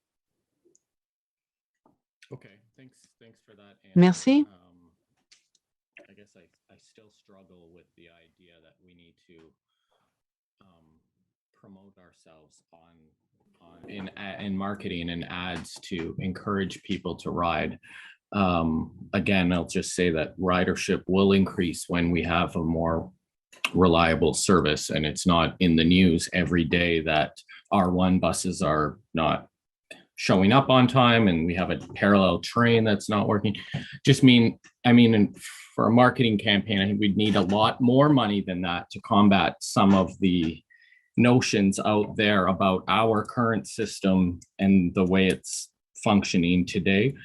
But maybe I'll just sort of, I'll take what you said, Madam Amilcar, and trust your experience that the money is worth it for this campaign.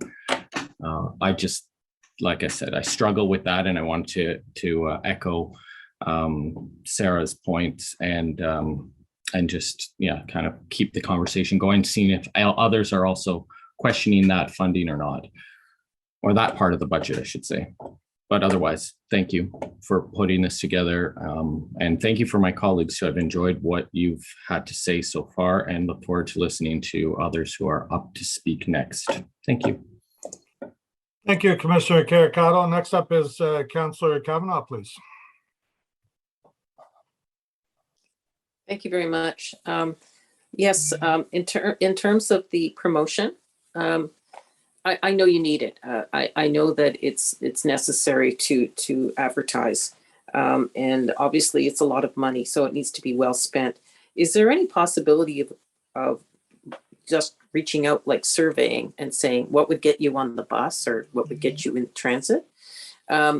So I just I want to know if that's within the realm of possibilities of asking people, what would get you on the bus? Free, free lattes, what, but what is it that will bring them back? What is that's keeping them away?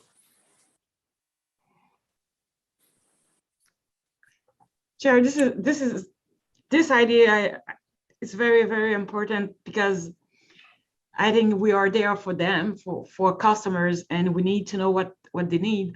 But the thing is, those kind of surveys cost a lot of money. I don't know exactly here in Ottawa, but I know that when we do those kind of surveys and with the rigorous manner, so it's cost a lot too. So it's a choice to communicate or to ask, and after that we have to deliver too.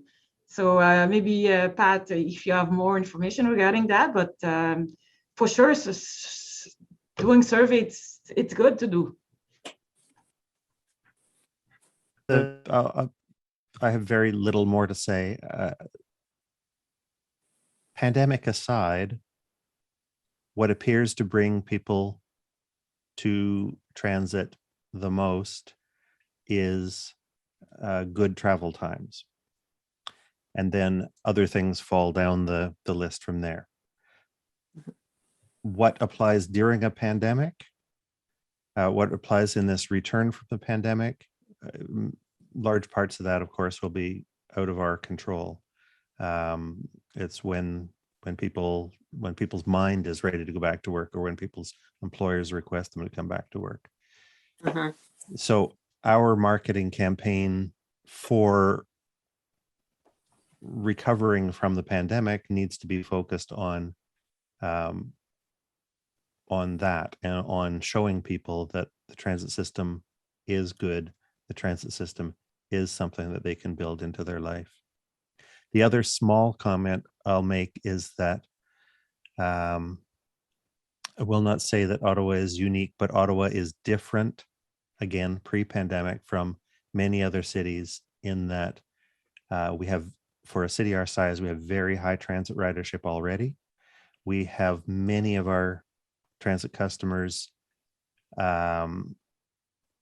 being people who in other cities would be considered choice riders, people who in other cities are at an economic level where they have a choice between traveling by car, traveling by transit.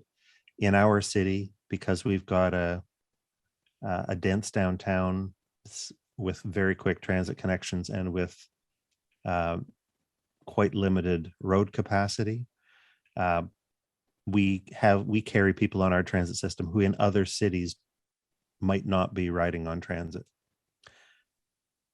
So it puts us, we're just in a slightly different place. All of the normal levers that we see from the experience in the US don't apply so well here in Canada. So we compare ourselves mostly to places like Calgary and Edmonton, and to a lesser extent, the big cities of Vancouver, Toronto, Montreal, and to a lesser extent, the smaller cities of places like Winnipeg and Quebec. So it's different. The main point of the campaign would be to encourage people to get back out and be participating in the life of our city, and transit's a great way to do it. And the other reservation I have about surveys is that they're very hard to get to the. It's easy to ask people the question and get the first level question that's in their mind about what would they like to be better about any public service. It's always harder to dig deep and understand more about what actually motivates them to change their mind. There are people who can do that. It's tricky science. What about focus groups? It's a method that some researchers have used successfully. Okay, especially if you're looking at new people who've never used transit before, if you're focusing on that. Obviously, you need flexibility.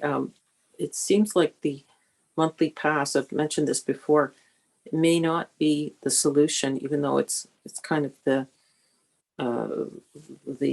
foundation of how we establish our funding. But I'm hearing of new new employees at new jobs who are, one of the offers that they get is that they don't have to come into an office. That's one of the perks they have for starting a new job, that you no longer have to go into an office. So, I mean, this is people I know, and it's kind of interesting that that is one of the things they're being offered, and no doubt that will be happening here in Ottawa, certainly both in either federal government and private sector. So I'm wondering if we're looking at marketing towards people like we heard from some of our delegations who are out doing their chores, just so that you don't need a car, that you can go out and do your tasks. Are we looking at that? A lot of our transit system is aimed at exactly that kind of travel. It's in many cases, in many parts of the city, it's not as frequent as people would hope. But in in areas that are closer to major arterials, we do have that kind of connectivity to go everywhere. But because so many of our customers are traveling to central locations or to major focal points, we always are running more frequent service to the busier locations. But there's, we've got good transit service to a lot of parts of the city to make all sorts of trips. They don't all have to be work trips. And there's where the areas where our current funding level and service standards don't have frequent service, we at least have a reliable service that people can count on, that is there for them at most times of the day, most days of the week, different in every area. Yeah, I think I agree with a lot of my colleagues, and I think you're saying the same thing, that reliability is something that's going to bring them back. So, when we don't have R1 to worry about, that the buses are on time and there's no missed buses, and these are things, especially when I'm hearing about, more and more developers are coming to the door saying they're not providing parking, and they're not necessarily on exactly a transit route. They claim to, but it's all in the future. So it's absolutely essential that the transit be successful. So that's something that we need to look at. No, I think the culture of work is what I'm concerned about, is that I don't think we're ever going back to what was normal before. I really don't. I think that people have got a different idea now that they've see the flexibility, and I think we have to be ready for that flexibility to address it, so that we offer. It was suggested by Councillor Gower about 3 days a week, some kind of deal for the way we do with our recreation passes, where we have different arrangements. I think we're going to have to start thinking that way, just from the evidence I see from speaking to people. Thank you.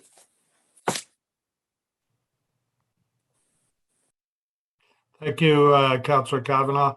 So next up, we have Commissioner Olson. And if I may, Commissioner, before you start, I just need to confirm the remaining order.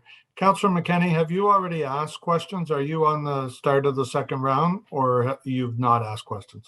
No, I haven't yet, Chair. Okay. So then it'll be Commissioner Olson, then Councillor McKenney, and then Councillor Fleury and Councillor Deans. Okay, so go ahead, Commissioner Olson, whenever you're ready. Okay, thank you, Mr. Chairman. My first question, I'm not sure if it's best answered by Mr. Scrimger or Ms. Stephenson, so I'll throw it out there. There are other cities with transit services who are also developing budgets at this time, and I know cities aren't always perfectly comparable, but are you aware of other cities that are also projecting going back to 100% or reaching 100% of pre-pandemic levels by the end of 2022?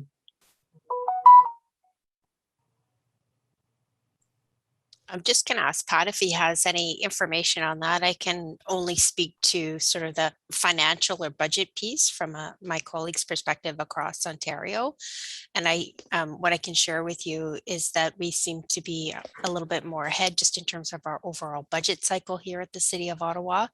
Having tabled our budget, most of my colleagues across Ontario have not tabled their budgets as of yet. So I can't share that information. My apologies. And similarly, we haven't seen the ridership figures yet that are baked into those budgets, but we continue to engage with all the transit systems across Canada, and in fact, many important transit systems around the world. We're getting sometimes some good, maybe not recently, but we have over the different times of the pandemic got good sort of lead advice by seeing what's gone on in other parts of the world that have been ahead of us. But now that Canada's sort of a leader in some things, we don't have quite so much experience coming from Europe, for instance. We're always watching, but I'm afraid I don't have the detail available to me that you'd be interested in right now. Okay. Mr. Chairman, I'm wondering if we could ask staff, OC Transpo staff or city staff to report to us. I don't know if this is an inquiry or something like that, to report to us on the projections of other transit systems, other cities with respect to return to ridership. Is that? Pat, is that something your area would be able to undertake for us? I think so. I think we'll get the information we can. We will be getting the information. We'll find a way to put it into a form, and maybe we'll think about it, and then maybe we'll get back and talk to you, Mr. Chair, about what would be when would be a good time to bring it, or whether we should bring it a couple of times during the year or something like that. I don't think we'll have anything that influences your decisions on the budget at council, but maybe just to have an idea of what's going on with expectations and what's going on with actual ridership and a range of transit systems, through the months of next year, something like that. That'd be great. Is that acceptable, Commissioner Olson? Yes, that would be fine. Thank you. Great, thank you. Did you have any other questions, or? Yes, I do. Just with respect to the amount of revenue that is covered by fares, user fees. Ottawa is about 55%, as I understand. Is that correct? Okay. And I also understand that Toronto is at about 66%. Do you know if that's accurate? I think that's low. It might be now. I know they did put some more money in. It used to be, back when I worked there, it was always 68%. It was always 68% from fares, 16% from municipality, 16% from the province. Then the provincial funding was dropped, and the city didn't have the tax room to fill all of the provincial room, so it went to 20%. They moved the municipal property tax up from 16% to 20%, and it became 80% fares, 20% municipal property tax. Here in Ottawa, around that same time, the region stepped in and filled that provincial room, so it became they took over, so they didn't change the fares. In Toronto, the fares went way up. Now in recent years it's gone down. They've put more money in, but perhaps we can include that fact in the same reporting back of what the breakdown is, what the funding source is in other Ontario municipalities. That would be useful. I'm curious, is Ottawa kind of on the low end of that spectrum, or on the higher end, or are we in the middle, or do you have any idea at this time? If we look at just Ontario, where there's not generally large provincial funding for operating costs, I would say we're in the, well, what do you call high? What do you call low? We're in the mid to low area for how much comes from fares. We're in the middle to high area of how much comes from property tax. Having said that, it's hard to make a comparison. The policies in the GTA tend to sort of adhere to each other. They get compared to each other. So Mississauga, York Region, Burlington, Oakville model themselves off Toronto to some extent. And the further out you go from the central area, the more is funded from municipal taxes. But you can see on those earlier charts that Mississauga has some very high fares as well. The other cities in Ontario, Kitchener, Waterloo, Cambridge, London, Windsor, are considerably smaller cities than Ottawa, and don't bear nearly as high a cost of moving large numbers of people into a dense downtown. They're much more needing to compete with auto travel, and they're dealing much more with people who are using transit because it's their only choice, and they're not running the volume of downtown capacity that we are, that Toronto is, and so hard to make direct comparisons. But I think some of those cities are running around 40% from fares, and some are running 70-80% from fares, and so in that way we're in the middle. But all of that subject to verification, because I'm not up to date on the funding policy across the province. Okay, thank you. Mr. Chair, if that could be added to the that'd be great information, I think, for the commission to have, so that we know how we stand against others. My final question, and this is probably also for Mr. Scrimger, I apologize for putting you on the hot seat.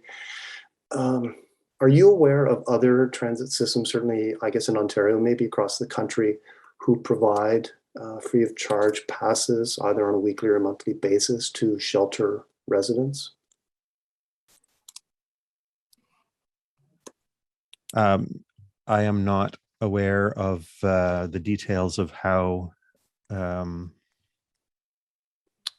those things are done in other cities. I know there's a lot of interest in Toronto, and they've been making steps in that direction. Some of the corporate arrangements there are different. That officially the transit agency is a separate legal entity from the city. So things in some cases are bought by the city from the transit agency, whereas here the transit system is a municipal service. So I don't have those details. But I know that across the at least the GTA, there has been a lot of consideration of the same kind of issues that have led us to have the Equipass, and the same sort of issues of making sure that there's access for people who otherwise wouldn't be able to afford it. Okay, Mr. Scrimger, thank you very much. Mr. Chairman, those are all my questions. Thank you. Okay, thank you, Commissioner Olson. Next up is Councillor McKinney. Thanks, Chair. To staff, there's been some discussion, and all of it good, about what contributes to ridership. Obviously, the workforce. No doubt that having transit come when you need it, where you need it, is key, and it's something that we really have to work towards. And I really appreciated Renee Amakar's comments earlier about flattening that peak to make sure that we are moving people all the time and moving them effectively all the time. But I do want to ask, do you believe that a increase to transit fares causes a negative change in ridership? Sure, I can answer. I believe that we have to do investment on public transport to bring more comfort, and people will come after that. As you said, many of viewers have said that before. If the service is punctual, reliable, for sure people will come, and to do so we need to invest on public transit. I don't disagree at all with that, but there are different ways of investing, of course. One is to put the entire burden, which we are doing today, that 2.5%, another $3 a month on our transit riders, mostly those who can afford it least, or towards the transit tax levy, which would be exceptionally minimal, something like 92 cents a month per property tax payer.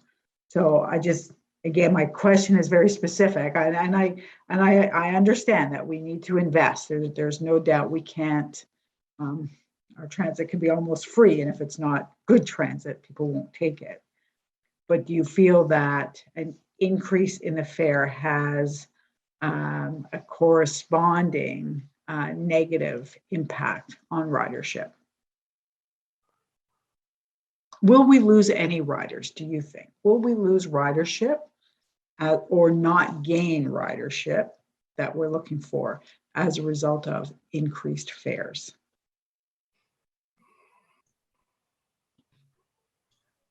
Sure. Normally, it's not because we increase the fare that we will lose people. It's because of the quality of the service. So to do so, that's why I insist to say that we need to invest to make sure that we deliver good service and we increase the customer experience, and they will come.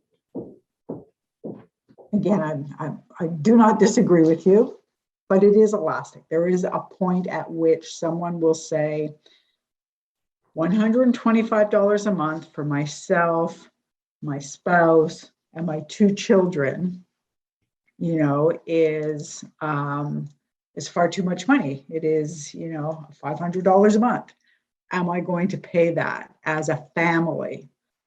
Or am I going to invest in a private vehicle? Myself as a single parent and 2 children who are over 12, you know, will I really pay $375 a month for my pass? At some point, and I'm not going to ask you to respond again. I appreciate your response, but at some point, it is elastic. At some point, people look and say, you know what, I can make a car payment for that. And because we've not invested in transit the way we've needed to, we are not at a place where we have the service that we need to have. Putting our trust in you that is coming, and we do need to invest in transit, but for anyone who is deciding on whether we should increase fares, we have to be reasonably know that every time we increase fares, we do lose ridership. We lose at this point because we're not making our service better yet. So, and then one other question, and it's more for the treasurer, for Wendy. Wendy, so I understand entirely how the projections for ridership were built. Whether I agree with them or not, that's irrelevant. That's what we have in front of us, and I accept that. And if we don't meet the ridership projections of 82% balanced out over next year, it means that we will adjust what we ask for from from other levels of government, from the province. Can I ask you, is our ask and the way the province determines how much of our hole they're going to fill, if you will, is it based on a 2.5% fare increase? I guess I'm asking if we didn't do a fare increase and our ridership didn't go up by what we're projecting, would we still be able to ask for the hole that's left in our budget? 1 minute left. Thanks, Councillor, for the question. It would be based on what we have budgeted versus what we've actually received. Okay, so it's not predicated on a 2.5% increase to fares. Another city might decide, you know what, we're only going to increase fares by 1%, but they will still ask for the difference in the budgeted amount. Correct. So if we don't increase fares, then we cannot make that ask as part of our ask, right? It's not included in that amount because it would not be part of our budget. So we, just so that I'm clear, so we have to ask for 2.5% fare increase to make the ask. It has to form part of the budget, yes. So when we fill out our application, so to speak, for the funding, it has to be based on what we have budgeted. And then we also have to report what our actual fare revenue was during that period. Okay, I understand that, but just to be clear, it doesn't have to be 2.5%. If we had decided that we were going to raise fares by 0.5%, we would be going through the same process. That's at the will of council, Councillor. Yes. So that does answer my question. It did not have to be 2.5. It's whatever we budget, and that is the delta that we ask for. Okay.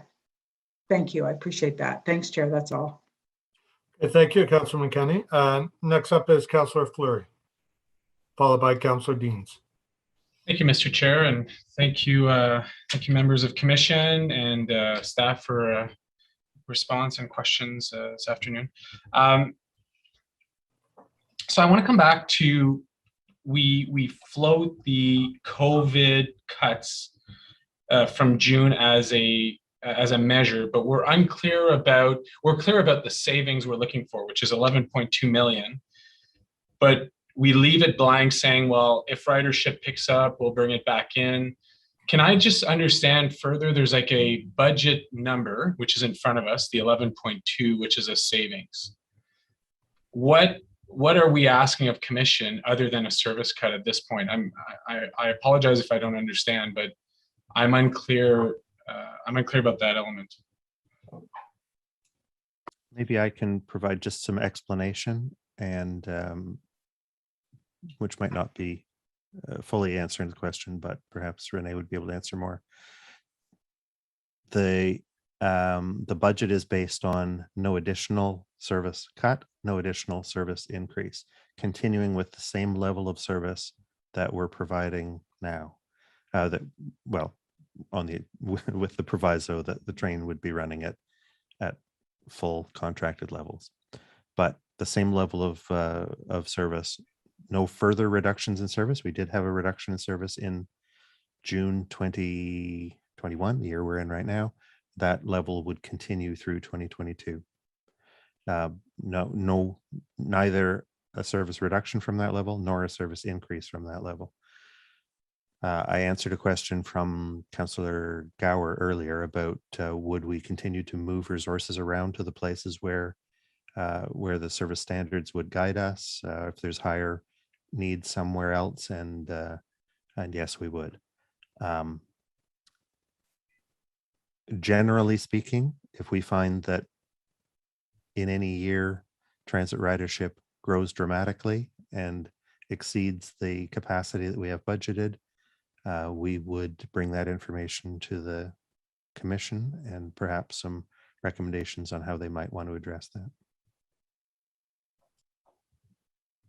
Okay, if we don't have real time, I'm coming back to maybe earlier this morning question, but if we don't have real time ridership technology, how do we decide that? Because we're hitting a double trend issue. We're hitting a service cut from June, which is based on ridership. I get that, but then we're hitting risk of LRT to the R1, which frankly has hit same routes, same areas. So I wonder what does it take for us to have real time? What is the cost for us to have real time tech on our buses?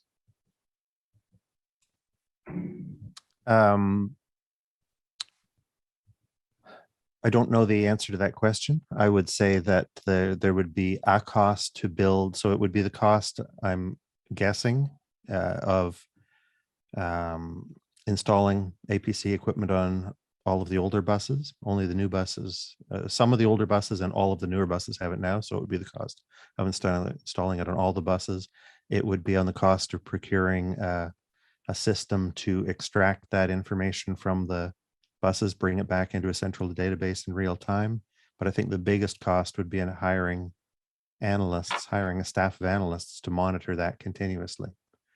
If decisions were to be made on the allocation of capacity based on real-time information, we need to have people working in real time to assess that.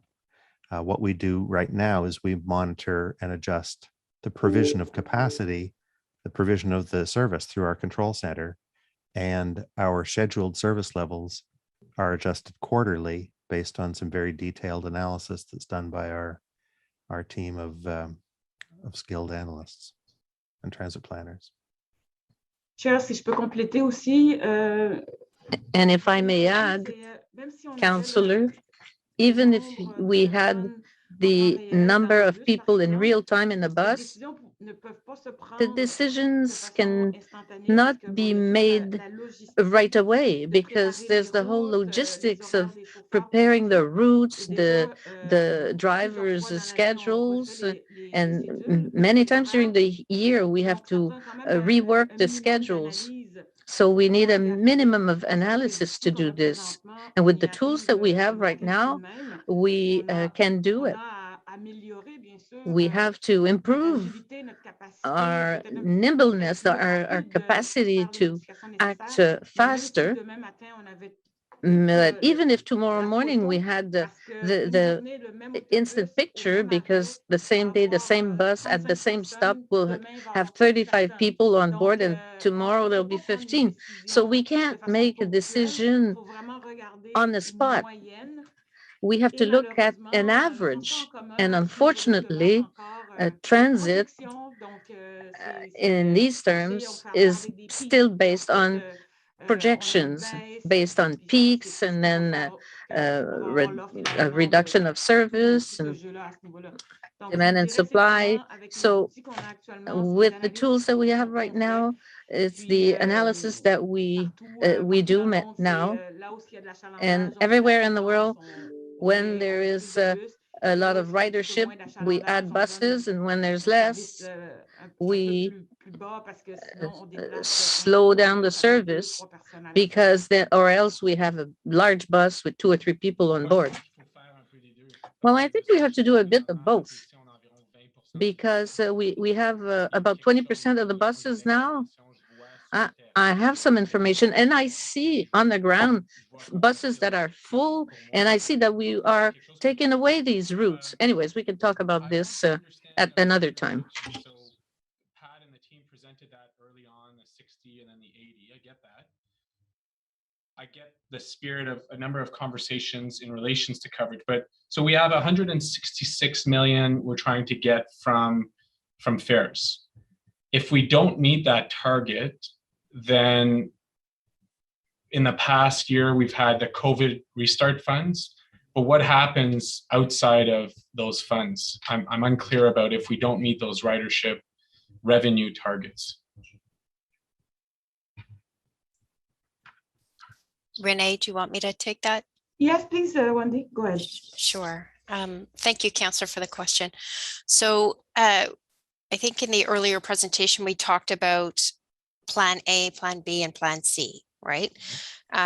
So, and that's where we would seek assistance, as we have in the past, from other levels of government to fill that gap. And Pat talked about if we don't meet that level, we would seek a little bit more help from other levels of government, right? And I'm going to go the other way. If we actually exceed it, then we would ask for less. And then if we receive perhaps some funding, we don't get all of it, that's where we have those mitigation plans that stand behind it. So that's where we're going to go to Plan B. And we're going to look at, and these things are already happening, and they will continue into 2022. And that's where we have a discretionary spending freeze or pause, as well as a staffing pause across the organization, as well as looking at our capital program, doing our capital close and potential deferrals. So that's sort of Plan B. As we move to Plan C, That's the last resort. And that's where we talk about going back to the report that was approved by Transit Commission that basically set the framework in terms of what those service changes would look like if we have to resort to that. And that could take a couple of years to achieve that. So we would have to fill those gaps in ourselves. And we talked about borrowing money from other reserves if we have to.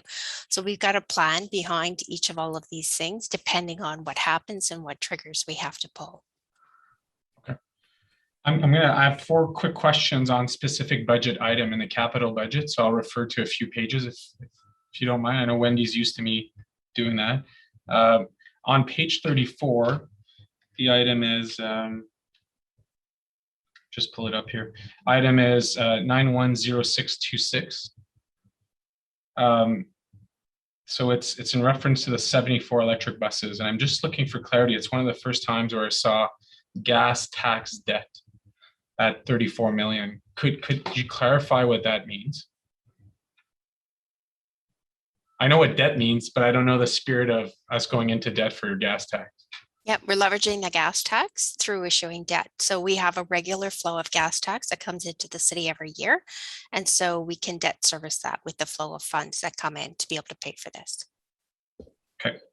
Okay, that's clear to me. On page 36, it's the item 910636. It's $22 million. Could we get clarity on, it says rail and train outside of contractual responsibility.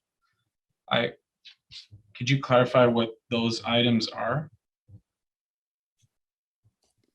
I'm going to ask one of the transit staff to step in on this. And if you could repeat that capital order and page, I think that would be helpful. Yeah, so page 36 and the item number is 910636. It's a $22 million allotment for phase 2 outside of contractual responsibility, but then it's specific to rail and train. And I just wonder if we can get some clarity on that. Sorry, Councillor, is it 910636?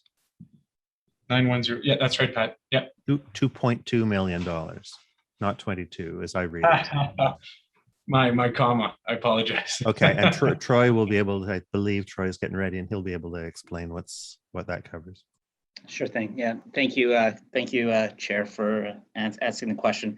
Yeah, so as it mentioned, it's for things that are outside the contract. So when we want to make adjustments or improvements to things like crowd control for Canada Day, or we've seen an area where there's maybe an increase in trespasser activity. We want to fortify and put more fencing up. You'd cover those types of things as well. Part of an earlier conversation talking about how we're going to look at improving reliability, increasing our oversight. This would also fund things like where we purchase or you lease specialized equipment to say look at the catenary, or do a once a year track inspection where you get specialized equipment. And I think we previously talked about a rail pod that would ride the entire length of the line and give you ultrasonic information and all that type of stuff. So it funds all those things that improvements we want to make to the system, but as well, things that we want to do in terms of our oversight to make sure that the system is being maintained the way we expect it to be. Okay, that's clear. Mr. Chair, I have 2 other quick ones on these. So page 46, older bus refurb. The item is 910157. And I won't make the issue of a comma here. It's not 98 million, but it's not 9.8 million unspent. And I'm curious, in the spirit of us going to electric and the good news of the 74 buses, is that an item that because it's unspent, there is opportunity to relocate, or is that considered into the electric bus spending? Sure, I don't know if Jim is, Jim, please. Yes, I am. Thank you. Hello, Chair. That bus is committed. That bus refurb account is from last year's budget there, Councillor Fleury, and that is committed to the existing program. So it is. So that is already has commitments on it. Okay. And then my last one, Mr. Chair, I'm sorry, I'm coming back to page 32, and the item number is 910617. And that is a broader group of funding for what's called customer improvements. And I know that our customers regularly come to speak to us about that customer experience. It's 8.6 million. I'm just looking for clarity on that item. Some examples of work that we are considering there that we would do if this were approved. You might remember that we've already got a project going to improve the canopy coverage at Blair Station. We've also would be responding to the customer demand to do a similar installation on the south side at Tunney's Pasture Station. It would give us the ability to do other things of that sort as they come up. If you bear with me a moment, I think I have a list of more detail. Okay, Pat, I'm clear with that. If you wanted to forward it to me, I'm fine with that. Okay, thank you. Thank you very much. Thank you, Mr. Chair.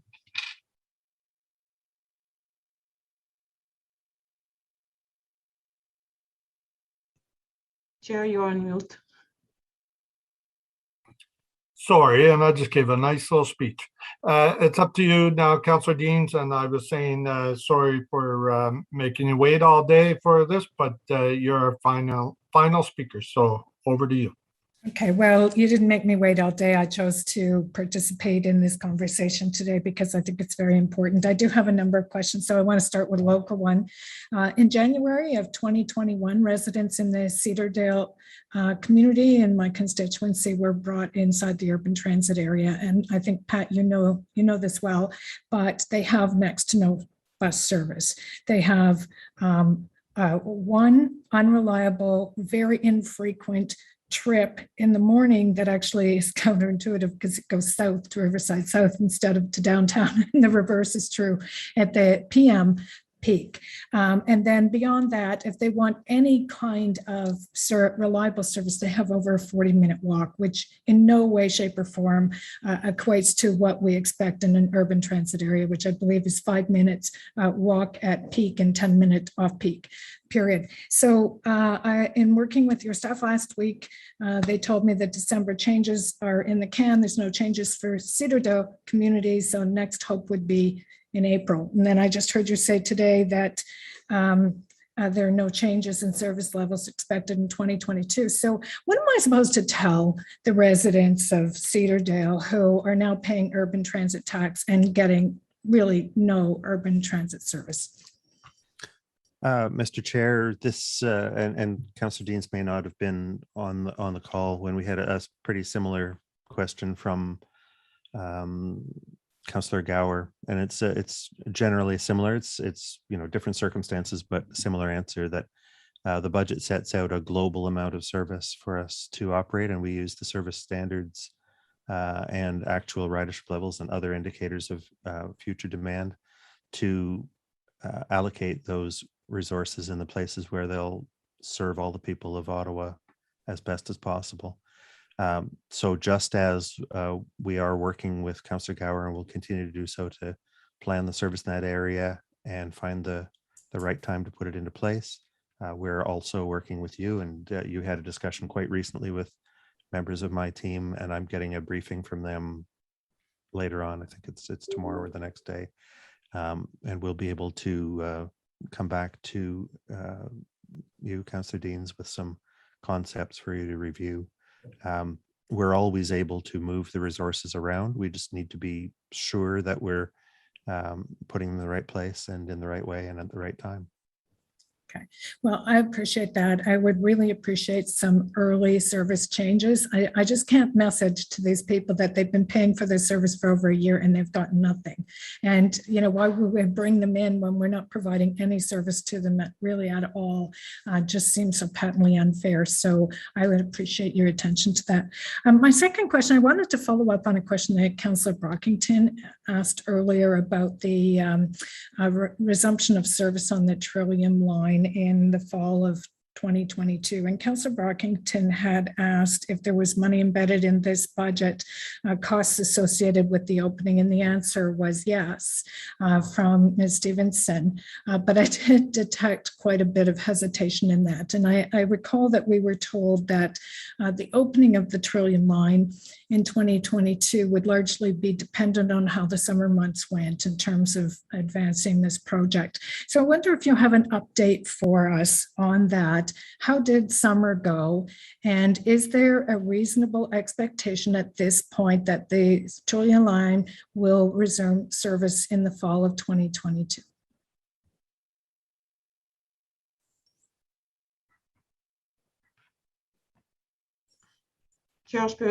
Je vais répondre la même réponse que j'ai répondu tout à l'heure. I will give the same answer as earlier today. Right now, I do not have this information in French. We will come back and give you an update on the Trillium line. Okay. I mean, this is problematic because we're being asked to pass the budget now, and I would like to know if you could point me to the line item in the budget that has money for the resumption of service. We'll get that for you, Councillor. I'll just look for it now. Okay, thank you. Well, then I'll just go on and then we can return to that at the end. I think this transit budget is a very difficult budget because it's a house of cards. It's built on a lot of unstable assumptions about ridership. Some of the assumptions that I make is that during the pandemic, where people's habits changed, where we've had 2 derailments on our rail system, that people have actually permanently moved away from using transit. And it's way easier to keep them than it is to ever get them back, because when they move away, they make other decisions like purchasing a car. And if you purchase a car, you're probably going to have it for many years. So I guess I'm really worried about the assumptions that have been built into this budget because I think they're unrealistic. I also think that increasing transit fares at a time when ridership is so low and we're trying desperately to bring people back to transit is just completely counterintuitive. But it all seems predicated on the long-range financial plan, and a plan that we approved in 2016 when the world was very different than the world is today, and the city was in a very different place than it is today. And so, Ms. Stevenson, I think my question to you is, what would it take for you to recommend to this council and to this transit commission that we revisit the assumptions in the long range financial plan and look at an updated plan that would make more sense for the goals and objectives around transit that we as a community have? Thanks, Councillor, for the question. I think there's 2 things.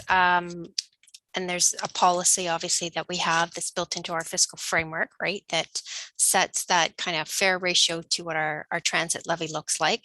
So there's, some work or revisiting that we would have to do on council's direction to revisit that. We do plan to come back with an interim long-range financial plan for transit, a refreshed one early in next year. But the next part of it is really tied to the transportation master plan as well. And that's a longer term piece of work that has to happen. So there's some timing associated with that for us to come back with a more fulsome picture. Okay, I'm not on this transit commission, but I do think the time has come for a renewal of the long range financial plan. I don't think that it makes sense anymore. And as we keep pushing ahead with fare increases at a time when ridership is low, it's simple supply and demand curve. I just don't think it's going to work for this community, and we're just going to continue to bleed riders. There's been a lot of talk today about assumptions that have been built in. I wanted to ask you, Mr. Scrimgeour, if there are forecasting experts that we can rely on in terms of projecting? I don't know, maybe it's artificial intelligence. I don't know what it would be, but are there sort of current mechanisms for sort of accuracy in projecting? And are there, can there be some peer review of the assumptions that are built in? Like, I'm looking for greater assurance that, other than, you know, as Councillor Gower said earlier, just being optimistic, I'm not quite that optimistic. I think these numbers are illogical, and I think that it will create more damage long term if we get this wrong. So what tools are available to you to verify the forecast that you're building into this budget? So, Mr. Chair, there are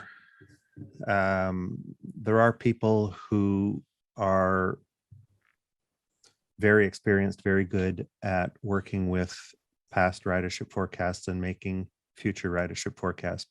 People who are good at using past travel data and making conclusions for what the future could be and what the policy levers are. That's time. We have hired such people in the past. We had a fellow named Bill Woodford who came a few years ago, looked over our methods, both in the short-term methods that we use at OC Transpo, the longer-term planning that's done, transportation planning. We've had good input from an audit that was done on city estimating, which gave us some improvements of method. But I would say that we've always found that Ottawa, and I said some words about this earlier, that Ottawa is different from other cities because our transit ridership is so high, because, and I'm speaking again, pre-pandemic, our transit ridership per capita is so high.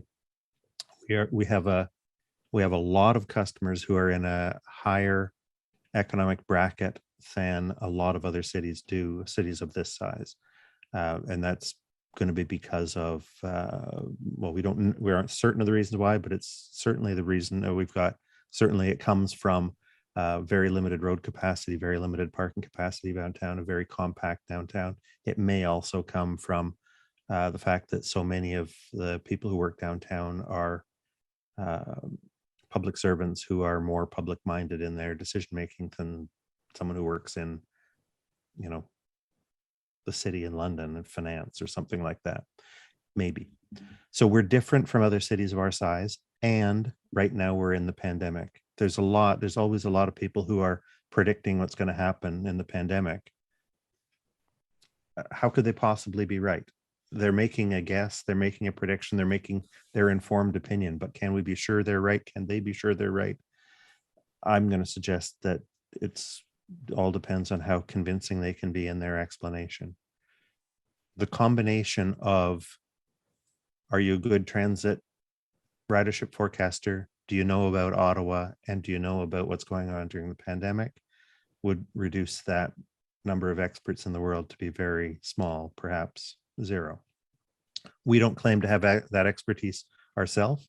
We're giving you advice based on the best we can, but with a lot of explanation of how we can't be certain. And I'd suggest that any other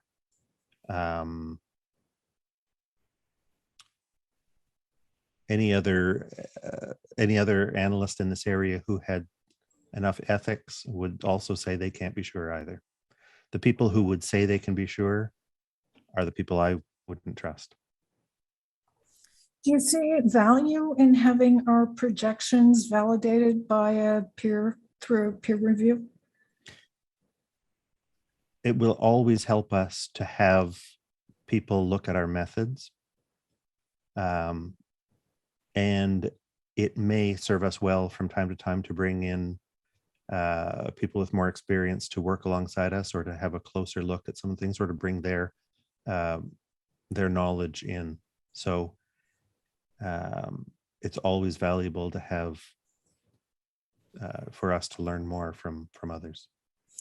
Which does bring me to artificial intelligence. And I'm wondering if you have considered using AI as a predictive tool, and if you're aware of any other transit agencies across North America are using artificial intelligence to more accurately predict transit assumptions in terms of ridership. I'm not aware. I'm curious, and I'll ask, but I would think that a lot of what purports to be AI is just a lot of very quick math being done under some preset assumptions, and what's going to determine the outcome is what the assumptions are, rather than, you know, the AI is comparisons and is very quick processing, but AI itself doesn't have knowledge. But I think it also mines a lot of data and a lot of information. And so maybe some data mining right now is not a bad idea, because as you, I think, quite correctly said, Mr. Scrimshaw, none of us, you know, have the crystal ball that it can really predict, but AI might be a tool available to us that could, you know, at least verify some of the assumptions. And another thing that we've been looking at before, which may have stalled out a bit in the organizations we were dealing with, is the concept of, you know, large, fast processing of big data from many sources, and looking for patterns and seeing what we can get from, you know, what they call big data, just getting massive amounts of data from all sorts of sources and seeing what else is out there that can predict the kind of behavior that leads to transit ridership. We know that transit ridership is influenced by, well, it is almost entirely controlled by how people make choices within the environment, within the choices that are available to them and the values that motivate them. You know, seeing more data from other sources that is perhaps ahead of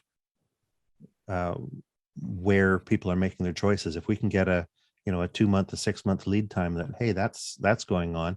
You know, an example, if gas prices are going up faster than other costs, you know that people are going to start to move away from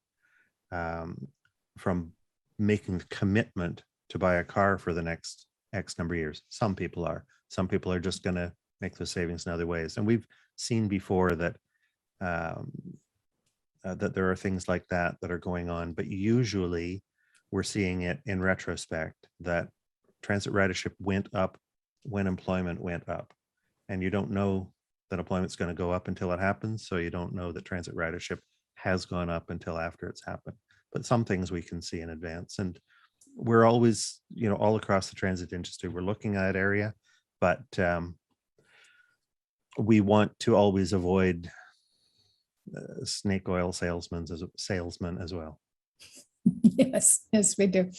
Deans, if you don't mind, can I just do a time check with the clerk to see where you're at, and we'll just put you back on if you want I think I'm the last one, so it won't really matter. Yeah, you should be safe. Clerk, how are we doing?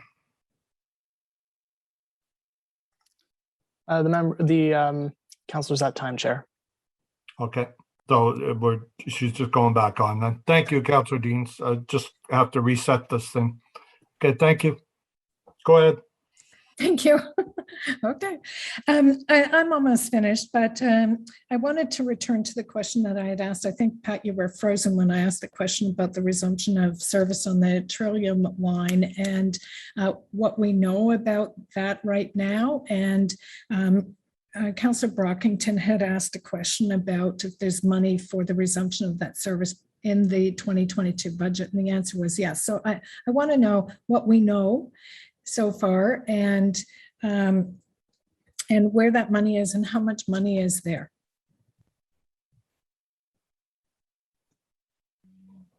I'm afraid I'm not the source for that. Renee looks like. When did you have something? Yeah, about I that? do, Counselor. So there's two pieces in the budget, and I think Troy can help us out with this a little bit. So there's a piece in the operating budget of $1 million, or a little bit more than that.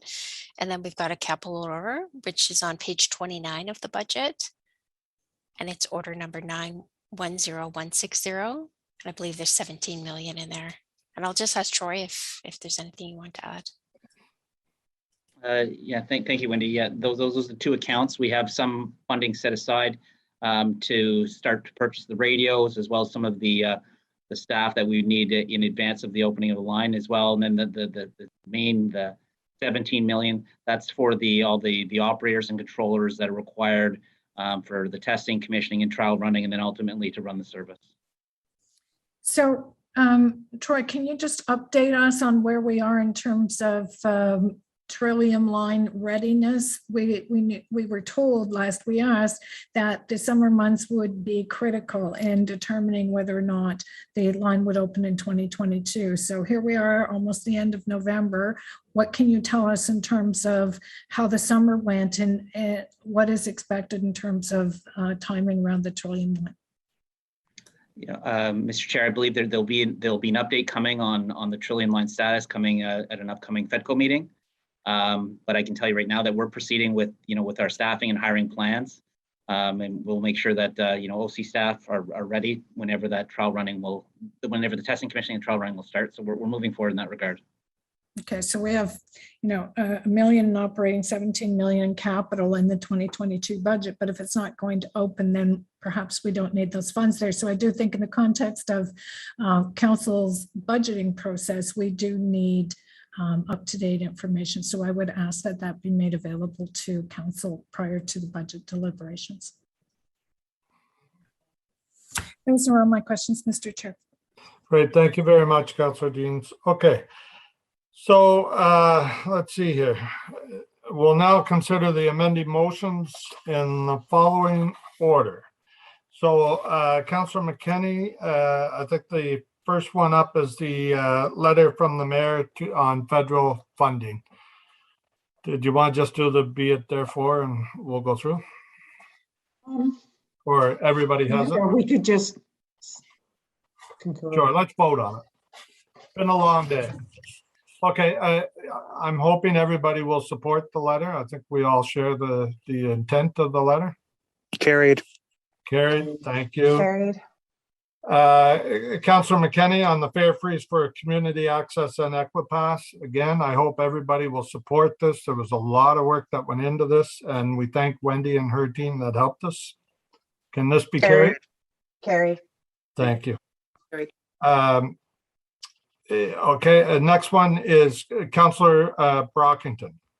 Transit free of charge for kids 0 to 7.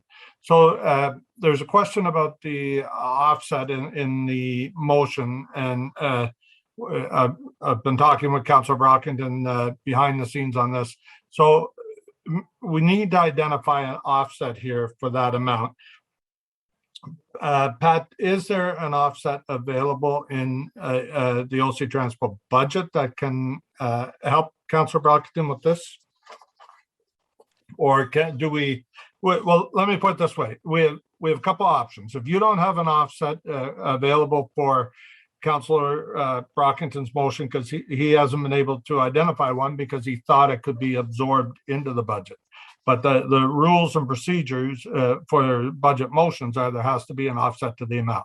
So if there's no offset, we can do one of two things. Councillor Brockington, you can do the same as Councillor Fleury and refer this to the FAIR working group and have them try to identify an offset to this. That's not going to happen until the first quarter of next year. Or if you want, we can just defer this motion to council, and hopefully with Mr. Scrimger and Renee's help, we can identify an offset for this motion. What would you prefer to do, Councillor Brockington? Thank you, Chair, for your question. In corresponding with Mr. Scrimger, I was under the impression that the loss in revenues could be absorbed from existing budgets, and then that was it. Like it didn't require any additional offset. So I was wondering if he could comment. If that's not possible, then my second preference would be to send it to council. Okay, thank you. Pat, if you could comment.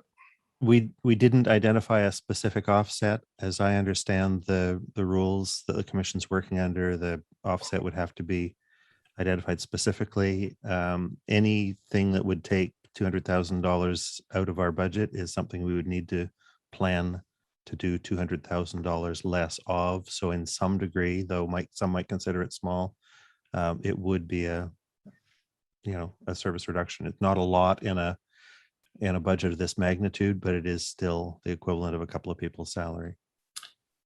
Well, that's not the source I'm going to, so let's not go down that road. So Chair, we're not going to arm wrestle over this now. I'll just ask the committee's indulgence and refer this to council. Okay, fair enough. I don't, if I can just ask the clerk's office, do we have to vote on that, or can we just agree to refer this without voting on it to council? Mr. Chair, it'd be preferable if the commission either carried or voted on a motion to refer this to council. Okay, thank you. Can we carry a motion, folks, to refer this to council? Carried. Carried. Okay, thank you. Congratulations, Councillor Brockington. It lives another day. Okay, so next up is the, we should take care of Councillor Fleury's motion / direction. We should formalize what that's going to be in the minutes. So it started out, Councillor Fleury, as mentioned earlier, first brought this forward as a direction. Let's keep it a direction and let the minutes show that the direction was to refer the idea to the FAIR working group to meet in Q1 of 2022 to try to find a way to implement. Is that something that can be carried? Councillor Fleury, I see you're back on. Are you okay with that? Yeah, as long as the wording in the motion remains as the direction. Yes, yeah, we'll leave it as a direction. Carried. Okay, everybody's okay with that? Perfect. Carried. Okay, so then next up is my own motion, which was the that we freeze the fares into 2022 until there is 15 trains running for a month. Is everybody in agreement with that? Carried. Carried. Thank you. Thank you all. Okay, I think, and there's one more. Councillor McKenney's motion for shelter residents. I'm hoping that can be carried. Carried. Great, thank you. Sorry, was somebody saying something there I missed? No, I just said thank you. Oh, okay, great. Thank you for your work on that, Councillor McKenney and Commissioner Caricato. Okay, so we are done with the motions. Is the budget roadmap motion carried? Can we go yeas and nays on that, please? Yeas and nays on the budget? Yeah, sorry, yeah, I just wanted dissent on 1A, which includes the fare increase. And then I'm good with everything else. So it's not sure how to. Does anybody else just want to dissent on one piece, and that way we don't have to go through the whole motion? Yes. Same here. Same here. 1A for you, Commissioner Wright Gilbert? Yes, okay, please. and Commissioner Kavanaugh, you're 1A? Correct. Okay, thank you. So then otherwise the roadmap motion is carried. Thank you to our staff for all their work on this. It's very much appreciated. Sorry, I'm dissenting on the lot. I'm not picking pieces out. I'm dissenting against the whole motion. The whole roadmap. Thank you. Okay. Okay. So I'm trusting that the clerk has noted that Councillor Brockington is dissenting against the whole roadmap. Okay, so carried. Our next item on here is the status update on Transit Commission inquiries and motions for the period ending November 4th. Yes, Chair, I have a question. Sure. So it's my inquiry that's on the list. So I'd just like to know if I can get an update as to when I'm going to receive a response to that inquiry. It is an important matter, and the response will determine my next steps. So Which inquiry would that be, Commissioner Wright Gilbert? It's the only one on the list. Oh, okay, thank you. I don't have the list in front of me. So No, it's okay. I reviewed it earlier, so I know it's the only one on the list. Okay. So I'm just hoping that I can get an update as to when I'll get a response to that inquiry. Renee, can you? It was actually referred to the city solicitor or city clerk. City solicitor, okay. Yeah, Mr. White, I think. Okay, Mr. White. Awfully dark in here. Yeah, apologies for the delay. I actually anticipate that that'll go out likely early next week. I appreciate that. Thank you. Sorry, those are my only questions, Mr. Chair. Okay, great. We don't have any in-camera items. We should receive that report, I think. Okay, thank you, Vice Chair. Yes, can we receive the report on inquiries and motions then? Received. We're good. Okay, thank you. So nothing in camera. Motions of notice which have been previously given. Oh, I was just going to go. I'm assuming there's a memorial. I didn't want to interrupt him. Commissioner Who's Tierney. Could have been Tim. Oh, okay. All right, so I don't think we have any motions under there that we need to deal with. Notice of motions, are there any? And don't forget, I'm not forgetting you, Councillor McKinney. I know under other business you want to talk about your motion, but for here, you're not giving notice of motion for transit. No, and I don't need to speak to it under other business, Chair. I've spoken to it throughout the meeting and have indicated that I will be bringing it just straight to council. And I will send that out ahead of time. So thank you. Perfect. Okay, thank you. So no one else has any notice of motions? I see Glenn's already packing up here, so we got to meet a time. He's probably running to catch his bus. Exactly what I'm doing here. Any inquiries, folks? No inquiries. We're not going to do anything under other business. So Vice Chair, please give us a motion on adjournment. Des délibérations du comité du transport en commun pour le 17 novembre. That the meeting of the Transit Commission for November 17 be adjourned. Okay, is everybody okay with that? Okay, thank you. I want to thank the clerk's office for all their help today to get us through here, and all our staff at OC Transpo. It's been a good meeting. The media availability, does somebody want to give us a time? Says 15 minutes. Are we good for 4:05 for media avail? For those that want to tune in? Is there someone from comms that can answer that, or the clerk's office? Mr. Chair, I believe that media relations, although they're not on the call, are prepared to begin in 15 minutes as planned. Okay, perfect. So 4:05 for that. And the next meeting is still to be determined. Keep the December date in your calendar because we may need to call that meeting if anything comes up between then and now. I'm sure you all agree that with the current status of our system, we should keep that date in our calendars. Okay, thank you. Thank you all. Merci. Thank you. Chair.